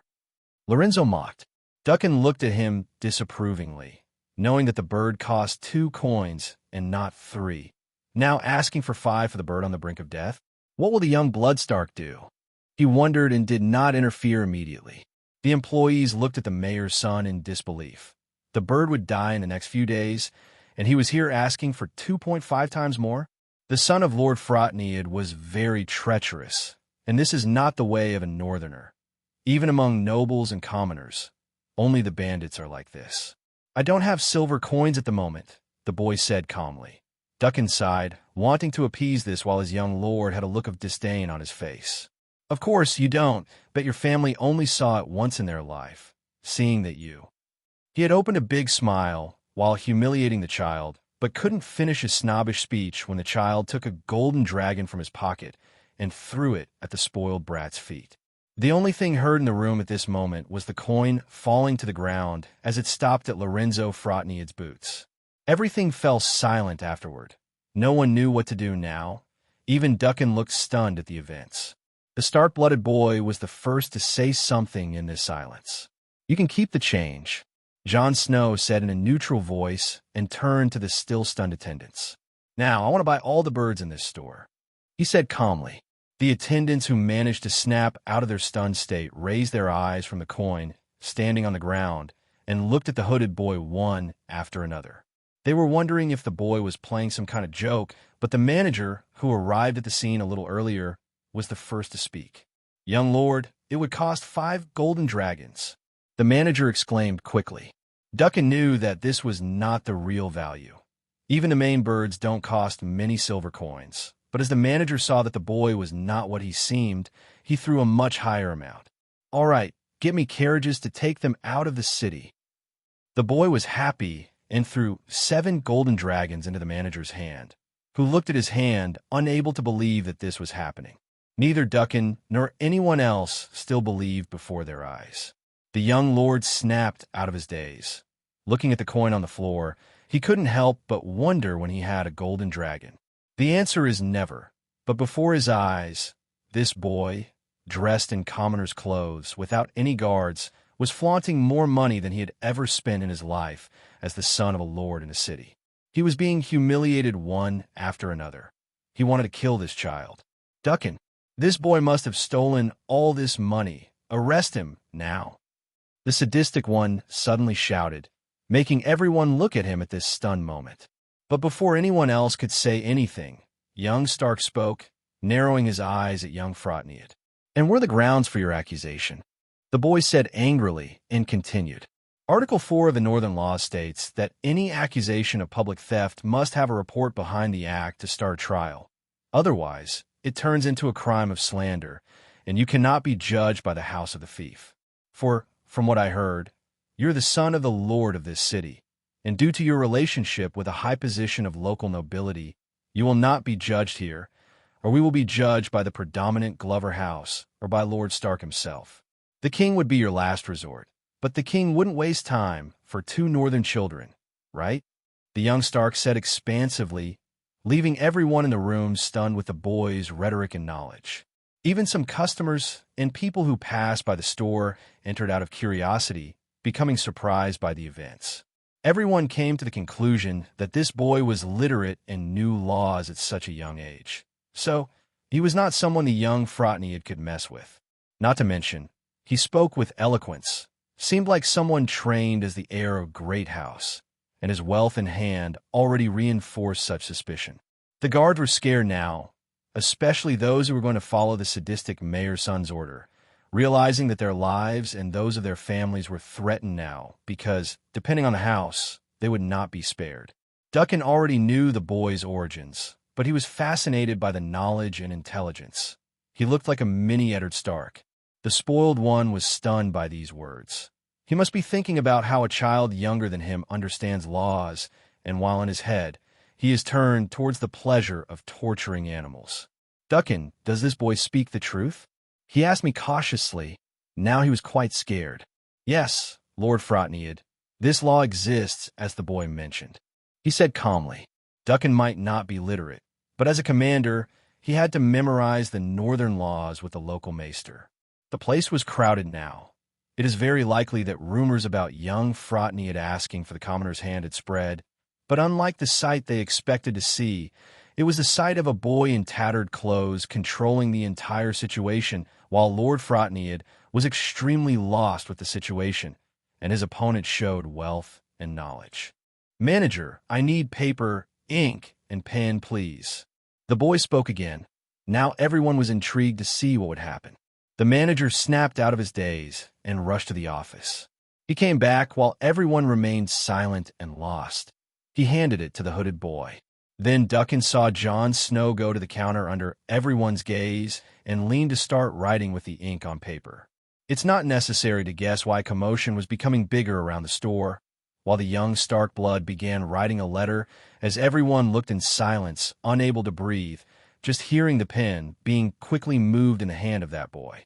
The rumor of a mysterious 8-name-days child with golden dragons, who understands laws and is certainly literate while arguing with the son of Lord Frotnead, after the latter threatened to ask for the mysterious boy's hand because he didn't like the look, has already spread throughout the city. Duncan wondered how long until the complete situation reached his father and how long it would take for the mayor to get here. The sadistic boy was pale now, not knowing what to do while being quite paralyzed. Everyone was wondering what that mysterious child was writing. If it's what I imagine it is, then it seems that once again the world has shown that too much arrogance can be your downfall, and that young Frotnead would be condemned with that letter. Duncan thought internally. "Manager, give me a raven I bought and a map, please." Little Jon Snow said as soon as he finished writing, and he seemed to have written the entire letter in a few minutes. What do you intend to do? Young Frotney couldn't help but ask, stammering.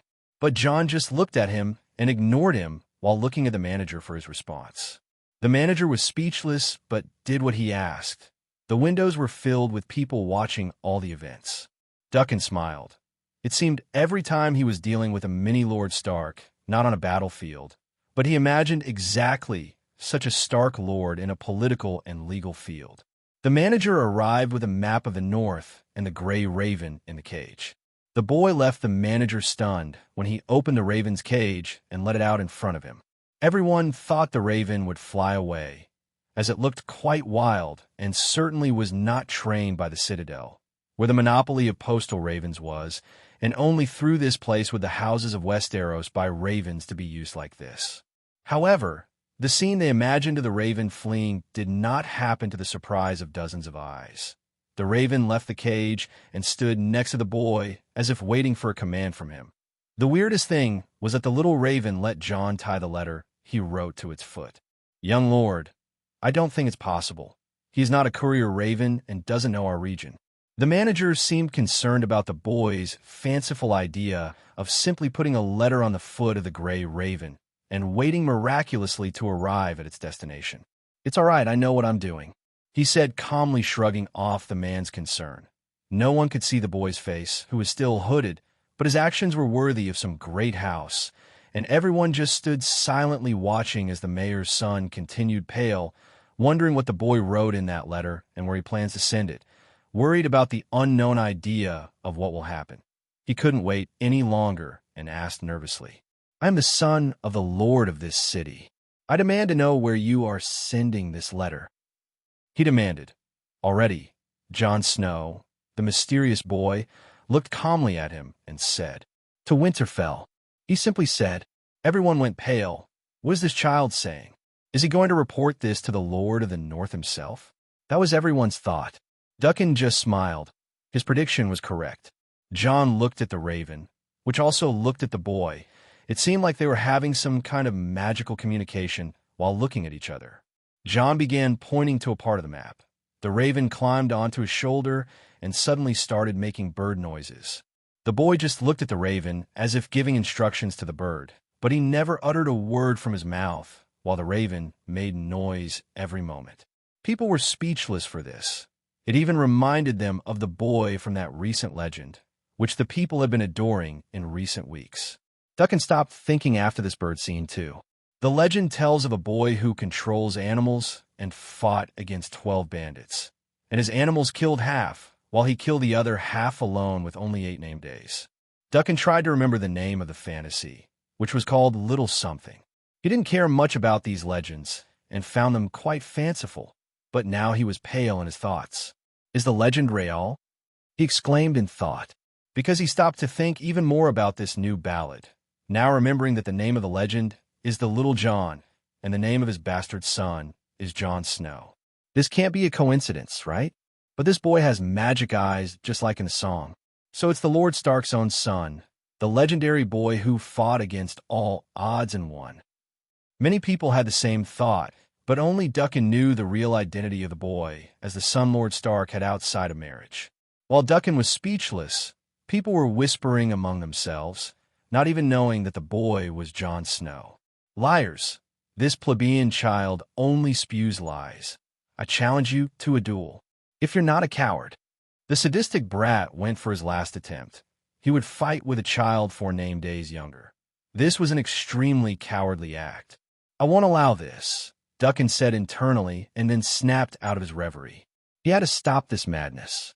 But before saying any word, Jon said calmly, I accept your challenge. Jon said, as if he had total control of the situation. This left people with egg-sized eyes. Meanwhile, Duncan was conflicted because he had to stop this, but seeing the gleam in Jon's eyes, it was as if he wanted to take this chance to unleash his fury on little Frotney. But he's just an 8 named days old boy, right? He thought, but another thought came. A boy who almost killed 2 guards in front of me. If the legend is true, shouldn't I be concerned about Lord Frotney's son? His last thought as they prepared for the duel. Author's note, Frost Roar. I named the city to make it easier for the story.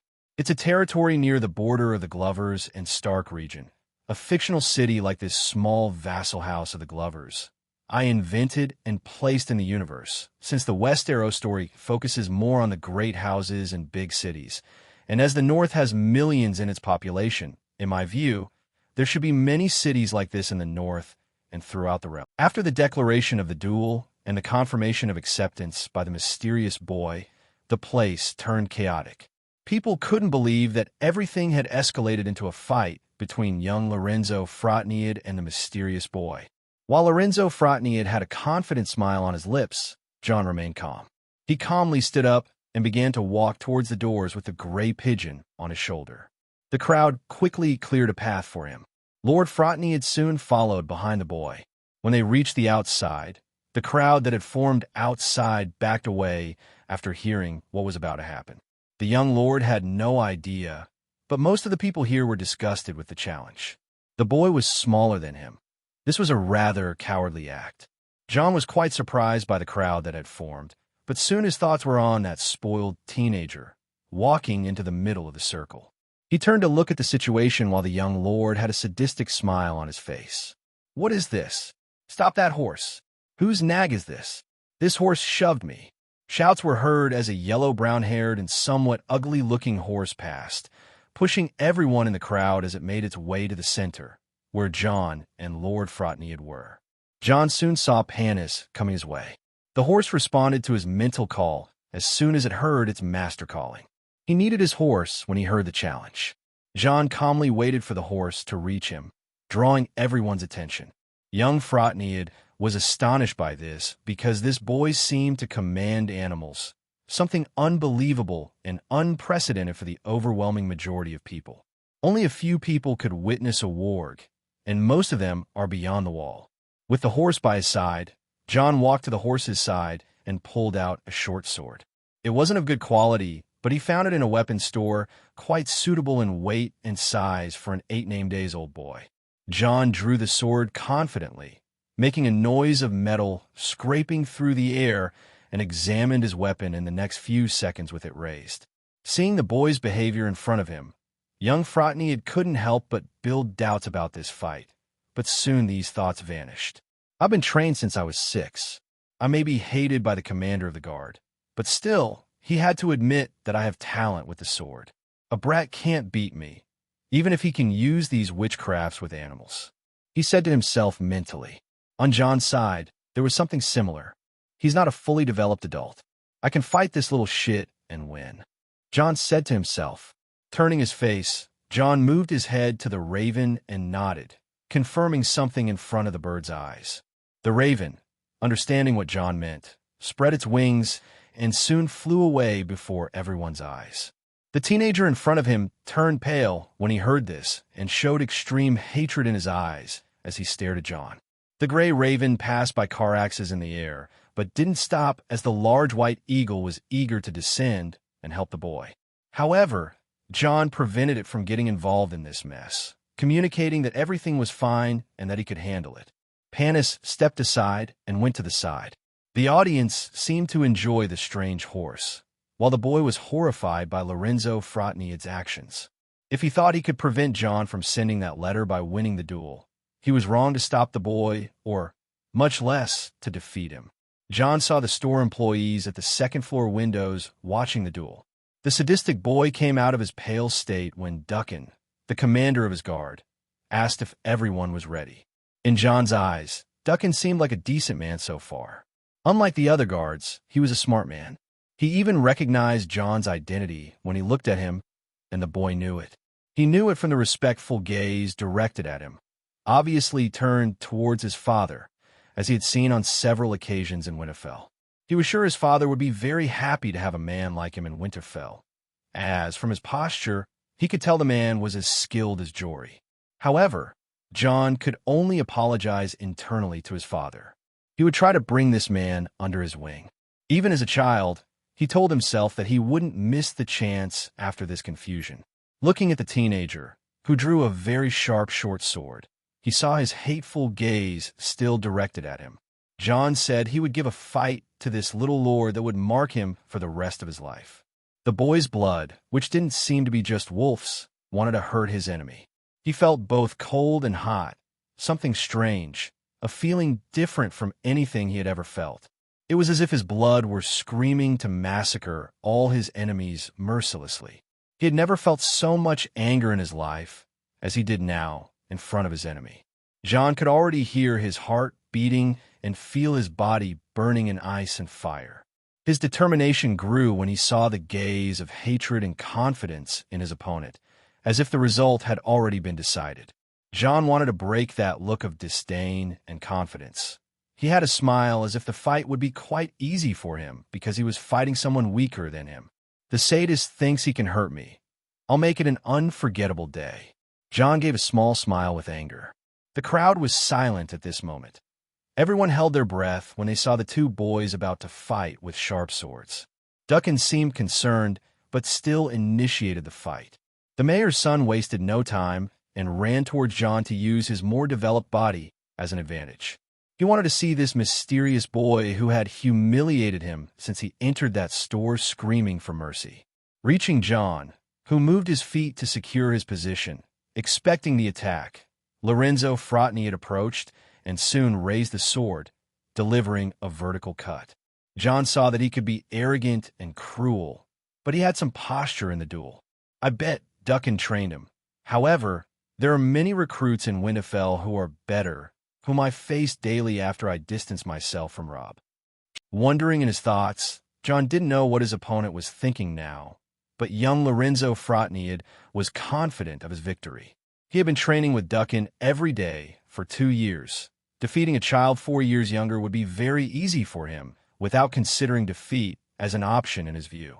I'll kill him here for humiliating me, you damn brat, thought the sadistic boy. However, what happens when your opponent, even though quite young, is more skilled than your own master? Jon may have a small body, lacking in strength and agility, but his technique surpasses Duncan in his current state. He could easily lose to Duncan, but only due to the age and developed body difference. Jon looked at the cut that was coming his way, knowing he could match the opponent in terms of strength. Jon tilted the sword to a position that would make the enemies slide off. Clang! The sharp sound of metal was heard as the crowd sighed with the first contact of the duel. Jon deflected the blade with a little difficulty, but when the blades collided, it generated a louder noise than he imagined, heard by the entire crowd. The more expensive blade scraped diagonally, following Jon's sword position, and Lorenzo Frotny's blade went to the right, hitting nothing but empty air. Jon saw how his opponent intended to kill him, and was so confident that he didn't bother to maintain basic posture. This made him create an opening with the improper positioning of his feet as the blade slid to the side, leaving his chest unprotected. Not wasting time, Jon went on the offensive. The sadistic one really intended to hurt him, and why wouldn't he do the same? He stepped to the side, not letting the teenager regain his fighting stance, which at this moment was desperate with the posture break, and Jon knew he was feeling the danger. Jon quickly moved his feet as the opponent tried to protect his chest in despair. But Jon didn't comply with that position and spun his body so fast that the movement to gain momentum shocked the people around, with the blurry image of Jon spinning in front of the opponent. They only heard the air tearing, and blood was sprayed into the air a moment later. Lorenzo Frotny had screamed with all his might as soon as he felt the unbearable pain. Everyone went pale at the sight of the hand in the air, and the young lord losing his hand to a child in a sword duel with just 2 movements. The main fighters in the place knew that now the arrogant Frotny had no chance of winning against the boy, while the boy wasted no time ending the fight, injuring him permanently. With the hand falling to the ground and blood spreading, the mayor's son was now begging for someone to stop the bleeding and the pain. Jon looked at it with satisfaction. He might not be sadistic, but the memories of the past, along with the other animals, disturbed him a lot. He wanted to give that arrogant one a taste of what he did to his animals. Jon was until recently a boy who thought himself useless in this world, a sin-born, as Lady Catelyn managed to instill this thought in his head for many years. He, for a while, believed that people's places were determined by birth and had their destiny bound in an immutable way. However, after touching that tree, he realized that people can have a chance to control their destiny, regardless of their birth. The right thing is to judge someone's actions, not their birth. The gods gave us free will, so Jon was determined to create his path, regardless of whether he was born to a lady with noble blood or to a prostitute from a brothel. While Jon was lost in his own thoughts, Duncan saw some guards putting their hands on some hilt of their weapons. "What are you doing?" This was a duel. Young Frotnead wanted this fight with steel. "Drop the damn weapon and take the young lord to the maester in the mansion now. I'll handle the confusion here." Quickly, Duncan prevented the guards from advancing on Jon and instructed someone to get a cart and send the teenager to the maester. He knew that his command would make Lord Frotnead extremely angry for doing nothing to the boy who hurt his son, even risking his dismissal, although he knew that killing young Jon Snow could cause even more problems. He sighed, thinking that his career ended in House Frotnead, but he couldn't let Lord Stark's son die here, and walked over to Jon. Approaching, the boy looked at him while the crowd was in an uproar at this moment, many questioning what would happen. "Young Stark, I know everything that happened here, and what you did was in self-defense and fair legally.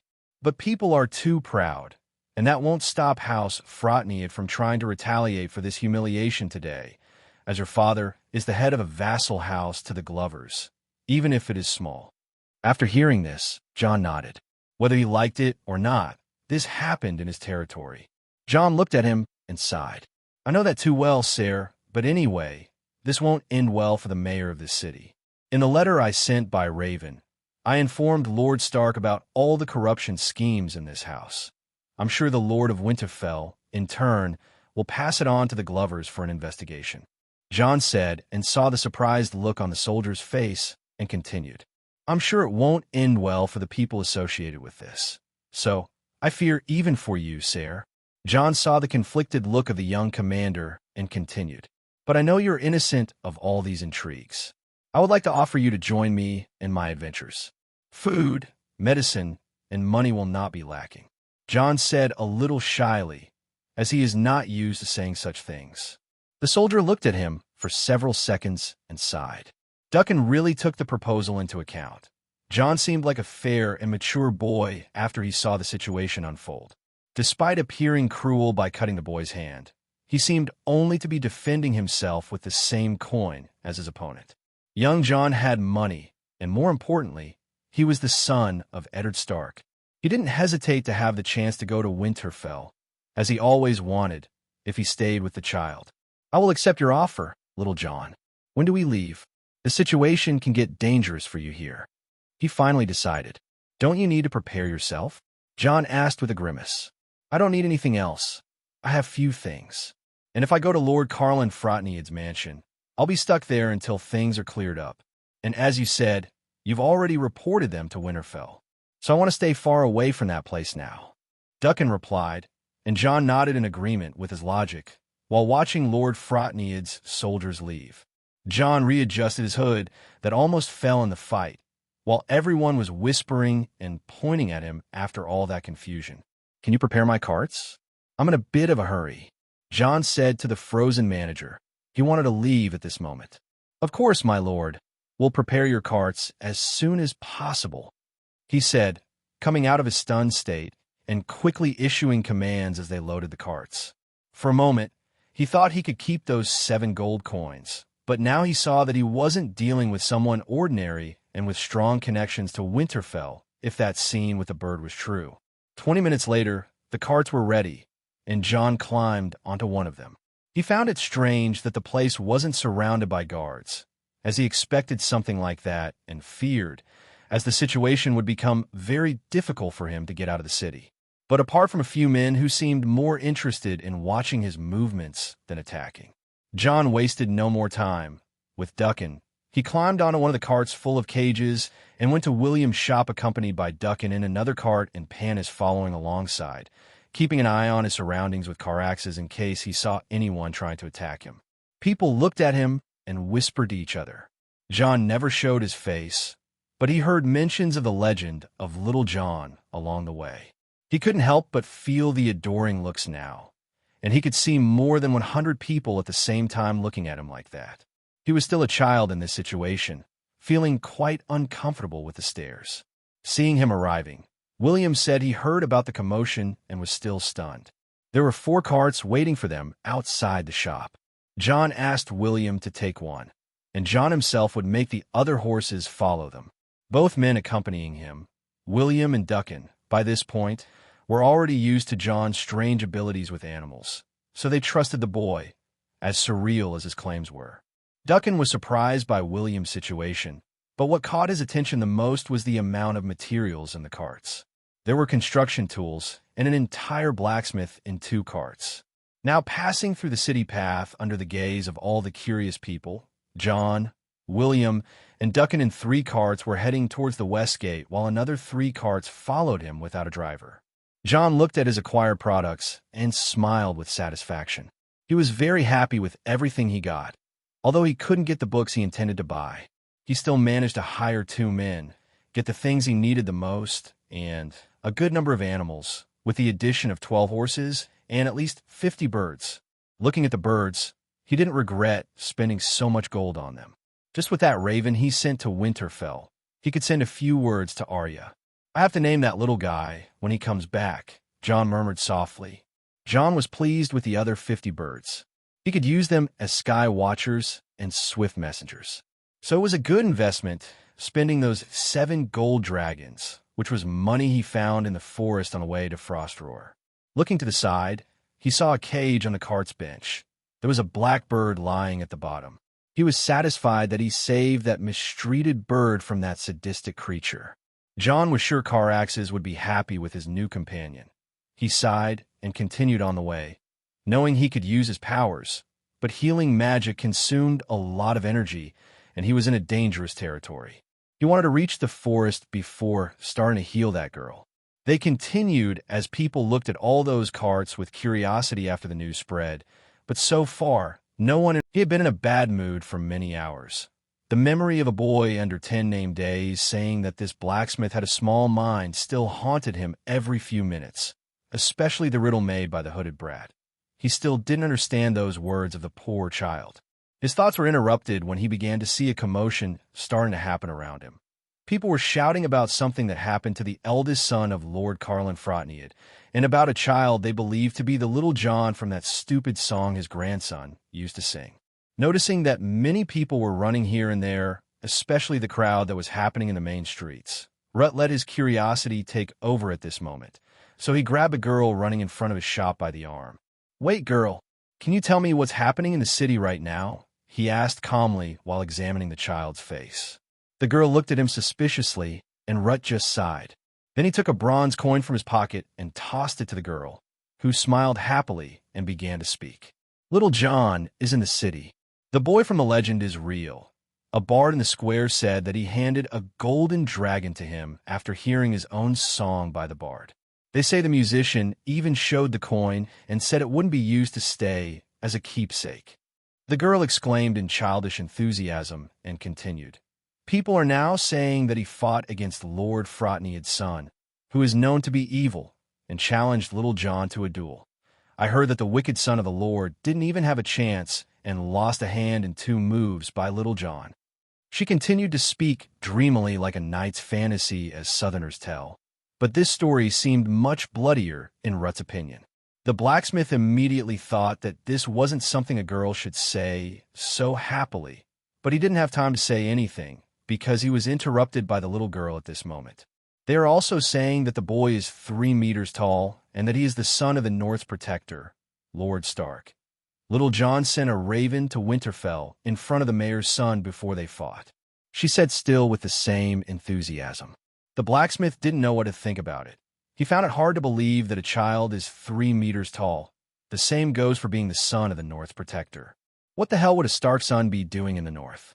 With the girl saying this on one of the main streets and heading towards the west gate after buying several carts, Rut wanted to see this alleged 3-meter-tall boy. After letting the girl go to one of the streets where John would pass, he returned to his shop and closed it temporarily. Then he hurried to the main street, which was now surrounded by a crowd of curious people. He finally saw the carts and the boy on one of them. Nothing like what they said about the size. He looked like a normal boy hiding his face. This would be his thought a few hours ago before remembering this same boy in his shop a few hours ago. This kid came to his shop, and he initially thought he was a boy asking to be his apprentice. Then he found out that this boy wanted to buy large quantities of materials and tools, which he found a joke, as what he asked for was worth gold dragons, and he treated the young man with disdain. In turn, the young man got angry with Rut and insulted him in front of him. Rut would usually try to slap him on the head for being cheeky, but the boy's words put the blacksmith in an unsolvable riddle, making him lose sight of the boy. But now he saw that the boy was not what he imagined, and a certain regret crept into his heart. Everyone pointed to the carts that did not need a driver as they followed the boy's lead as some kind of magic. Now, Rut, although he had never read a book in his life, understood what the boy meant when he called him small-minded. He had judged the brat without giving him a chance. He may have lost gold selling his things, but he gained a life lesson that day, perhaps thinking that he could be more tolerant from now on. He even saw his supposed rival in the second cart, carrying a part of his workshop in it. Little did he know that after his death, 2 decades after this day, his name would be recorded in the city as a passage thanks to that phrase, about how you can't judge a book by its cover, in a passage about northern men after he began to tell the phrase and its meaning in the following years. Never judge a book by its cover. You might regret it one day. Blacksmith Rut, from Frost Roar, Kingdom of the North. Passage from the book, Northern Men 13. Jon Snow POV. Kingdom of the North, City of Frost Roar, Lands of the Glovers, 289 AC, at this very moment. Finally, Jon said to himself, as he looked at the gate they were passing through. William and Duckin were worried, especially Duckin, who had his eyes glued to the city gate guards. However, for some reason, their group was not attacked during our exit, something that surprised them. If Jon had to bet, he believed that Lord Frotnead did not retaliate against them precisely because of the letter he sent to Winterfell. This reminded him of the important things he wrote on those papers, hoping that his father would understand his message and try to investigate some things he reported, even if the Lord of Winterfell was skeptical. He had taken advantage of that paper and written another small message, addressed to Arya and Bran, because besides his father, he missed both of them. I miss especially my little wolf and her mischief. Jon lamented quietly. Now with the carts out of the city, Jon went to the north of that path, not wanting to be too obvious with the whole city watching him enter the Wolf Woods directly through the west gate. This would bring countless curious people to search in the forest, so he had to somehow deceive his pursuers, even though there are no soldiers on his trail at the moment, but he knew that this could change. It was strange that he could still hear people shouting his name. He ignored it with quite a bit of embarrassment as he passed through the city streets. Never in his life did he imagine having attention with thousands of people paying attention to him at the same time. Soon, shouts seeking answers from him disappeared because he was too far from the city, and it didn't take long for the city to be far enough away to disappear from the horizon. Well, that was quite strange. I didn't imagine that after you left, you would attract the attention of the whole city, said William, who went beside Jon while driving his cart. That's true. I believe your idea of using the hood was to be discreet, but you ended up leaving the city like some kind of hero. Unusual for a day in Frost Roar. Coming from the other side, Duckin couldn't help but comment. Looking at his group, he was sure he made the best choice in leaving his entire life in that city to follow this child, who was supposedly a legend told from a recent fantasy. But seeing the incredible things the boy could do, who wouldn't believe in the Ballad of Little John since then? You're right, Jon admitted with a sigh and continued speaking. But that's my fault. I couldn't help but show my emotions when I saw that little sadistic lord. And I didn't take off my hood the whole time because of it. Jon raised his hands and took off his cloak from his head, looking at the two men. William, who had not seen it yet, was stunned by Jon's appearance. Those eyes, so it's true. You're that boy from the song. Although I never paid attention, I heard a few times while my little cousin sang, admitted William with admiration. Even Duckin, who had already noticed the boy's gaze, was quite surprised. The boy was indeed a young Ned Stark, and those eyes stood out a lot on the boy. "So, with all that shouting, I heard many questions about you being Lord Stark's son. Tell me that's a lie," said William with quite some curiosity. Jon sighed and said, "It's true, but I'm a Snow. My real name is Jon Snow," the boy admitted while driving the carts, making William release a surprised whistle while Duncan, this time, was not at all surprised. "Whistle? That's quite unexpected. I hate nobles, but my Aunt Lara sings praises about the Stark family," said William. "My father is an honorable man. He would never let something like what happened to your family happen in his domain. Even other lords wouldn't let something like that pass. That's the way of the North," Jon said, expressing his belief if Duncan's family situation were to happen in this kingdom. "I see," William lamented, but soon Duncan wanted to change the subject. "But then, what's your plan? I left with you without knowing anything. I know you're a quite impressive kid, but your father is after you, as is the whole North." Duncan spoke. Jon looked at him surprised. He didn't know the situation, although he had figured that his father would look for him. "He is? Good thing I sent that letter. That would explain a lot and inform that I'll be fine," Jon admitted. "Anyway, I'll be secluded for a while, learning alchemy and forging some things. As you heard, I have giant wolves, and I need to take care of one of them before heading north." William and Duncan felt their hairs stand on end at the mention of giant wolves, but they didn't comment on the fear of seeing these legendary creatures. "My camp is in the Wolfwoods, but I plan to go north. I don't think Lord Frotnead will let us live after what I did to his son. Not after I know what he's capable of. He didn't attack us in the city, because that would cause too many problems for him, but I doubt he won't try anything outside the city," Jon reasoned. "You're right, and we're in danger. I doubt the three of us can handle a group of guards pretending to be bandits," Duncan said, and this frightened William quite a bit. "Wait a minute, my aunt's family will be fine, right?" William was a bit scared about the safety of his aunt and her family, since he was seen leaving with the boy in front of the entire city. "Don't worry. First, I have 4 giant wolves to attack any group that pursues us. Second, I'll monitor your family with the birds I got from that shop. I have faith that my father won't stand idly by when he reads my message," Jon said confidently. "I understand. I'll trust you, Jon. That would ease me a bit." William sighed. "Another thing, there's a question in my mind since you returned to my workshop. Can you explain to me why you can control all these horses? Those birds seem very calm in your presence, like that bird in the sky that has been following us since we left the city, and even those damn wolves." William spoke again, but this time he seemed hysterical, trying to understand how his view of the world was changing. Duncan beside him, while the 3 carts lined up as they passed through the northern fields on a small road, leaned in to better hear Jon's answer, because he had the same doubts. "Have you ever heard of a ward?" Jon asked back. "Just legends for children," admitted Duncan. William was lost and didn't respond. As he was raised in the Vale, he was more inclined to hear legends of the Undulls than the legends of the northern savages. "Actually, they exist, and I believe most of them are beyond the wall." Jon stated his suspicions. He had seen through the memories of the wolves when they encountered some humans while in the colder lands, witnessing some skin-changing, as old Nan used to describe. "That's incredible. I can see how this could be useful," admitted Duncan. "However, they're not more powerful than me. They usually lose control of the original body. I'm different. I have—" Jon hesitated for a moment, but in the end, he told these men some of his secrets. He wasn't normal, so he had to admit some things.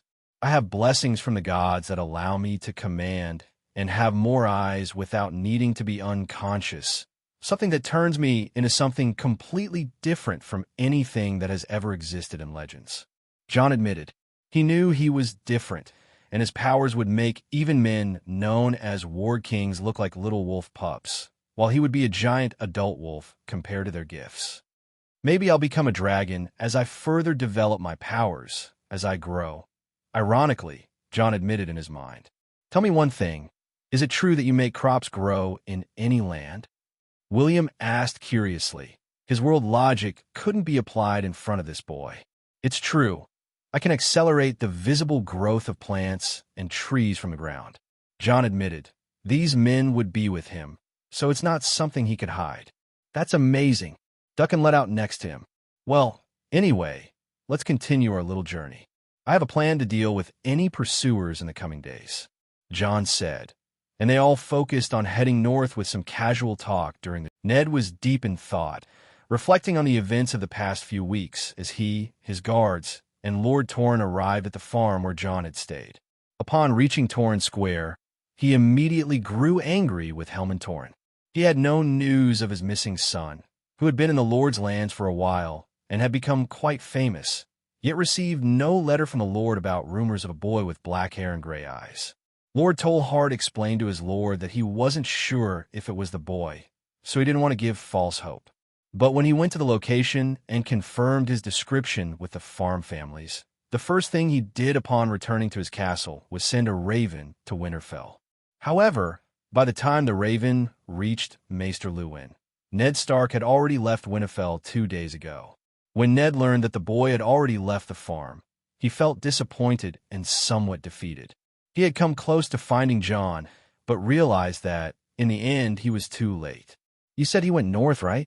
Ned asked Lord Torrhen at his side, along with his eldest son and heir, Benfred Tallhart, proudly wearing a small leather armor with the emblem on his chest, a brown background with 3 trees.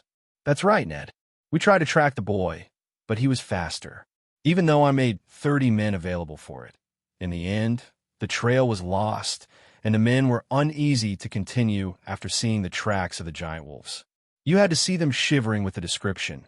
Few things scare men from the lands of the Tall Hearts. I can tell you that with confidence. Helman spoke.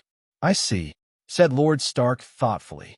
Lord Stark, is it true that your bastard stole in your castle, and you sent him to the wall? Then he fled to our lands. Suddenly, in the silence, the 10 named day young Benfred. The question was loud enough to make even the soldiers flanking their sides on the road look surprised, as it seemed like a delicate matter. But the young one was too straightforward to understand that, and asked out of curiosity. Lord Stark grew somber at this. He knew it was a question without any touch of malice. He already knew this young man, as the boy had become friends with Robb and Theon during his visits with his father to Winterfell. With Jon distancing himself from his heir, young Benfred had never had contact with his son/nephew. Catelyn made sure to keep him away from any heir, but everyone knew, whether from some comment from their children or because everyone knew the term bastard of Winterfell. Ned was internally debating whether he should answer such a question and how, as it was a very complicated matter. First, he didn't like the idea of the boy asking about Jon's escape. But before saying anything, the boy's father spoke. Quiet, Benfred. This is not a subject you should ask about, nor is it the appropriate place. Just be quiet. I apologize for this, Ned. Helman spoke sternly to his little son and looked apologetically at Ned. But it worked. The boy ended up shrinking and remained silent. No offense taken, just a curious child, Helman. Ned said that. But in the end, he inwardly thanked not answering such a question as we arrived at the farm, which was already in sight at this moment. The first thing Ned noticed was a garrison on the farm to protect it with 15 Tallheart soldiers. Initially, he found it odd to have so many men on a farm, but he continued on his way without asking about it. However, when he came into view of the farm and its fields, he was shocked by the quality of the land. The soil was visually so beautiful that he wondered if they were still in the cold lands of the north, even though the current season was summer. The crops had already been harvested, but there was no way not to imagine a harvest larger than any place he had ever seen in all 7 kingdoms. Is Jon behind this? Can he really make soil like this with that magic I heard in the song? Ned wondered frantically. What's with this soil? Why does it look so vibrant in color? Young Benfred couldn't help but ask, amazed. This, my son, is the reason we are here with Lord Stark. We will talk about it later, Helman asserted beside him. As the group approached, Ned noticed that there were quite a few people on site besides the families, but he figured the place had become quite famous and attracted many neighbors and onlookers. The Lord of Winterfell also noticed how the families clustered together, growing nervous as he passed through the crowd at the gate. It was quite expected, given that they were not just with their local lord, but Lord Stark himself appeared in person at this place. They still wondered what to do with the Lord. The one who commanded the entire realm stood in front of these humble families. Inside the place, Ned saw several carpenters who were working before his arrival, as the place was being rebuilt. Apparently, these families had sold the last harvest and were using their profits on important aspects of the place, and had even started the construction of 2 large windmills for grains. Ned, like Lord Hellman and his son, dismounted from their horses and walked toward the nervous and uneasy families, who quickly bowed to the high nobles of the realm. Lord Stark, Lord Hellman, and your heir, Lord Benfred, we were informed of your arrival and humbly welcome you to Ice Hill Farm. Dult, the man with the most command here, made an awkward greeting, but Ned and Hellman couldn't blame or demand more from these families. Thank you for your welcome. What is your name? Lord Stark asked, even though he knew the information from Hellman beforehand. Dult, my lord, he replied. Pleasure, Dult. I would like to talk privately with you about some matters. Would you grant us someplace more private to answer a few questions? Ned easily inquired, trying to ease the people's nervousness. Of course, my lord, he said hastily. Dult led Ned and Lord Hellman with some Star-Tall Heart guards to an open room where they held their banquets with the whole family, who had been quite active in recent days. After settling in and offering some food and drink, Ned asked the questions that had been bothering him since he heard about Jon being here. So, Dult, I'd like to hear about the mysterious child who appeared in this place a few weeks ago. Ned asked. Dult looked at him cautiously and decided to speak honest. So, Lord Stark, as you said, a child appeared in this place one day while we were working in the fields, Dult said. At first, we were surprised because the neighboring farms are 2 kilometers away, so seeing a boy appear here is not common. However, his appearance was quite different. Different? What do you mean? Ned asked. Hellman was quiet on the side. Even though he had already talked about it, he understood that Ned would like to hear it directly from a source.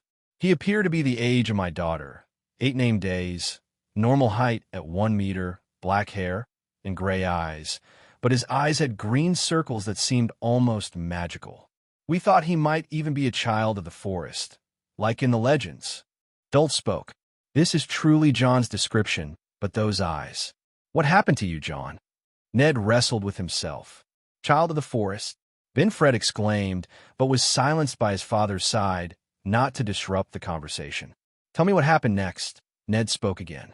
We ruled out the possibility of the boy being a child of the forest, and asked who he was and why he was there, Dult continued. He said he was Jon Snow.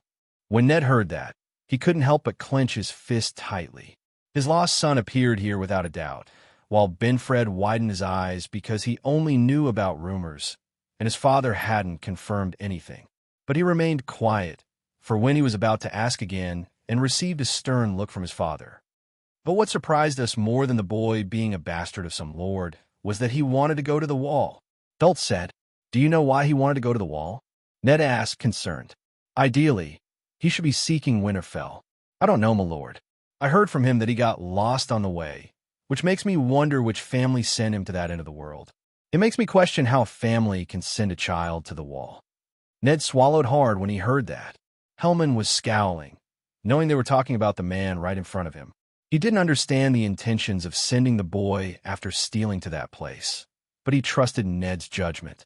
Dult didn't seem to see his lord's glaring look as he looked at Ned cautiously, wondering why he was asking so many details about the boy.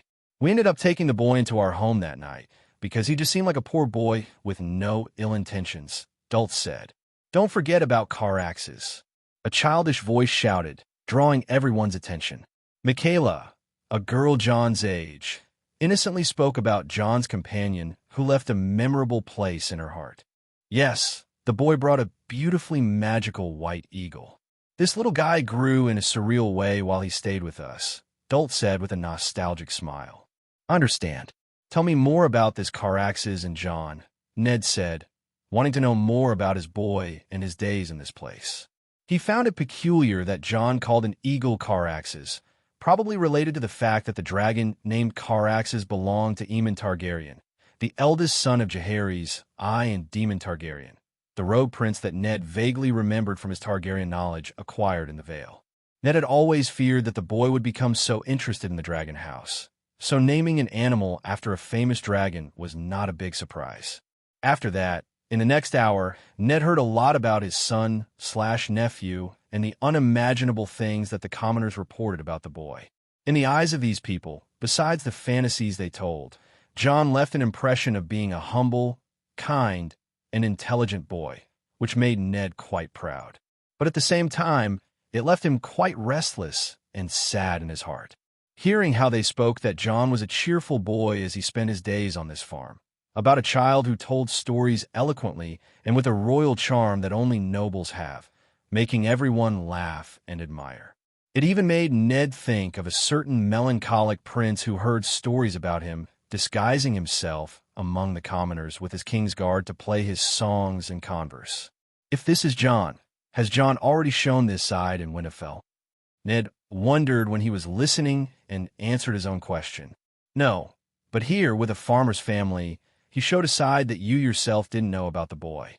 You failed as a father, and there is no excuse for that. Ned lamented. He continued to listen to how these people praised his Jon, who apparently didn't even know himself completely.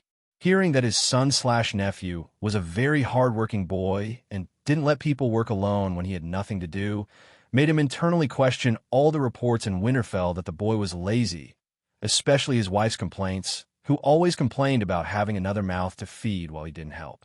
It left a bitter feeling in him. Ned was also surprised to hear about the fencing skills of former guard of Torrhen Square, Lucas. This same farmer said that Jon was superior to him, and by a lot. He just couldn't defeat Lucas due to his 8 name days old body.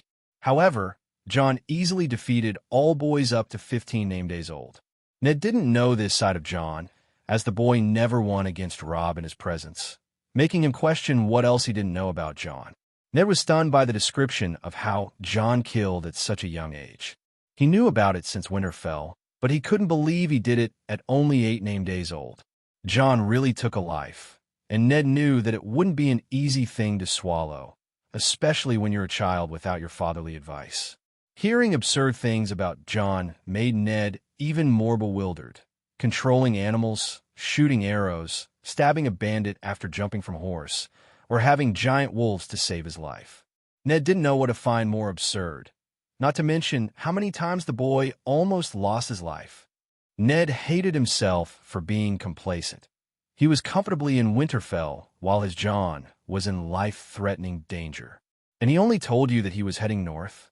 Ned asked after listening and digesting everything he heard. He waited for them to answer, but now he was looking with wolfish eyes to catch any lies from these people. He had to know Jon's fate.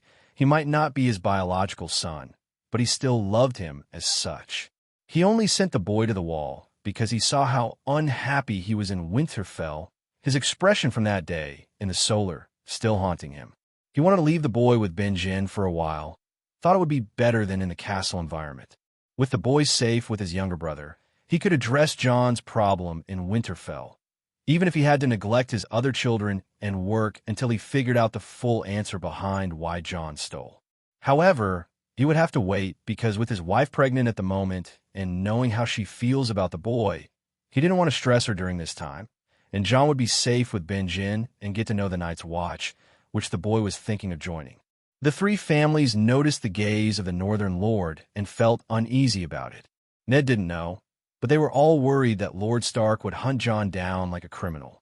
After all that the boy had done for this farm and its residents, they didn't want such a fate for the miraculous Jon.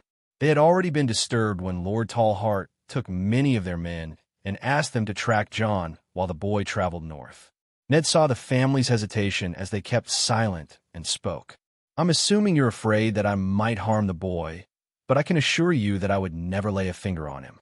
I would only hug him and complain about how he can make a father worried. Ned gave a reassuring but sad smile after that comment. Lord Tallheart, hearing this beside him, also smiled. Even he knows that if his children went missing, he would search every corner until he found them.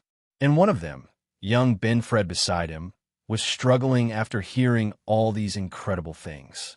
Why did he never meet this Jon Snow, who was in Winterfell during all his visits? On the other hand, this comment left everyone in the families quite disturbed. Are you saying that Jon is your son? A son of the Lord of the North and House Stark? All the adults had these thoughts in their minds. While the adults were stunned, Michaela, one of the girls who spent the most time with Jon, exclaimed, "Are you from the bad family that sent Jon away?" The girl couldn't finish her sentence, as Reza, her mother, grabbed her daughter and quickly covered her mouth. "Forgive me, my lord. It was not her intention to speak ill of House Stark." The 35 named days old woman exclaimed quickly, thinking that the worst could happen, as did Dalt, who was sweating after hearing his daughter. Everyone was tense, while the children were still not understanding why the atmosphere changed so much after question. However, Ned could only show another sad smile. He knows that with Jon's emotional state before heading to the wall, the boy didn't need to say anything to figure out that he had a sad past. Ned Stark could only feel helpless. The families were so nervous that they didn't look closely at Lord Stark from the beginning, but stopping to notice his face better now, they began to realize the great resemblance to Jon. It really seemed to be the biological son of the Lord of the North. Dalt, seeing the smile on the High Noble's face, spoke cautiously, as it was his daughter who spoke inconsiderate things, which she shouldn't have. "My lord, please forgive my daughter for the disrespect. She is still a child and doesn't know what she says." Jon never spoke about his life before he met us and always avoided talking about his past for some reason. Dalt said cautiously and continued, "But we could all see his sad eyes, which was always very disturbing in child. Jon told us that he was going to the wall when he got caught in a snowstorm in the middle of summer and magically ended up here. Personally, I believe there's more to it than just appearing in a region, but he didn't tell us, and we didn't bother to ask, as the boy never harmed us and we only benefited from his presence. Jon said he was going toward the wall, and I myself wanted him to stay with us instead of going to the wall, but he always said he needed to go there. Little Jon once said that it seemed to be some kind of task or mission for our gods, and after seeing all that he can do, we didn't want to go against our old gods." Ned heard this and was stunned. He hadn't heard this part from Hellman. "It's okay. There's nothing to forgive your little daughter. I understand why you might think that way. Jon had some issues in my house, and I wanted to resolve them by having him stay with his uncle, my brother, for a year until I put things in order, but my men really caught that storm as it's described, and only Jon disappeared." Ned said, lost in thought. "But I'm worried about my son. He may have all these powers, giant wolves, and everything else, but he's only 8 named days old, and I'm concerned for my son.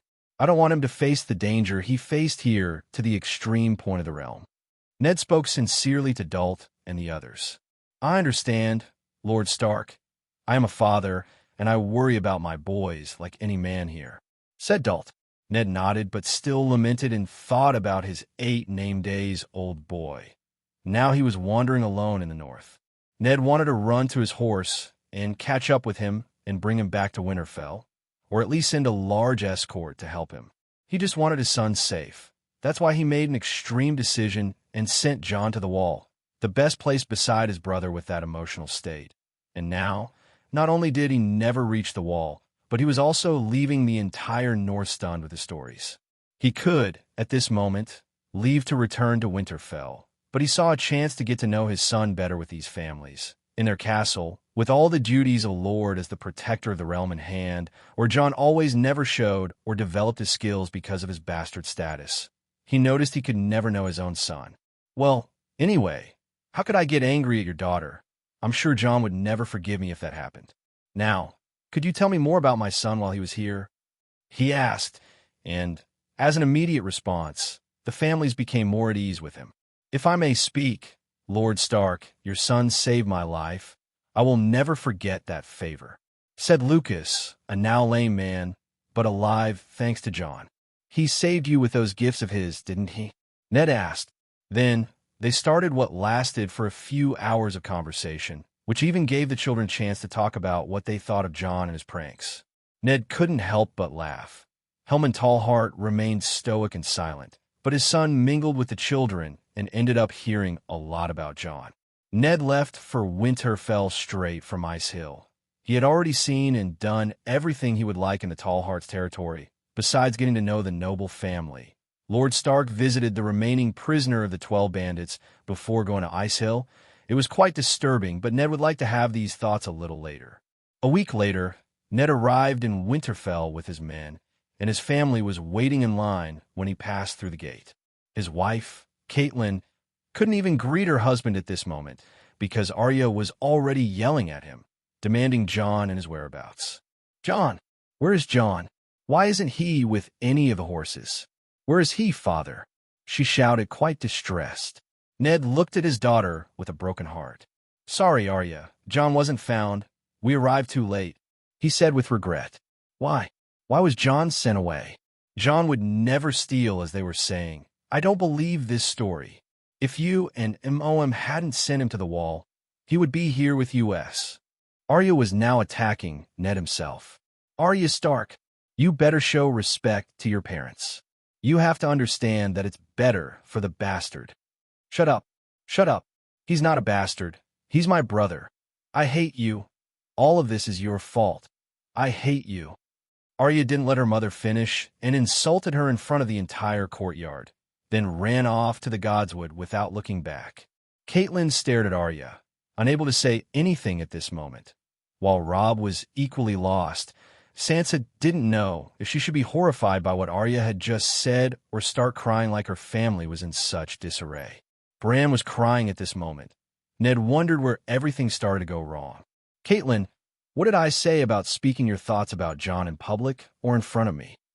Ned growled at his wife, who snapped out of her stunned state after hearing his voice. "But Ned, I want to protect our family. Look at what your son is doing to us. That filthy thief."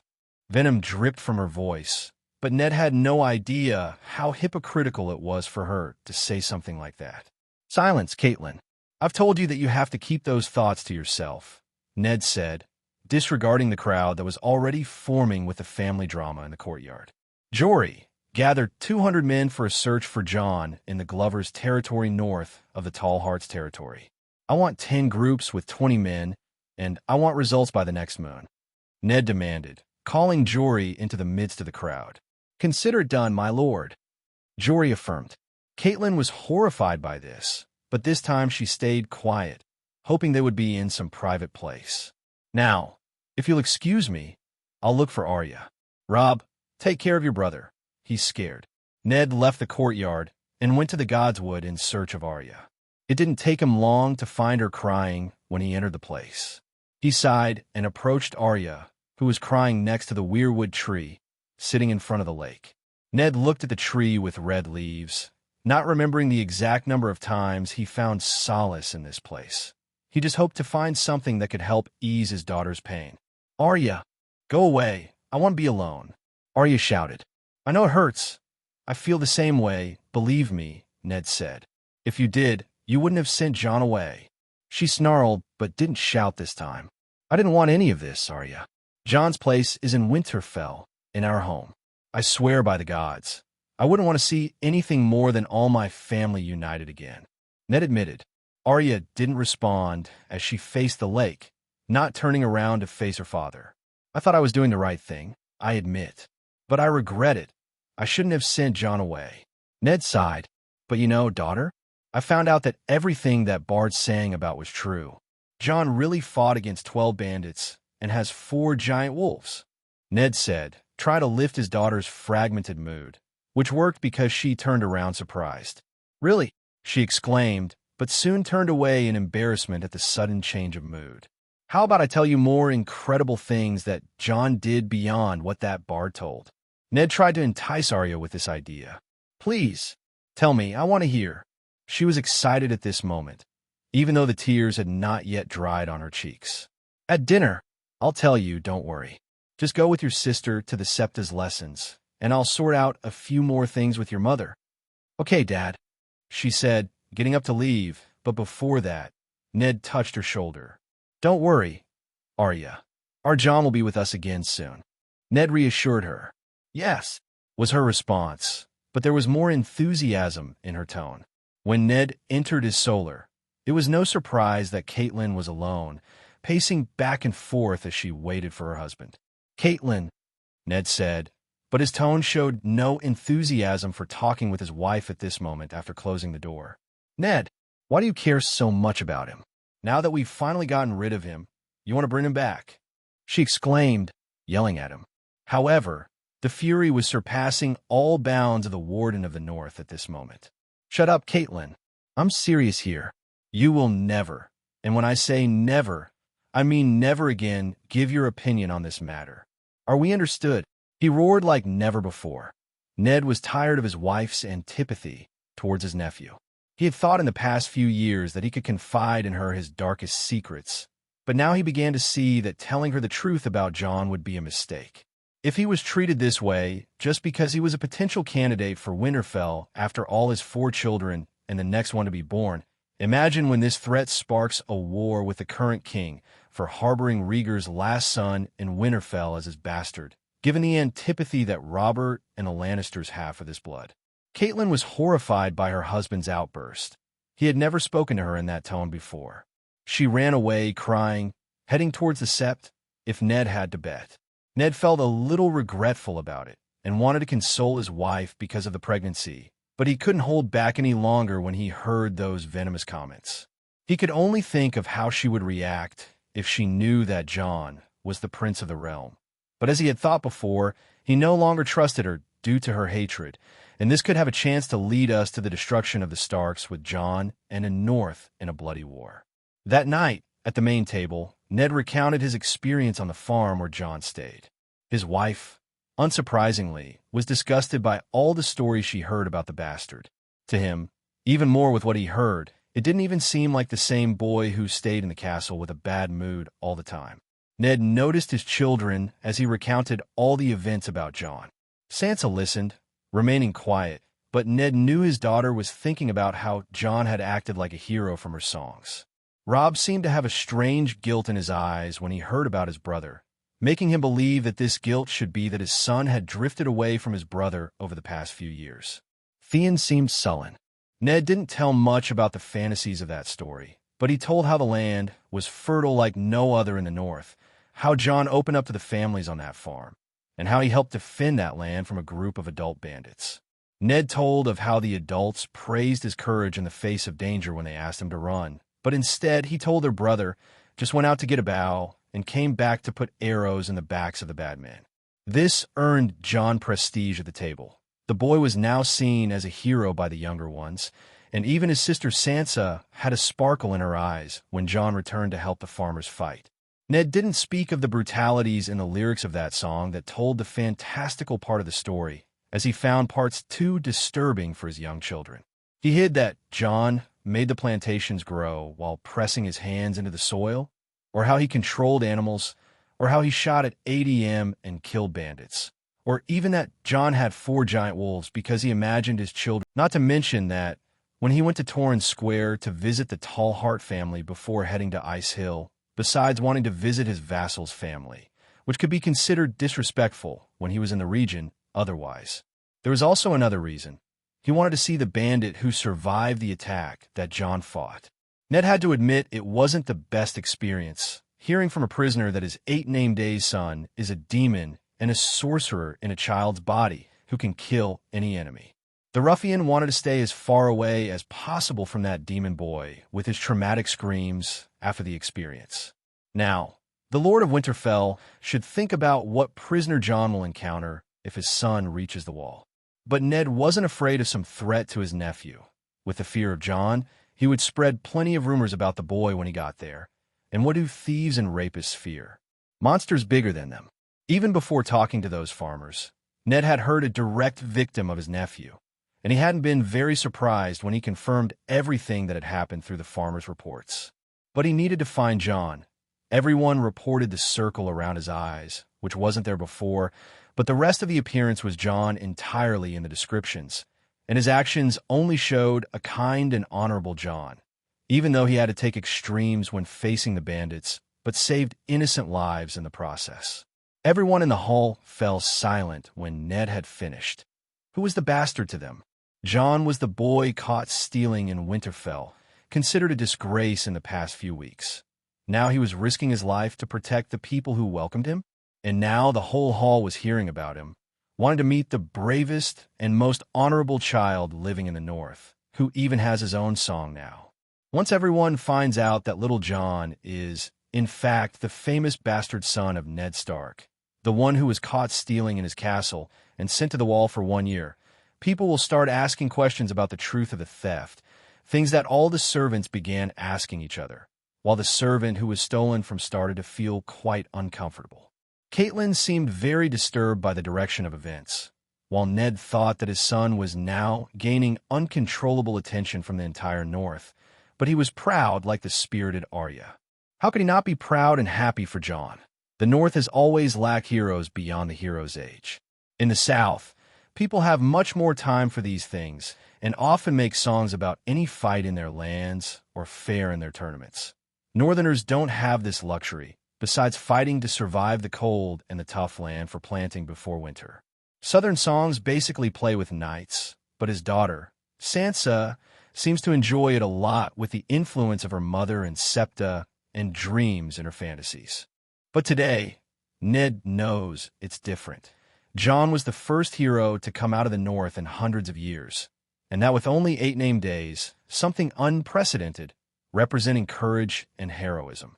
The Lord of Winterfell also didn't fail to report how Jon acted like a happy, humble, kind, and intelligent child during his time in Ice Hill. Arya and Bran were jealous of this Jon with other children. Jon had never shown this side, which ended up making Arya mock her mother at the table for always making Jon be shy without giving her brother a chance to show his true emotions. Arya, respect your mother at the table, please. Ned had to intervene. I won't apologize, Arya stubbornly replied. Arya, you can't speak to our mother like that, Robb said. I hate her now. I won't apologize for anything. Arya shouted at her siblings. Catelyn was lost again, as everything in her family was falling apart because of that bastard. Her husband had no patience with her anymore, and her daughter publicly spoke that she hated her now, always causing a lot of gossip at the servants' tables. Her family that she had maintained for 8 years began to crumble in just 1 moon. Arya Stark, to your room now. Please, Septa Mordane, accompany Arya to her room, please. Yes, milady, said the Septa, not happy with Arya's behavior. While Arya got up sullenly from a table, her action was interrupted when a guard entered the room where they were dining and went straight to talk to Ned, who paid attention and asked him to proceed with his approach. My lord, I apologize for interrupting you and your family at dinner, but a hunter appeared at the castle gate, claiming to have spotted wolves the size of horses in Wolfswood. When he spoke these words, he left everyone stunned immediately, as there were stories about Jon and heading north with giant wolves. Giant wolves? Arya exclaimed, not wanting to leave any more after hearing this. Bring him in immediately, Ned demanded. Can I stay, Dad? Please, please, please. His daughter went into a frenzy at this moment, and Ned was powerless as he nodded to his daughter despite her earlier disrespect. When the man entered with his son, Ned offered a place at the table with the servants. Thank you, Lord Stark, but I already ate before coming here, and I'm in a hurry to get to the forest tonight. With the man's refusal, Ned could only wave for him to continue. I apologize, my lord, for coming so late. I heard about your interest in the Ballad of Young Jon just before coming here, and as I was leaving and didn't think we could have another opportunity in the next few days. He explained. There's no need to explain, Hunter. Any information about the ballad is of interest to me, and I don't care about the time, so please tell me what you saw. Ned said with a friendly smile, and the hunter began to speak. Lord Stark, we were hunting in the west when we spotted 2 of the creatures we thought were only in books or on the other side of the wall, as the stories say. He recounted and continued, seeing the expectations of the High Table. I and my son here were tracking moose tracks until we found it, or at least part of it. He nervously smiled at the memory. I say this because when we found the animal, the carcass was being devoured by 2 wolves the size of a horse, devouring the animal as if they were drinking water from a river. Even though my first instinct was to run away with my son, I recognized one wolf as dark as the hour of the wolf. Its partner had grayish fur, which I would bet is a female, seen from afar. What scared me the most, Lord Stark, is that both noticed us, even when we were 50 meters away, hidden. My first feeling after realizing this was that my son and I were doomed. He sighed as everyone released equally tense sighs. But they didn't seem to see us as a threat or that they had already filled their bellies with that moose, just looked at us for a while. And as we didn't get any closer and didn't pose a danger, they just went back to devouring what was left of the animal. As for me, even when I saw that we were out of danger, I grabbed my son, and we ran as fast as we could to the opposite side. Huh! He nervously chuckled, but no one found shame in his act. Who would have the courage to face 2 giant wolves? When we told people in town about this event, they laughed at us, saying we were drunk seeing some normal wolf and believed they were giants. But when I heard about the Ballad of Young John, I believe the story is real since then. He said, emphasizing the last part. Of course he's real. He's my brother. Arya thundered, emphasizing that John is her brother. The hunter was stunned by the comment, and Ned spoke. We all believe, Ned said with a smile. But tell me, where and when did you witness this? Ned asked the most important question.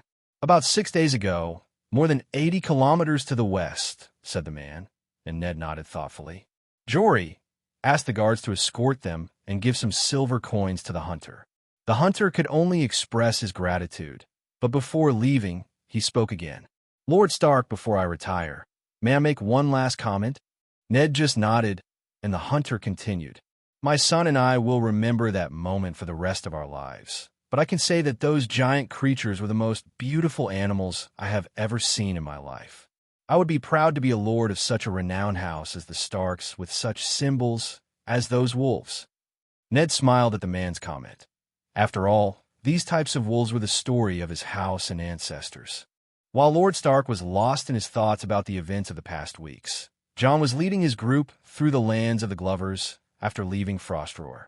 They veered off the road as they entered the open fields to try to deceive any potential pursuers. Fortunately for them, it was already night, making it difficult for anyone on their trail to pursue them, opting to do so only the next morning, as Jon could easily control his animals and lead them. We're getting close to Wolfwoods, Jon said to William and Duncan after seeing through an owl he released. Carax's wasn't very good with night vision, so Jon opted for another bird that easily bonded. The horses are already tired. As much as they obey you, they still have a limit, Duncan said in the darkness. I know. Let's camp in this place. Jon finally gave the order. The field was open, but no threat would approach without being detected with their owls monitoring after releasing 4 more cages in all directions. You have a very useful skill, William commented with a hint of envy. Anyway, let's prepare a fire, the wood in the wagons, Jon said, and Duncan went to get the firewood. Leave it stacked, and I'll make the fire, the boy said as he grabbed the tents. After setting them up, Jon went to the pile of firewood, and in his hand, a flame appeared. By the gods, William said, watching this with a stunned Duncan by his side. It's useful, but aside from lighting a fire, it's almost useless. It would hardly kill anyone in a battle with a small flame. Jon mocked with that thought. He knew that besides his magic related to the old gods, like creating trees, warging, and genetics with a slight degree of healing, his other magical fields couldn't grow, so he is limited to lighting a fire with fire magic, just as with wind magic, which is limited to keeping his arrows unaffected by the wind. It's useful in some cases, but nothing extraordinary. Shrugging, Jon lit the fire, and they gathered around it to warm themselves. It seems there's a group following us, Jon commented suddenly as they ate. How many and what position? Duncan asked quickly while scratching the hilt of his sword. One of the owls flew southeast, finding a group of 30 men. They're wearing mismatched clothes, but they are clearly Frotneyed House men in disguise. 30 men? Isn't that dangerous? William asked, a little frightened. It is, but they can't reach us tonight. We'll be safe when we approach Wolfwoods. Jon was calm as he spoke. It's not the first time he's felt danger, so he's starting to get used to this kind of situation, especially since he knows that the group chasing them can't catch up with them during the night, not when they left the road many hours ago. His thinking was right, as sometime later the group passed the point where he left the road without realizing it. When they realize they lost the trail, they'll have to wait until dawn to pursue them again. Then let's sleep a bit, Duncan said, and everyone went to rest in their tents. When the sun began to rise, everyone was heading west. When they reached the edge of Wolfwoods, John knew there was a problem with the wagons. They would never make it through the dense forest. Let's go north. I have a plan to shake off our pursuers, John said, and everyone followed. No one had difficulty accepting orders from this child, not after everything he could do. As the day passed, John headed north, and a group being monitored by Caraxes was now entering the field as they picked up the wagon tracks. Due to their mistake the previous night, they were significantly delayed in resuming the pursuit of the tracks. So, when they reached the edge of Wolfwoods, it was already past noon. Captain G.Y.T. North Kingdom, Unknown Lands, Glover's Lands, 289 AC, at this very moment. GYT formed a search group with 29 more disguised men. They are hunting under Lord Frotneid's order, seeking revenge for the boy who harmed his son. When he learned of Duncan's betrayal in joining the boy, I demanded that we close the gates and kill them right there. However, Lord Frotneid said it wouldn't be well received to do that here when everyone witnessed the conflict, and they're dealing with the son of House Stark, bastard or not. So, we're here chasing them. My desire to kill Duncan was as great as my men beside me. Duncan was always a tough commander and often meddled in our affairs. Our lords kept him as a leader because he could control the soldiers and was skilled with a sword, gaining fame after the war, but we were always dissatisfied with him. Now, with his betrayal, we can finally get revenge, with me taking his position. When we reached the edge of Wolfwoods, I noticed the trail had shifted to the north. So they want to walk along the edge of the forest. I said mockingly. It was only 3 men against a number that exceeded us tenfold. Whether that boy had sorcery or not, they stood no chance. We continued to pursue them to the north. Unfortunately, we lost the trail, so we are a bit behind, but there are no nearby towns or villages. We'll catch them the next day. As night began to fall, I ordered my men to set up camp. I won't make the same mistake when they are so close. Our night was quiet, with men drinking and discussing how they would spend their money after bringing the heads of that group, whether in a brothel or buying a new weapon. When we finally went to rest, we could never imagine what would happen in the next few hours. Shadow. North Kingdom, Unknown Lands, Glover's Lands, 289 AC, 3 hours later. Author here. I'll try to report the thoughts of a familiar, so I won't use the third person in this part. We were in darkness, but our eyes were those of hunters, and we were not limited by the night. Our masters, the ones with magical blood, commanded us to fight against their enemies. There were 4 of us when we saw the human camp, but at this moment, I felt our master sharing his consciousness with me, something that had never happened before, as if we were just one being at this moment. I felt happy to assist our masters alongside my companion and our siblings. I made a small noise, knowing that all our minds were united with the master at this moment. So we advanced towards his enemy's camp. First, we ran to 2 awake men.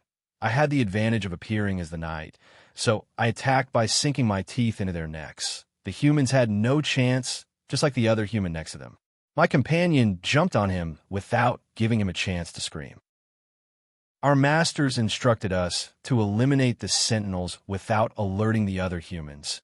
It was easy and quick. I could see the desperation on their faces, but it was their choice to become our enemies. After that, the camp had no human eyes to warn them. My other siblings came alongside the corpses. Our masters, John, instructed us to grab some branches and let them burn by throwing them into the tents, something we would never do normally, but with the master sharing our minds, we did. Each of us managed to throw that branch into the tents once or twice. There were 6 tents burning at this moment, while the humans screamed in a language we didn't quite know. When they started coming out of the tents, we began to run around the burning camp to attack them. Their screams increased when they noticed us piercing their throats while they screamed even more with pain and fear. We didn't know how much time had passed since the start of the fire, didn't know how many humans I'd killed, but I knew I had to eliminate all threats to our master. They seemed to realize they couldn't defeat us, The camp was full of dead humans. Instead of a direct attack, we circled, killing humans alone as they tried to attack us, but without success. We managed to block their path to the horses with the flames. Their long-range weapons were all in that place. They began to group, but there were far fewer humans now, less than half of the initial number. They were trembling in fear. We could smell it. We were powerful, and all other species feared us. It was not an unfamiliar sight. The fire didn't help. My companion and my siblings had to be cautious with it, and the humans were suffering even more in the middle of the camp. They shouted, cursed us in that language. Our master instructed us to appear on all sides of the group except the west. When they saw us, we bared our teeth with a growl, threatening to jump on them. The humans were horrified by our sight as we walked towards the group. There were about 12 of them still, all huddled together, but I was sure they were imagining their deaths here. When the first saw a clear path to the forest, he began to run out of the group. The human formation broke when the first left them. The second followed soon after. When the group dispersed, all were running into the woods.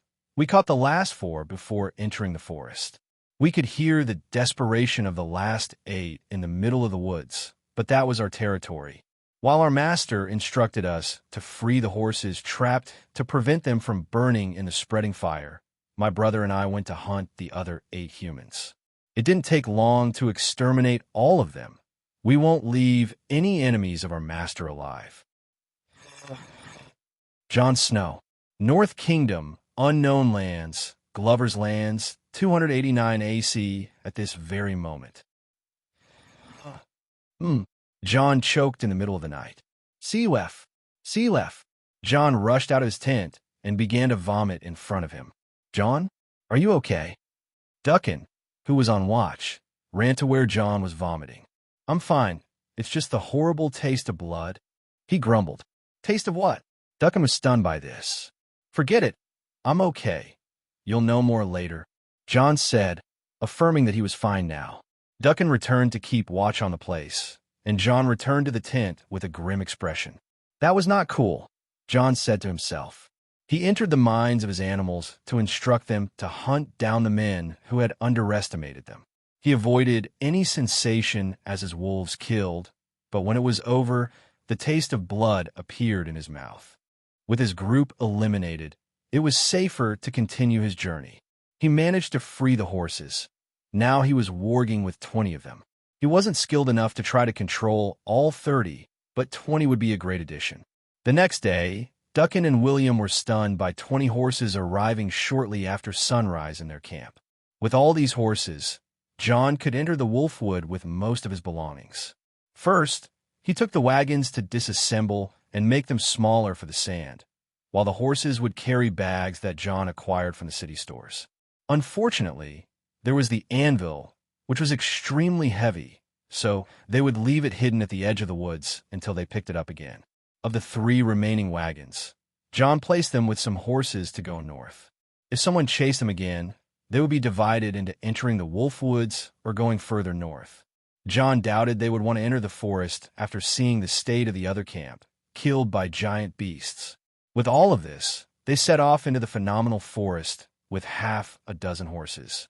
It didn't take long for their wolves to appear, while Duncan and William trembled at those giant beasts, wondering how a man could withstand those jaws. But Jon praised them, rubbing his hands on the 4 giant wolves. The same went for the 24 horses, but the boy did it mentally. They continued through the forest. As they were much further north than from a gate, it took a few more days walking between trees and camping by fires. Local animals avoided their group with the presence of the wolves, which only came out at night from their side to hunt something. With a vision in the sky, with Caraxes and his owls and his wolves on the ground, he would never get lost here and easily found the route to the giant's camp. In these days, the sick bird started to recover. Jon healed all the beautiful bird's wounds with his magic, curing it every day. He wanted to conserve energy, so he couldn't use magic as he did with Lucas in Icehill. But now, the black bird with red and some golden spots was getting familiar with Caraxes. Jon bonded with her on the same level as he did with his white eagle and asked him to take care of her, which made him happy with his new female companion. It took 5 days to reach the camp. As Jon didn't tell them about the giants, his new friends were stunned when they saw them for the first time. By the gods! Poor William was the most hysterical. Don't be too alarmed. They're my companions that I found in this place. Let's share this space with their cooperation, Jon reassured them.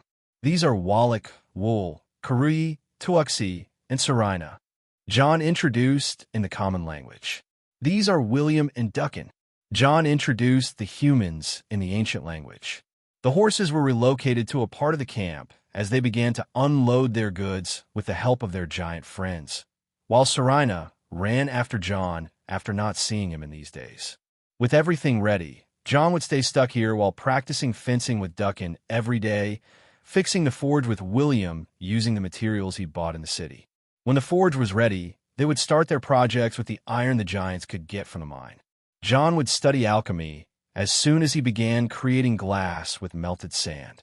Unfortunately, there was the anvil, which was extremely heavy, so they would leave it hidden at the edge of the woods until they picked it up again. Of the 3 remaining wagons, Jon placed them with some horses to go north. If someone chased them again, they would be divided into entering the wolf woods or going further north. Jon doubted they would want to enter the forest after seeing the state of the other camp, killed by giant beasts. With all of this, they set off into the phenomenal forest with half a dozen horses. It didn't take long for their wolves to appear, while Duncan and William trembled at those giant beasts, wondering how a man could withstand those jaws. But Jon praised them, rubbing his hands on the 4 giant wolves. The same went for the 2 dozen horses, but the boy did it mentally. They continued through the forest. As they were much further north and from the gate, it took a few more days walking between trees and camping by fires. Local animals avoided their group with the presence of the wolves, which only came out at night from their side to hunt something. With a vision in the sky, with Caraxes and his owls and his wolves on the ground, he would never get lost here and easily found a route to the giants' camp. In these days, the sick birds started to recover. Jon healed all the beautiful birds' wounds with his magic, curing it every day. He wanted to conserve energy, so he couldn't use magic as he did with Lucas in Ice Hill. But now the black bird with red and some golden spots was getting familiar with Caraxes. Jon bonded with her on the same level as he did with his white eagle and asked him to take care of her, which made him happy with his new female companion. It took 5 days to reach the camp. As Jon didn't tell them about the giants, his new friends were stunned when they saw them for the first time. By the gods! Poor William was the most hysterical. Don't be too alarmed. They're my companions that I found in this place. Let's share this space with their cooperation, Jon reassured them. These are Wallach, Wool, with their children, Karui, Tuaxi. The others are Karui, Tuaxi, and Serina. Jon introduced in the common language. These are William and Duncan. Jon presented the humans in the ancient language. The horses were relocated to a part of the camp as they began to unload their goods with the help of their giant friends, while Serina ran after Jon after not seeing him in these days. With everything ready, Jon would be stuck here while training swordsmanship with Duncan every day, fixing the forge with William using the materials he bought in the city. When the forge was ready, they would start their projects with the iron the giants could get from the mine. Jon would study alchemy as soon as he began creating glass with melted sand. He would wait for the she-wolf, Black Arrow, to give birth to a new litter and be ready to continue his journey because he was sure he would train all his new birds, horses, and wolves for the challenges that would come. He easily connected with the 50 birds, but he didn't have full control, but he would strengthen it over time. His swordsmanship and his body would be strengthened in the coming moons with Duncan, and he was confident he could find a short-term solution to his young age with alchemy. And with William's help, he was sure he could arm them all. He would even try something that was on his mind, the magical runic knowledge he acquired from the gods. It couldn't be as profound as the Roycers of the Valley, but he could activate rune magic different from the ancient house. He would conduct some experiments with the armor in the coming moons and could revolutionize the current craft knowledge. Now Jon is ready to seclude himself with all his planned objectives.